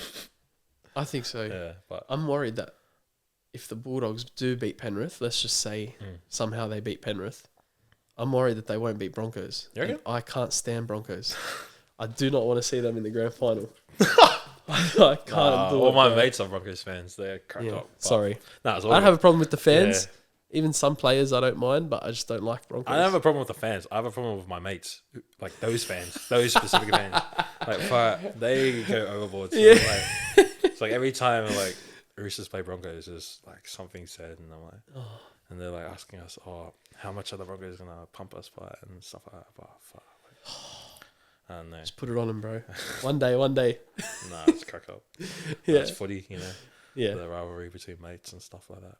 Because sometimes I forget that like I'm a fan first before I became a player. Yeah. Like, I'm still that kid who loves watching NRL. That's but, awesome. Yeah, I back Penrith to win it all. I just don't know who they're going to play, Melbourne or Raiders. Then next minute Sharks does another upset. No chance. No chance, I reckon. Surely not. But you guys losing Critter. And It's huge, eh? who else? Tuala, Montoya. Yeah, I think Montoya might be back. Oh, yeah, fair. But I'm not sure. I heard Cherry will be back. Speculation. Well, Yeah. I heard, but I'm not sure. But yeah, like the losses, you guys, that's a lot, especially for finals. I know. That leadership is huge. Yeah. I still think we can do it. I actually think Bulldogs could win the comp. Like I think they're capable of it, but I just don't think they will. Yeah. But like obviously I'd like to see, like I'd love to see the Bulldogs win first and foremost. But I'd love to see either a Bulldogs Raiders grand final or a Penrith Raiders grand final. True. Because then I don't care who wins. Out of those three teams, I don't care who wins. Nah, fair. Like I'd be happy with. I'd be devastated if Bulldogs don't, obviously. Yeah. But like I'd be happy with the others. And I'm just thinking, bro, like how many teams are left now? 6. Yeah. Yeah? 6 teams left. So surely supporting 3 out of those 6 teams. Good chances. Good chance. Yeah. Come on. Yeah. Like I'll be devastated if Broncos win. Just probably stop watching NRL. No, I'm joking. No. No, I'm kidding. No, it's just I love that part of footy is hating. Yeah. Like not hating, but like rivalries, you know? Yeah. I love that part of it. So like Yeah. I think it's mad. Like I'd have a problem going and booing and stuff like that, you know, unless it becomes like too much or too personal. Yeah. No. But yeah, that Raiders Broncos game, fire, like Insane, bro. literally after the sin bin, or the 3 of them, Hudson Young, Walsh, and Carrigan, it's like the game just changed completely, and I was like getting off it because I was like, come on, like, Bro. yeah, no, but it was a mad game. Like, I enjoyed it for what it was, and Ben Hunt, fire out. Insane, bro. It's crazy. Take control. Yeah. That's the way. I think they're better off with him there, but I mean, I don't know. Yeah. Oh, Adam Reynolds is a hard to beast, say, yeah. and his kicking game's incredible. But yeah, I guess ever since they lost them, they've kind of needed to step up. So Yeah, I think that's what it is. I think it's that Reece Walsh just stepped up without Adam Reynolds there, and Hunt lets him. Yeah. Like it's a different kind of that's what it looks like. game. I don't know. When it's like that, yeah, it's good. But Bro, insane! Oh my gosh, and there was no robbery. Like it's like you can't sit there and go like, well, in my opinion at least, I don't think there was anything necessarily controversial about it. Like I don't agree with the rules, some of the rules of the game, but the calls were based on the rules. Like that last field goal attempt, and then Raiders get penalised. Before full time. Yeah. I was a bit baffled by that. Yeah, I was like, stupid rule in my opinion, but again, as a spectator, but it's the rule. Yeah. And so they had to call it. They could have not called it. There's precedent for it. They've been doing it all year. So that's what made it even better. Is like you just watched, genuinely, like unfortunately, as hard as it is to admit, you just watched the better team win at the end of the day, which is mad. I love that. Like just when the refs are making the calls they need to, they're making the right calls, and then it's just you just see the better team win. Definitely, I love it. Yeah. Yeah, I think Raiders will learn from it. And then, bro, they have like 7 or 8 players playing finals for the first time, and they're all so young. I know, it's crazy. Like, it's understandable. You get maybe it was a bit complacent. I don't know. It showed. Like, like second half, you know, it's always the second half that gets you. Yeah, see, bro. But yeah, it's funny. Bro, so much. I swear you get into games like it's crazy, bro. Like the emotional toll it takes. Yeah. Like, I'm not even a fan of Raiders or Broncos. I was just like, I'm so keen. Yeah. Crazy. But I love it. Insane. Yeah. I love it. That's what sport does, bro. It's an awesome thing. No, definitely is. Yeah. Well, let's get some lighthearted questions before we finish up. Is that all right? Sweet as. Yeah. All right. So I want to know.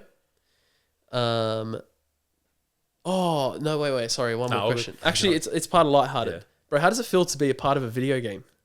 Oh no, it's hectic. Yeah, bro. Like it's I don't know why everyone's hating on it so much. Like Yeah. I get the proper gamers like and that, but like, Yeah. but then I'm just saying it as a person who's on the game. So, like, Yeah. yeah. But nah, I saw my rating and I was like, oh, bump it up a bit, surely. And then like they updated it, and then like what made me so happy was when they finished like the final update. I was like 2 better than Sal. I was like, he was off it. Why? What Huh? did you get bumped up in the ratings? No, in the new like update? so you know when they like made the game, you know Yeah. how all the ratings were all over the place. when Oh, they first- yeah. And then like I think it was like 2 or 3 updates later, they added like jerseys and stadiums and the pro team. Yeah, then, that's like, right. Yeah, and I think then the third one they fixed the ratings. Yeah. Not really. Jackson not really Hastings at fixed. 89. Yeah, It was not, insane. yeah, not really fixed, but like Yeah. I was just like laughing and then I was just like thinking, I was like, I wonder like do they actually like watch us? Like, It doesn't seem like it, bro, to be honest. huh? So It doesn't seem like it. yeah. To have like Yeah.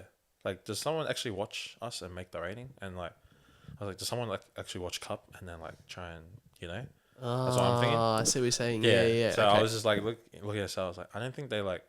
I think when it gets down to like us kind of players, they'd like have an average and then they look at the stats and stuff like that. But yeah, so I was like getting cut because I was like 2 above him. And he was saying like, oh, because he only played 10 minutes and you're like, I try every 10 minutes. They're gonna just add times that by 8 and then and then like do the averages and that. I was like, shut up. And I was like, I've just played the most recent game, so yeah, something like that. That's mad. But yeah, but he edited his own character on that game, and then he made it like freaking 10 above. Yeah. And then like me, I changed my character to like 99 overall. I was like, fine. We bought this game, I don't care. Bro. But the stats are off, bro, completely. Yeah, Like, no, they are. bro, Hammer's speed is like nowhere near like the fastest players in the game are slow Yeah. in the actual video. I'm like, who was I think I played against Sal, and I was like using Adaka to like make a runaway, and then next minute I see, like, no offense to him, he's quick, but he's not as quick as Car. Yeah. Sal used Alex Twa to run him down, and I'm Bro, no offense, and I there's was no like, chance. Yeah, I'm like I'm not offending him or anything, but I'm just like, bro, like, Yeah. where's the consistency? Exactly, Like, bro. I mean, you can put whatever speed for any player. Like, Yeah. the prop could catch a winger. Yeah, that's right. And like, probably Payne Haas is the only prop I can think of who could do that. Yeah, exactly. Oh. But other than that, yeah, like, It's a funny game. definitely is. But But crazy. But your rating's pretty good. yeah, it was solid as. It was like under 70 or something, or a bit over, or I'm not sure. I knew like 71, 73, something like that. Oh, yeah, something like that, but I'm not sure. But I was grateful with it. But Yeah, bro. there were so many boys who were off it. I was Yeah. cracking up. It was just like, it was actually crazy. Like, the boys, some of them actually cared. Like, especially that Rob Toyer. Nah. He games all that time. So when he saw the leak come out, he was Oh. getting so cut because the rating of the leak said, myself, Bobby, and Steepy were all the same rating. I shared it to Bobby, and he was so cut. Oh my god. I was like, these are your true colors. And then like, I was just like, yeah, I'm as good as a freaking Origin center right now. I was like, bro. But yeah, That's gold. but yeah, nah. I love that. It's such case, nah. Bro, it's mad. Who cares what rating you are? You're in a game. Actuals, yeah. What the heck? That's mad, bro. No, that's insane. You just play. You get to play a video game with yourself. Yeah, One of the characters. no, it's pretty mad. Do you think you look like you in it? Oh, I like, yeah, a little bit. But I wish I just didn't cut my hair. I had like long ass hair. Yeah. Yeah, before the like photo shoot. Then I like I got sick of it and like shaved it off. So I was looking at my haircut in the thing. I was like, and I looked dusty as in the game, like roughest hair, no like fade or anything. But I was just I like, see what you're saying. but yeah, but the facial features are pretty accurate. Yeah. Sal's one, fire, was so accurate. I was looking at Is Sal. it? Yeah, I was looking at Sal's. I was like, for all my days, like, it's kind of scary how like accurate it looked. But I just do career modes. Yeah. I don't play pro teams, to be honest. I only do that pro team to get the cards, Yeah, And, like same. I'm still trying to get my card. Oh yeah. Yeah, I've got Sal's card. I think I got you. Oh yeah, oh man. Well, think so. I'm still looking for my card. I'm like, fuck, like keep Sad. spamming the card store. Yeah. That's all it is, bro. Till you get you. That's all I cared. I was like, Yeah. I didn't even care about playing it. But yeah, no, I was actually mad. But That's hectic. definitely, yeah. I'll sign you in my career mode. Yeah, probably what? I actually have. I Bronze signed all card or the. something? To be honest, Yeah. I signed all the Christian players Oh, yeah? that I know of, Mad. like that we follow, and like some of them Yeah. have followed us back or whatever. So like, I sound like a creep, bro. People think I'm a creep, but I just like sign I know Christian you mean. players, bro. I don't care. Yeah, I know you 'Cause mean. then you put their potentials up, Yeah. so you just play. Yeah. Like Ativalu Lesati. Oh Plays for yeah. Storm? Yeah. Yeah. Like him. Yeah. I'll sign. Yeah, man. Signed you. Yeah. Whatever. Like, cause I don't know. It's just like I play. Honestly, I'm like, all right. If I was a coach, some of them I'll go. All right. If I was actually a coach of this team, Yeah. how would I actually play this? Yeah. All right, you got to sign people with like these values because Yeah. then they're hard workers and all of this Yeah, stuff, you know. no, definitely. Because I don't have time to play online, bro. Yeah. Like, I shouldn't. I don't know. I won't say it on the podcast, but like, I play them at times that I need to be doing other stuff, Yeah. and so I can't pause the game online and then go and do what I need to do I know you or mean. whatever. Yeah. So I just play on my career mode's the best I can Yeah. do right now, Nah, definitely. and so that's the most fun I can have, bro. I don't know. No one else plays it, Yeah. but I Nah, I know what you mean. and I've only got PS4. Sad. Oh, yeah. So I can't verse people with PS5s. Yeah, fair.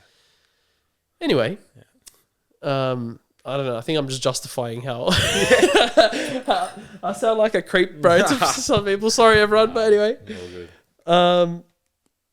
All right. So outside of footy and faith, like in church and stuff, what do you like to do to get up to? Not really much, eh? Like, just it literally is just faith. Other than like outside footy, it's just faith. I mean, I am studying. Yeah. And, What do you, as in, like, oh yeah, it's like what do you call it? I'm starting to become a pilot. bro, Yeah. what the? Yeah, I do it at Bankstown Airport. That's mad. Yeah. That's pretty cool. But only early stages. I'm about 4 months into it. I've done a few lectures and I've flown once. That's hectic. Yeah, actually, I'm booking another flight sometime next week to just get some my hours up. But yeah, That's solid. yeah, nah, it's pretty cool. But yeah, I do that a bit. Yeah, not really in the summer.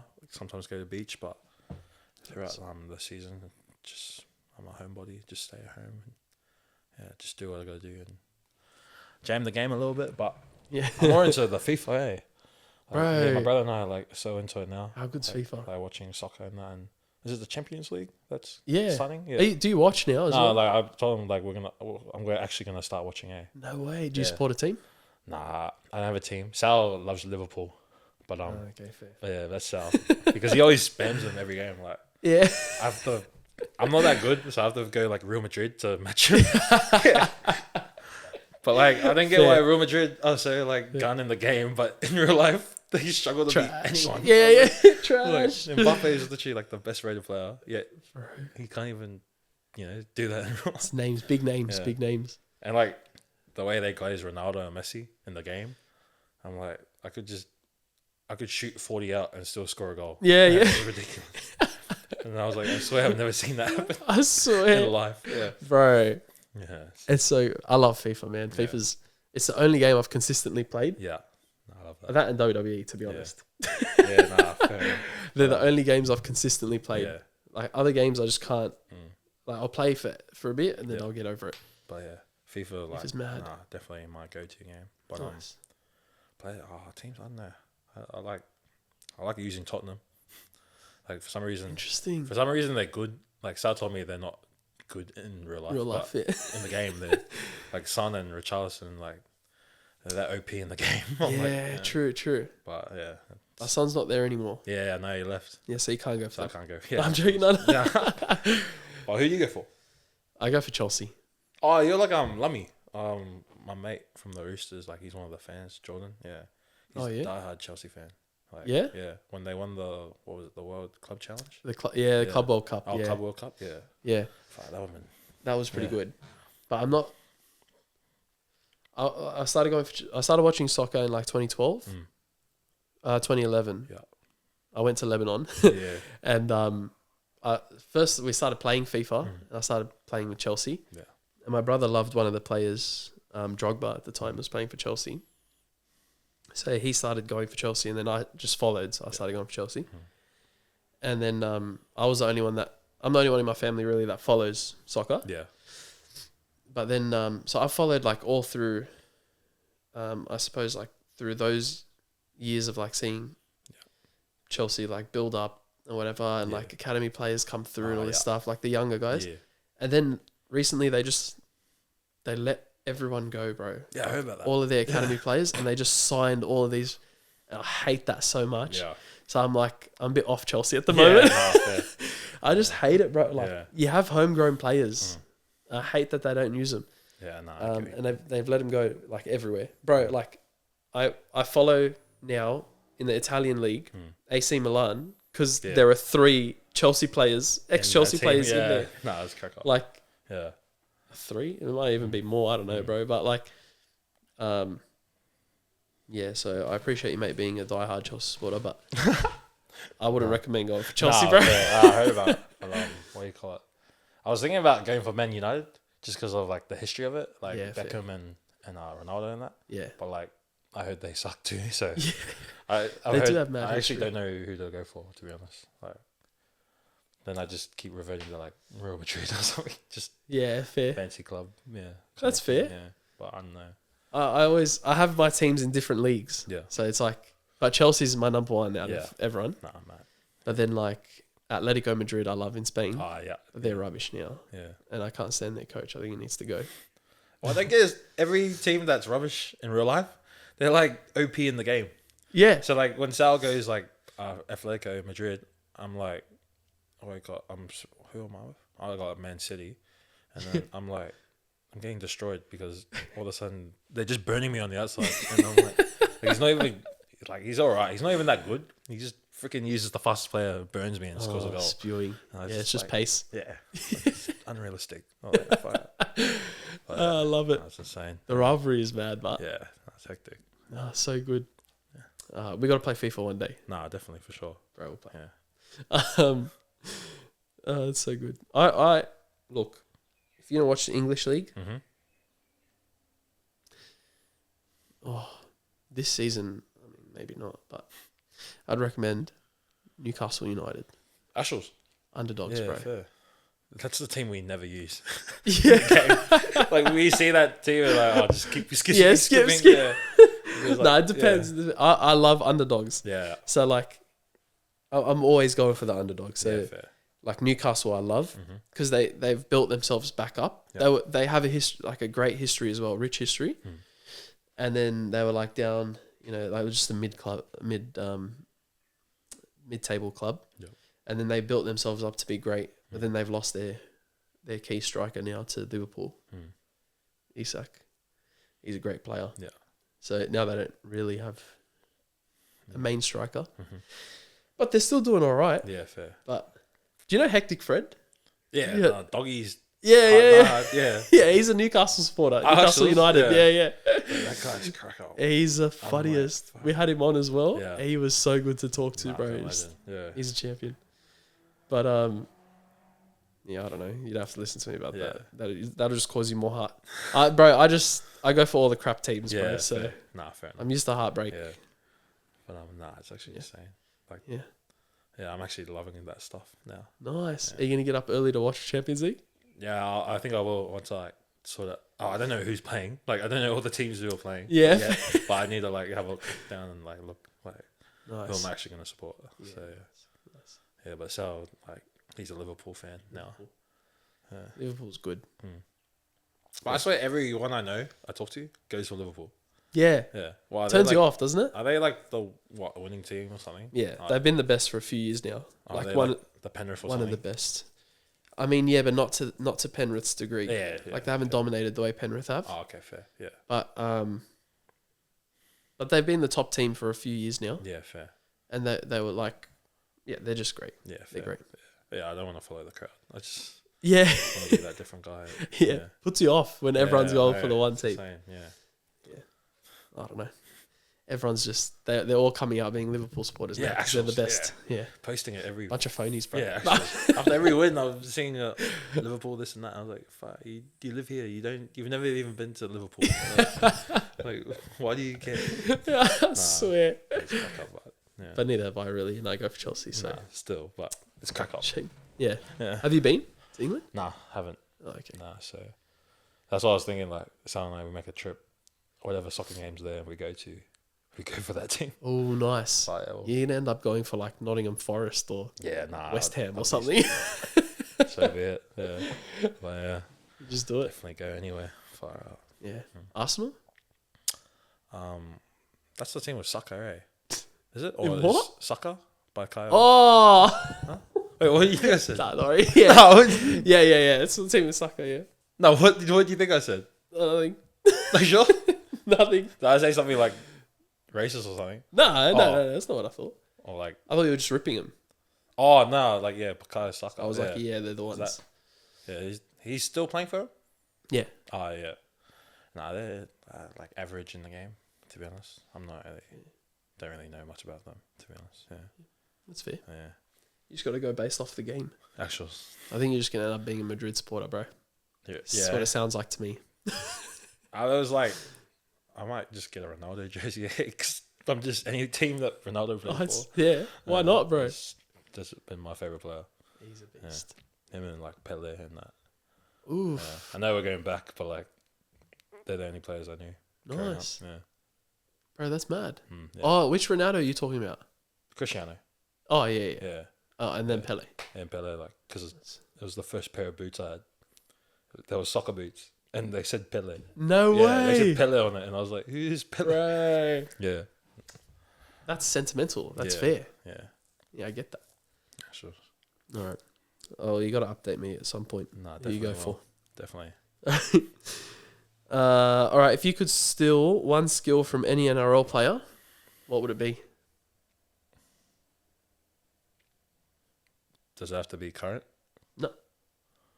Good question, actually. Cooper Cronk's kicking. Yeah. Like, Wow. kicking IQ, like, selection of kicks.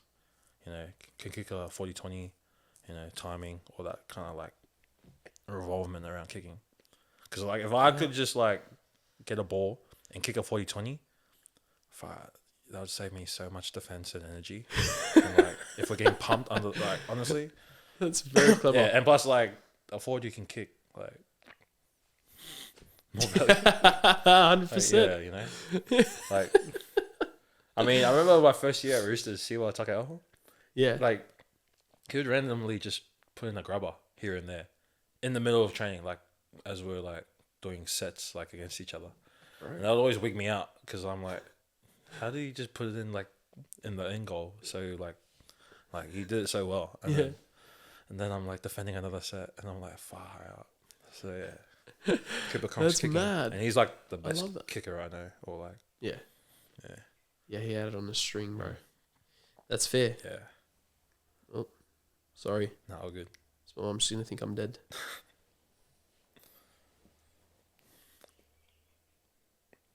All right. Yeah, no, all good, all good. Sorry.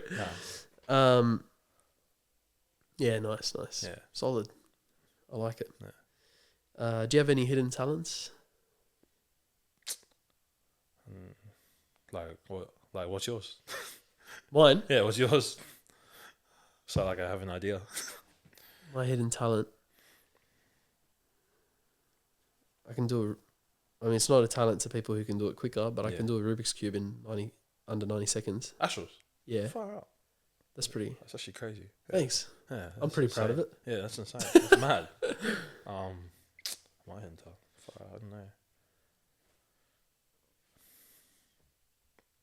It's more of a party trick, but the hidden talent. Oh, I don't even have that. Never really went to parties. Yeah. No, I'm not a partier either, yeah, but yeah, I don't know. I don't know. Flags. Do you know like country flags? Like weird ones, obscure ones? Nah, probably. Oh, maybe. I don't know. I wouldn't know what's weird, but I played the guitar growing up. and the ukulele. Like, I don't Yeah, know if that counts. can you sing? You can sing. No, I can't. No, I can't. Don't be one of those. Everyone can sing. Don't be one of those people, No, bro. trust me, I can't. You can. Everyone can sing. Yes. Can everyone sing well? No. Yeah, I'm in that. I can't sing well. But I do not believe it. yeah, but obviously, I'm not gonna sing now. No, but like, Yeah, but can you? Can you sing well? Sing. No, I can't sing well. I can't. Trust me, Bro, I can't. I don't Trust believe me, you for a I second. can't. You know, I'm like, I feel like I'm. Is it in music? I think it's tone deaf. Yeah. Yeah, like I listen to myself sing now. Like if I did, I sound like I should be Chris Brown or Usher or something. But then like I record it and then I listen to it, oh hell no, this is like Chris Brown from Timu or something. I'm like, What's your favorite song? Oh, it's changed. It's totally changed. Growing up. Oh, actually, What's one of them? With You, Chris Brown. Which one's that one? Sorry, Which one's that one? I'm not singing it. Can't keep a straight face, bro. I'm the worst. I'm not singing it. With You, Chris Brown. Everyone knows that song. If you don't, listen to it. I Choose You by Mario. What a song, bro. The best song. And Track. Craig David, Walking Away. I don't know if you. No, genuinely, which one's that? I'm being serious. That one's a serious one. Just No, like hum it or something. No. You're gonna make me search it up now. Yeah, search up Walking Away, Craig David, and you'll listen to it, and then like you might have an like understanding. You can't even just hum it for me now. Nah, there's no way I'm having it, especially on here. Wait, let me skip this side then.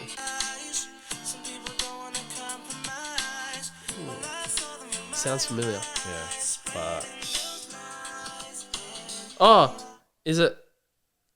I'm walking away. yeah. Oh, is that the one? Is that Singing Craig that David? Yeah, that's Craig David. What? Yeah. I didn't know that. Let me add it to my playlist because that's actually a track. Yeah. But yeah, those are the tracks I grew up watching. But now it's like a lot. Yeah, honestly, there's a lot of Christian music now, and like Christian rap. Just because like sometimes when you listen to stuff, you can actually listen and hear it, and like it puts you off a bit. Yeah. Yeah. When you're actually like listening to the lyrics. 100%. So like every time I'm driving and I'm hearing a song, I'm like, and I hear something, I'm like, oh fuck, could I change it? Yeah, And yeah. I used to love that song, but Yeah. I can't anymore. Yeah. But Yeah. but yeah, those three. Oh, I spammed those like 1,000 times growing up. Yeah. Yeah, They're top. They're tracks, bro. yeah. I Choose You Hmm. is like not as well known as I thought it was or Yeah. would be. Yeah, But bro, what a track. yeah. I thought like No, it's a yeah. great song. With You is pretty like out there. Yeah. Like because of Chris, but Yeah. I Choose You. When people ask me that and they don't know, I get so like heartbroken. 'Cause Yeah. I'm like, do you not have like a childhood or something? I Like, swear. like, bro, like this is like one of the ultimate love songs out there. Bro, Yeah, no, they're but missing out, bro. yeah, I don't know what they're yeah, doing. those three are actually my favorite. I like it. Yeah, I like it. All right, so you play guitar. yeah, Did you say ukulele? a little bit. Yeah, That's mad. brother Sal learned ukulele. I got given the guitar. Yeah, Ah, no, that's but mad. I'm not like I can't play it anymore because I stopped. But yeah, just Yeah. no like Muscle memory, two but you'll songs. get it. Like yeah, What songs can you play? I can't remember the name, but I can remember the tune in my head. Guys, just go. Follow me.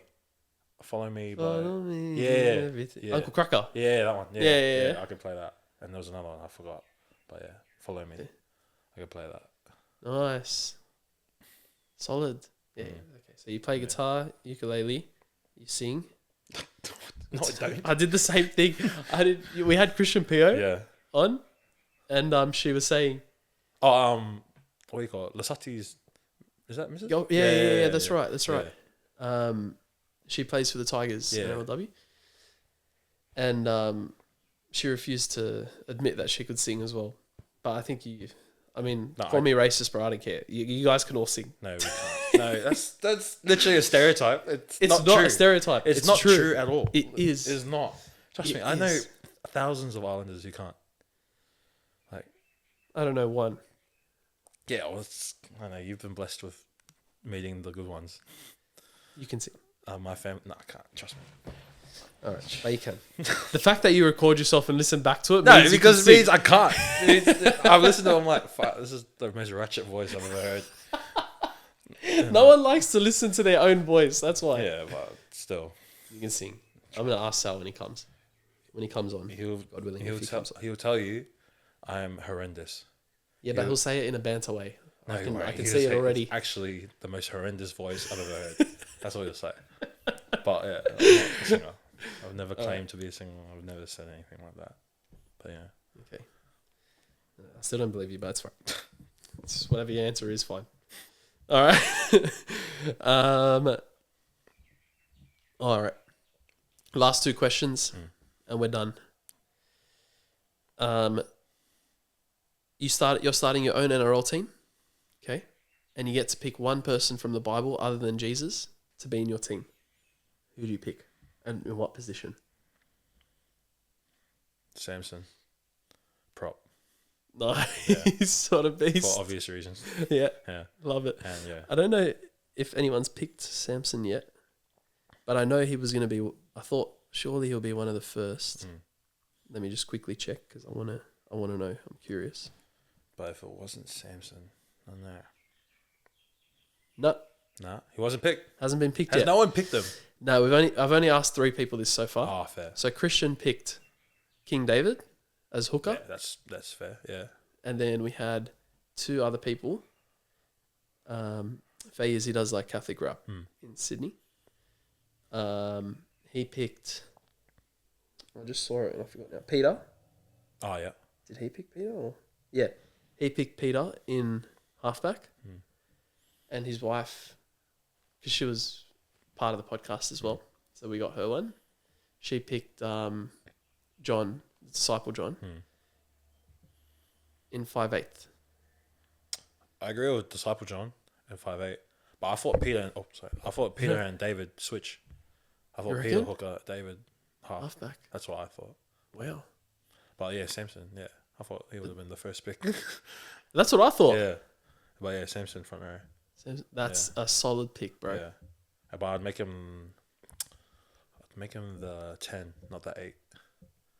I feel like there's another player or another person I could pick, because like the 10 is like an agile front row, you know, he could mold into like lock second row, whereas the 8 is like, if you're the 8, you're a prop for life. Yeah. Like you're stuck there.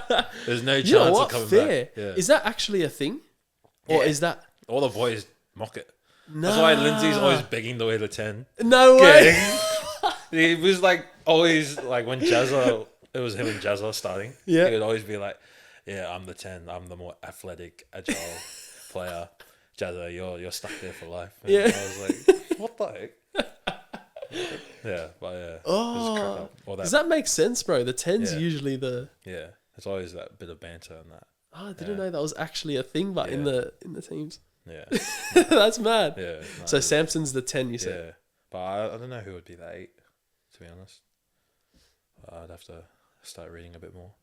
Yeah. Find a few more people, but yeah, definitely Samson. Yeah, I wouldn't know who would be the 8. Oh, wouldn't you say Samson would be the 8? Oh, true. Or Goliath can be 8. Yeah, true. Goliath probably makes more sense at 8. Because I heard Samson, like, yeah, he was big and strong, but I heard he was like agile as, like from Oh, fair. like That we're makes watching sense. like historical documentaries. as Yeah, well. yeah. But that would make Yeah, sense. That's yeah. fair. Actually, fair. You're right. Sorry. Nah, I nah, shouldn't have questioned you, bro. I'm so sorry. nah, but yeah, Goliath and Samson fight 2 big props. It's pretty good. Yeah, All right. pretty good team. So we've far. gone Samson in 10. Yeah, we'll just stick Alright. with that. Nice. Someone else can pick Goliath. Yeah. I got to leave, the rest of the... We're trying to make a team if we can. Yeah, So far, no one's picked the same positions, which is good. Or the Yeah. same people, which is good. But see what happens. whatever. Yeah. If people pick the same one, it doesn't matter. You know? Yeah. I just want to know their answer. Yeah. All right, last thing. I'm sorry to tell you, but you're on death row. Yeah. All right. Do you know the rules around a death row meal? Not really. All right. Okay. Nah. So if you're on death row, you get one final meal. And you basically, I mean, there are different rules and laws and things like that in different countries and states and all. Yeah. But here on Against the Grain, there are no rules, no caps, no nothing. Okay. Your final meal is whatever you want, how much of it you want. It doesn't matter. You can get from different places. You can get homemade, whoever Yeah. you want to cook it. absolutely no rules. Yeah. Your last meal on earth. Nah, now you're exposing me. Yeah. You actually sound like the biggest back on planet Earth. So, alright, we'll start off what's at home. Mum made lasagna, half a tray, because I won't finish it. And then,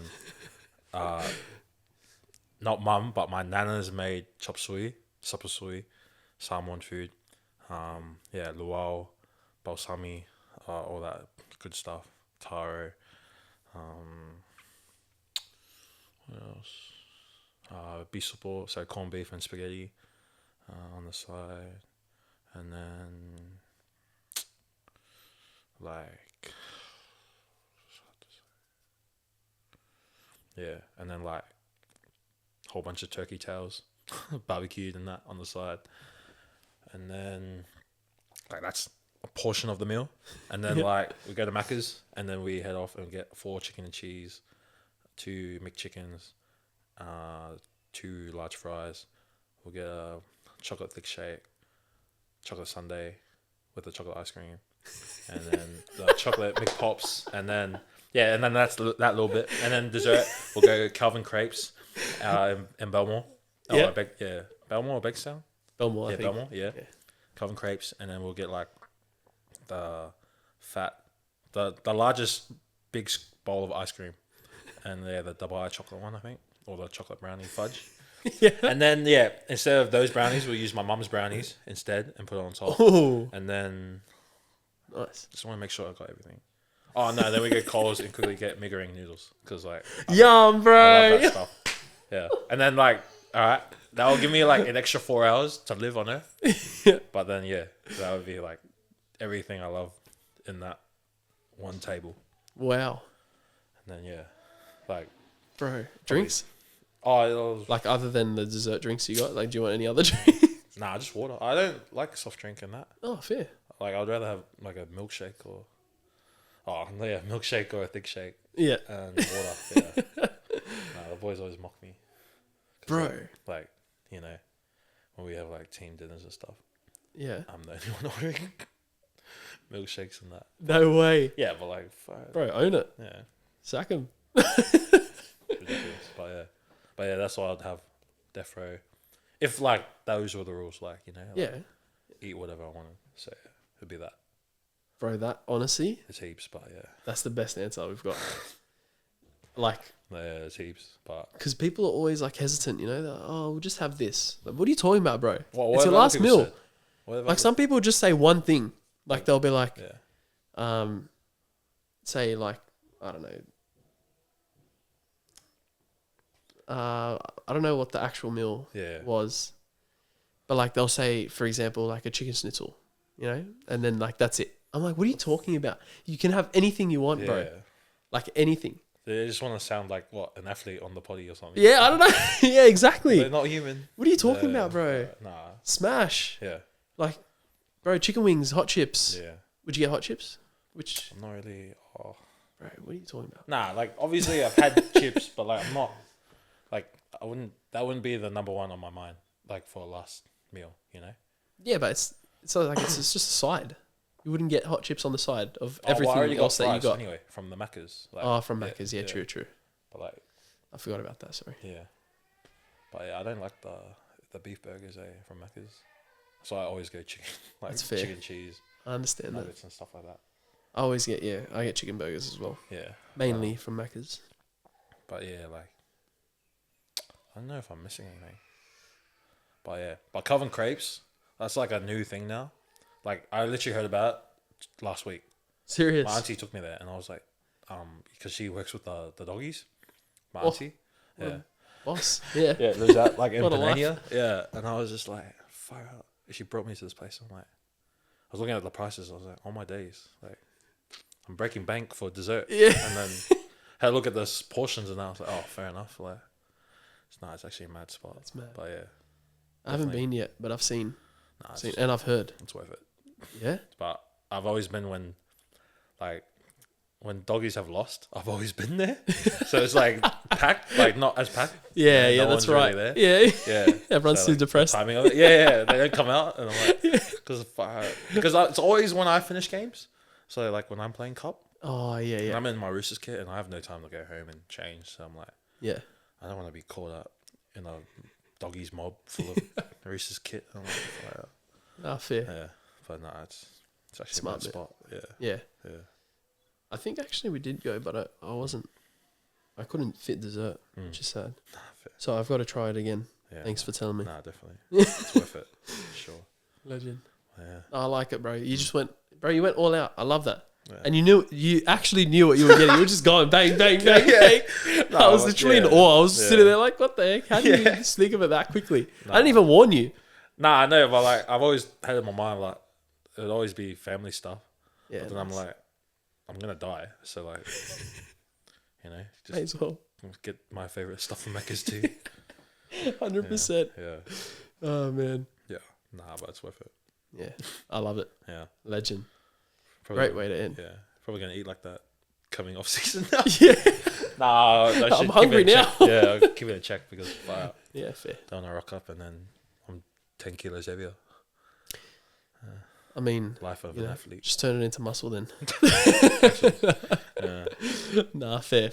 You still got to be careful. Nah, definitely. Whatever, you know. Hmm. I think I want Macca's after this. I'm not gonna lie. Show the search up. It's the closest Macca's on the way home. Yeah. I swear. Yeah. Don't worry, there's one down the road. So easy. Yeah. Bro, thanks so much for coming. Honestly, Good. if you're down for it, I'm down for a part 2 at some point. Definitely. This has been near the longest podcast. Yeah, nah, I apologize done. for time wasting. Don't be sorry. No, it's not, Just bro. keep rambling and that. Yeah. It was so good. I really enjoyed it. I hope, but I also know that our listeners will enjoy it. Whoever listens to this podcast, it's been awesome, bro, just to get to know you. Nah, I appreciate it. And your absolutely like, bro, inspirational faith. And then some good footy chat as well. Yeah. Which I love. And then it's just been, honestly, bro, I lost track of time. Yeah, nah, same. So, What is the time? bro, it's 3:10. Ashles. Yeah. We started, we got here at 10. No way, that was 5 hours. Yeah. That's crazy. That's scary. My bad. No. It's the best thing, bro. Yeah. We love it. Yeah. So thank you so much, it's bro, all good. for giving your day, honestly, to this. All good. Had nothing. But yeah, I did tell Sal I was going to be like, maybe 2 hours max. Whoops.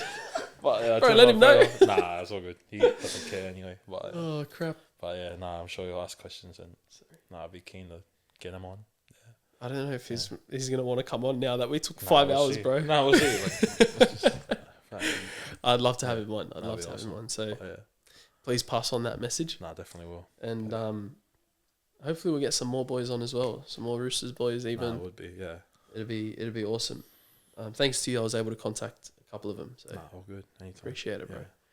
Yeah. I'll get you, if you don't mind, to end it.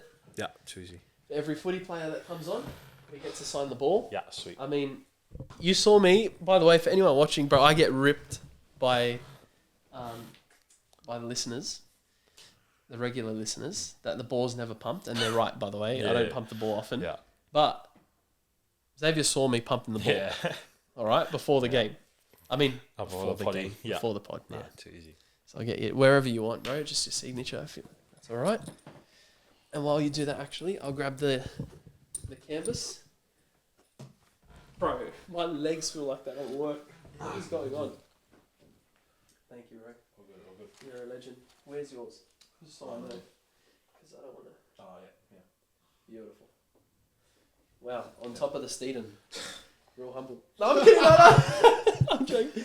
Do you want to stand and do it? Or? Yeah, it's too easier. Yeah. All right. Wherever you want. No pressure. Yeah. Do you want me to put it down or something? Is that easier? Yeah. No, you're right, bro. Sorry, it's not the. That's all good.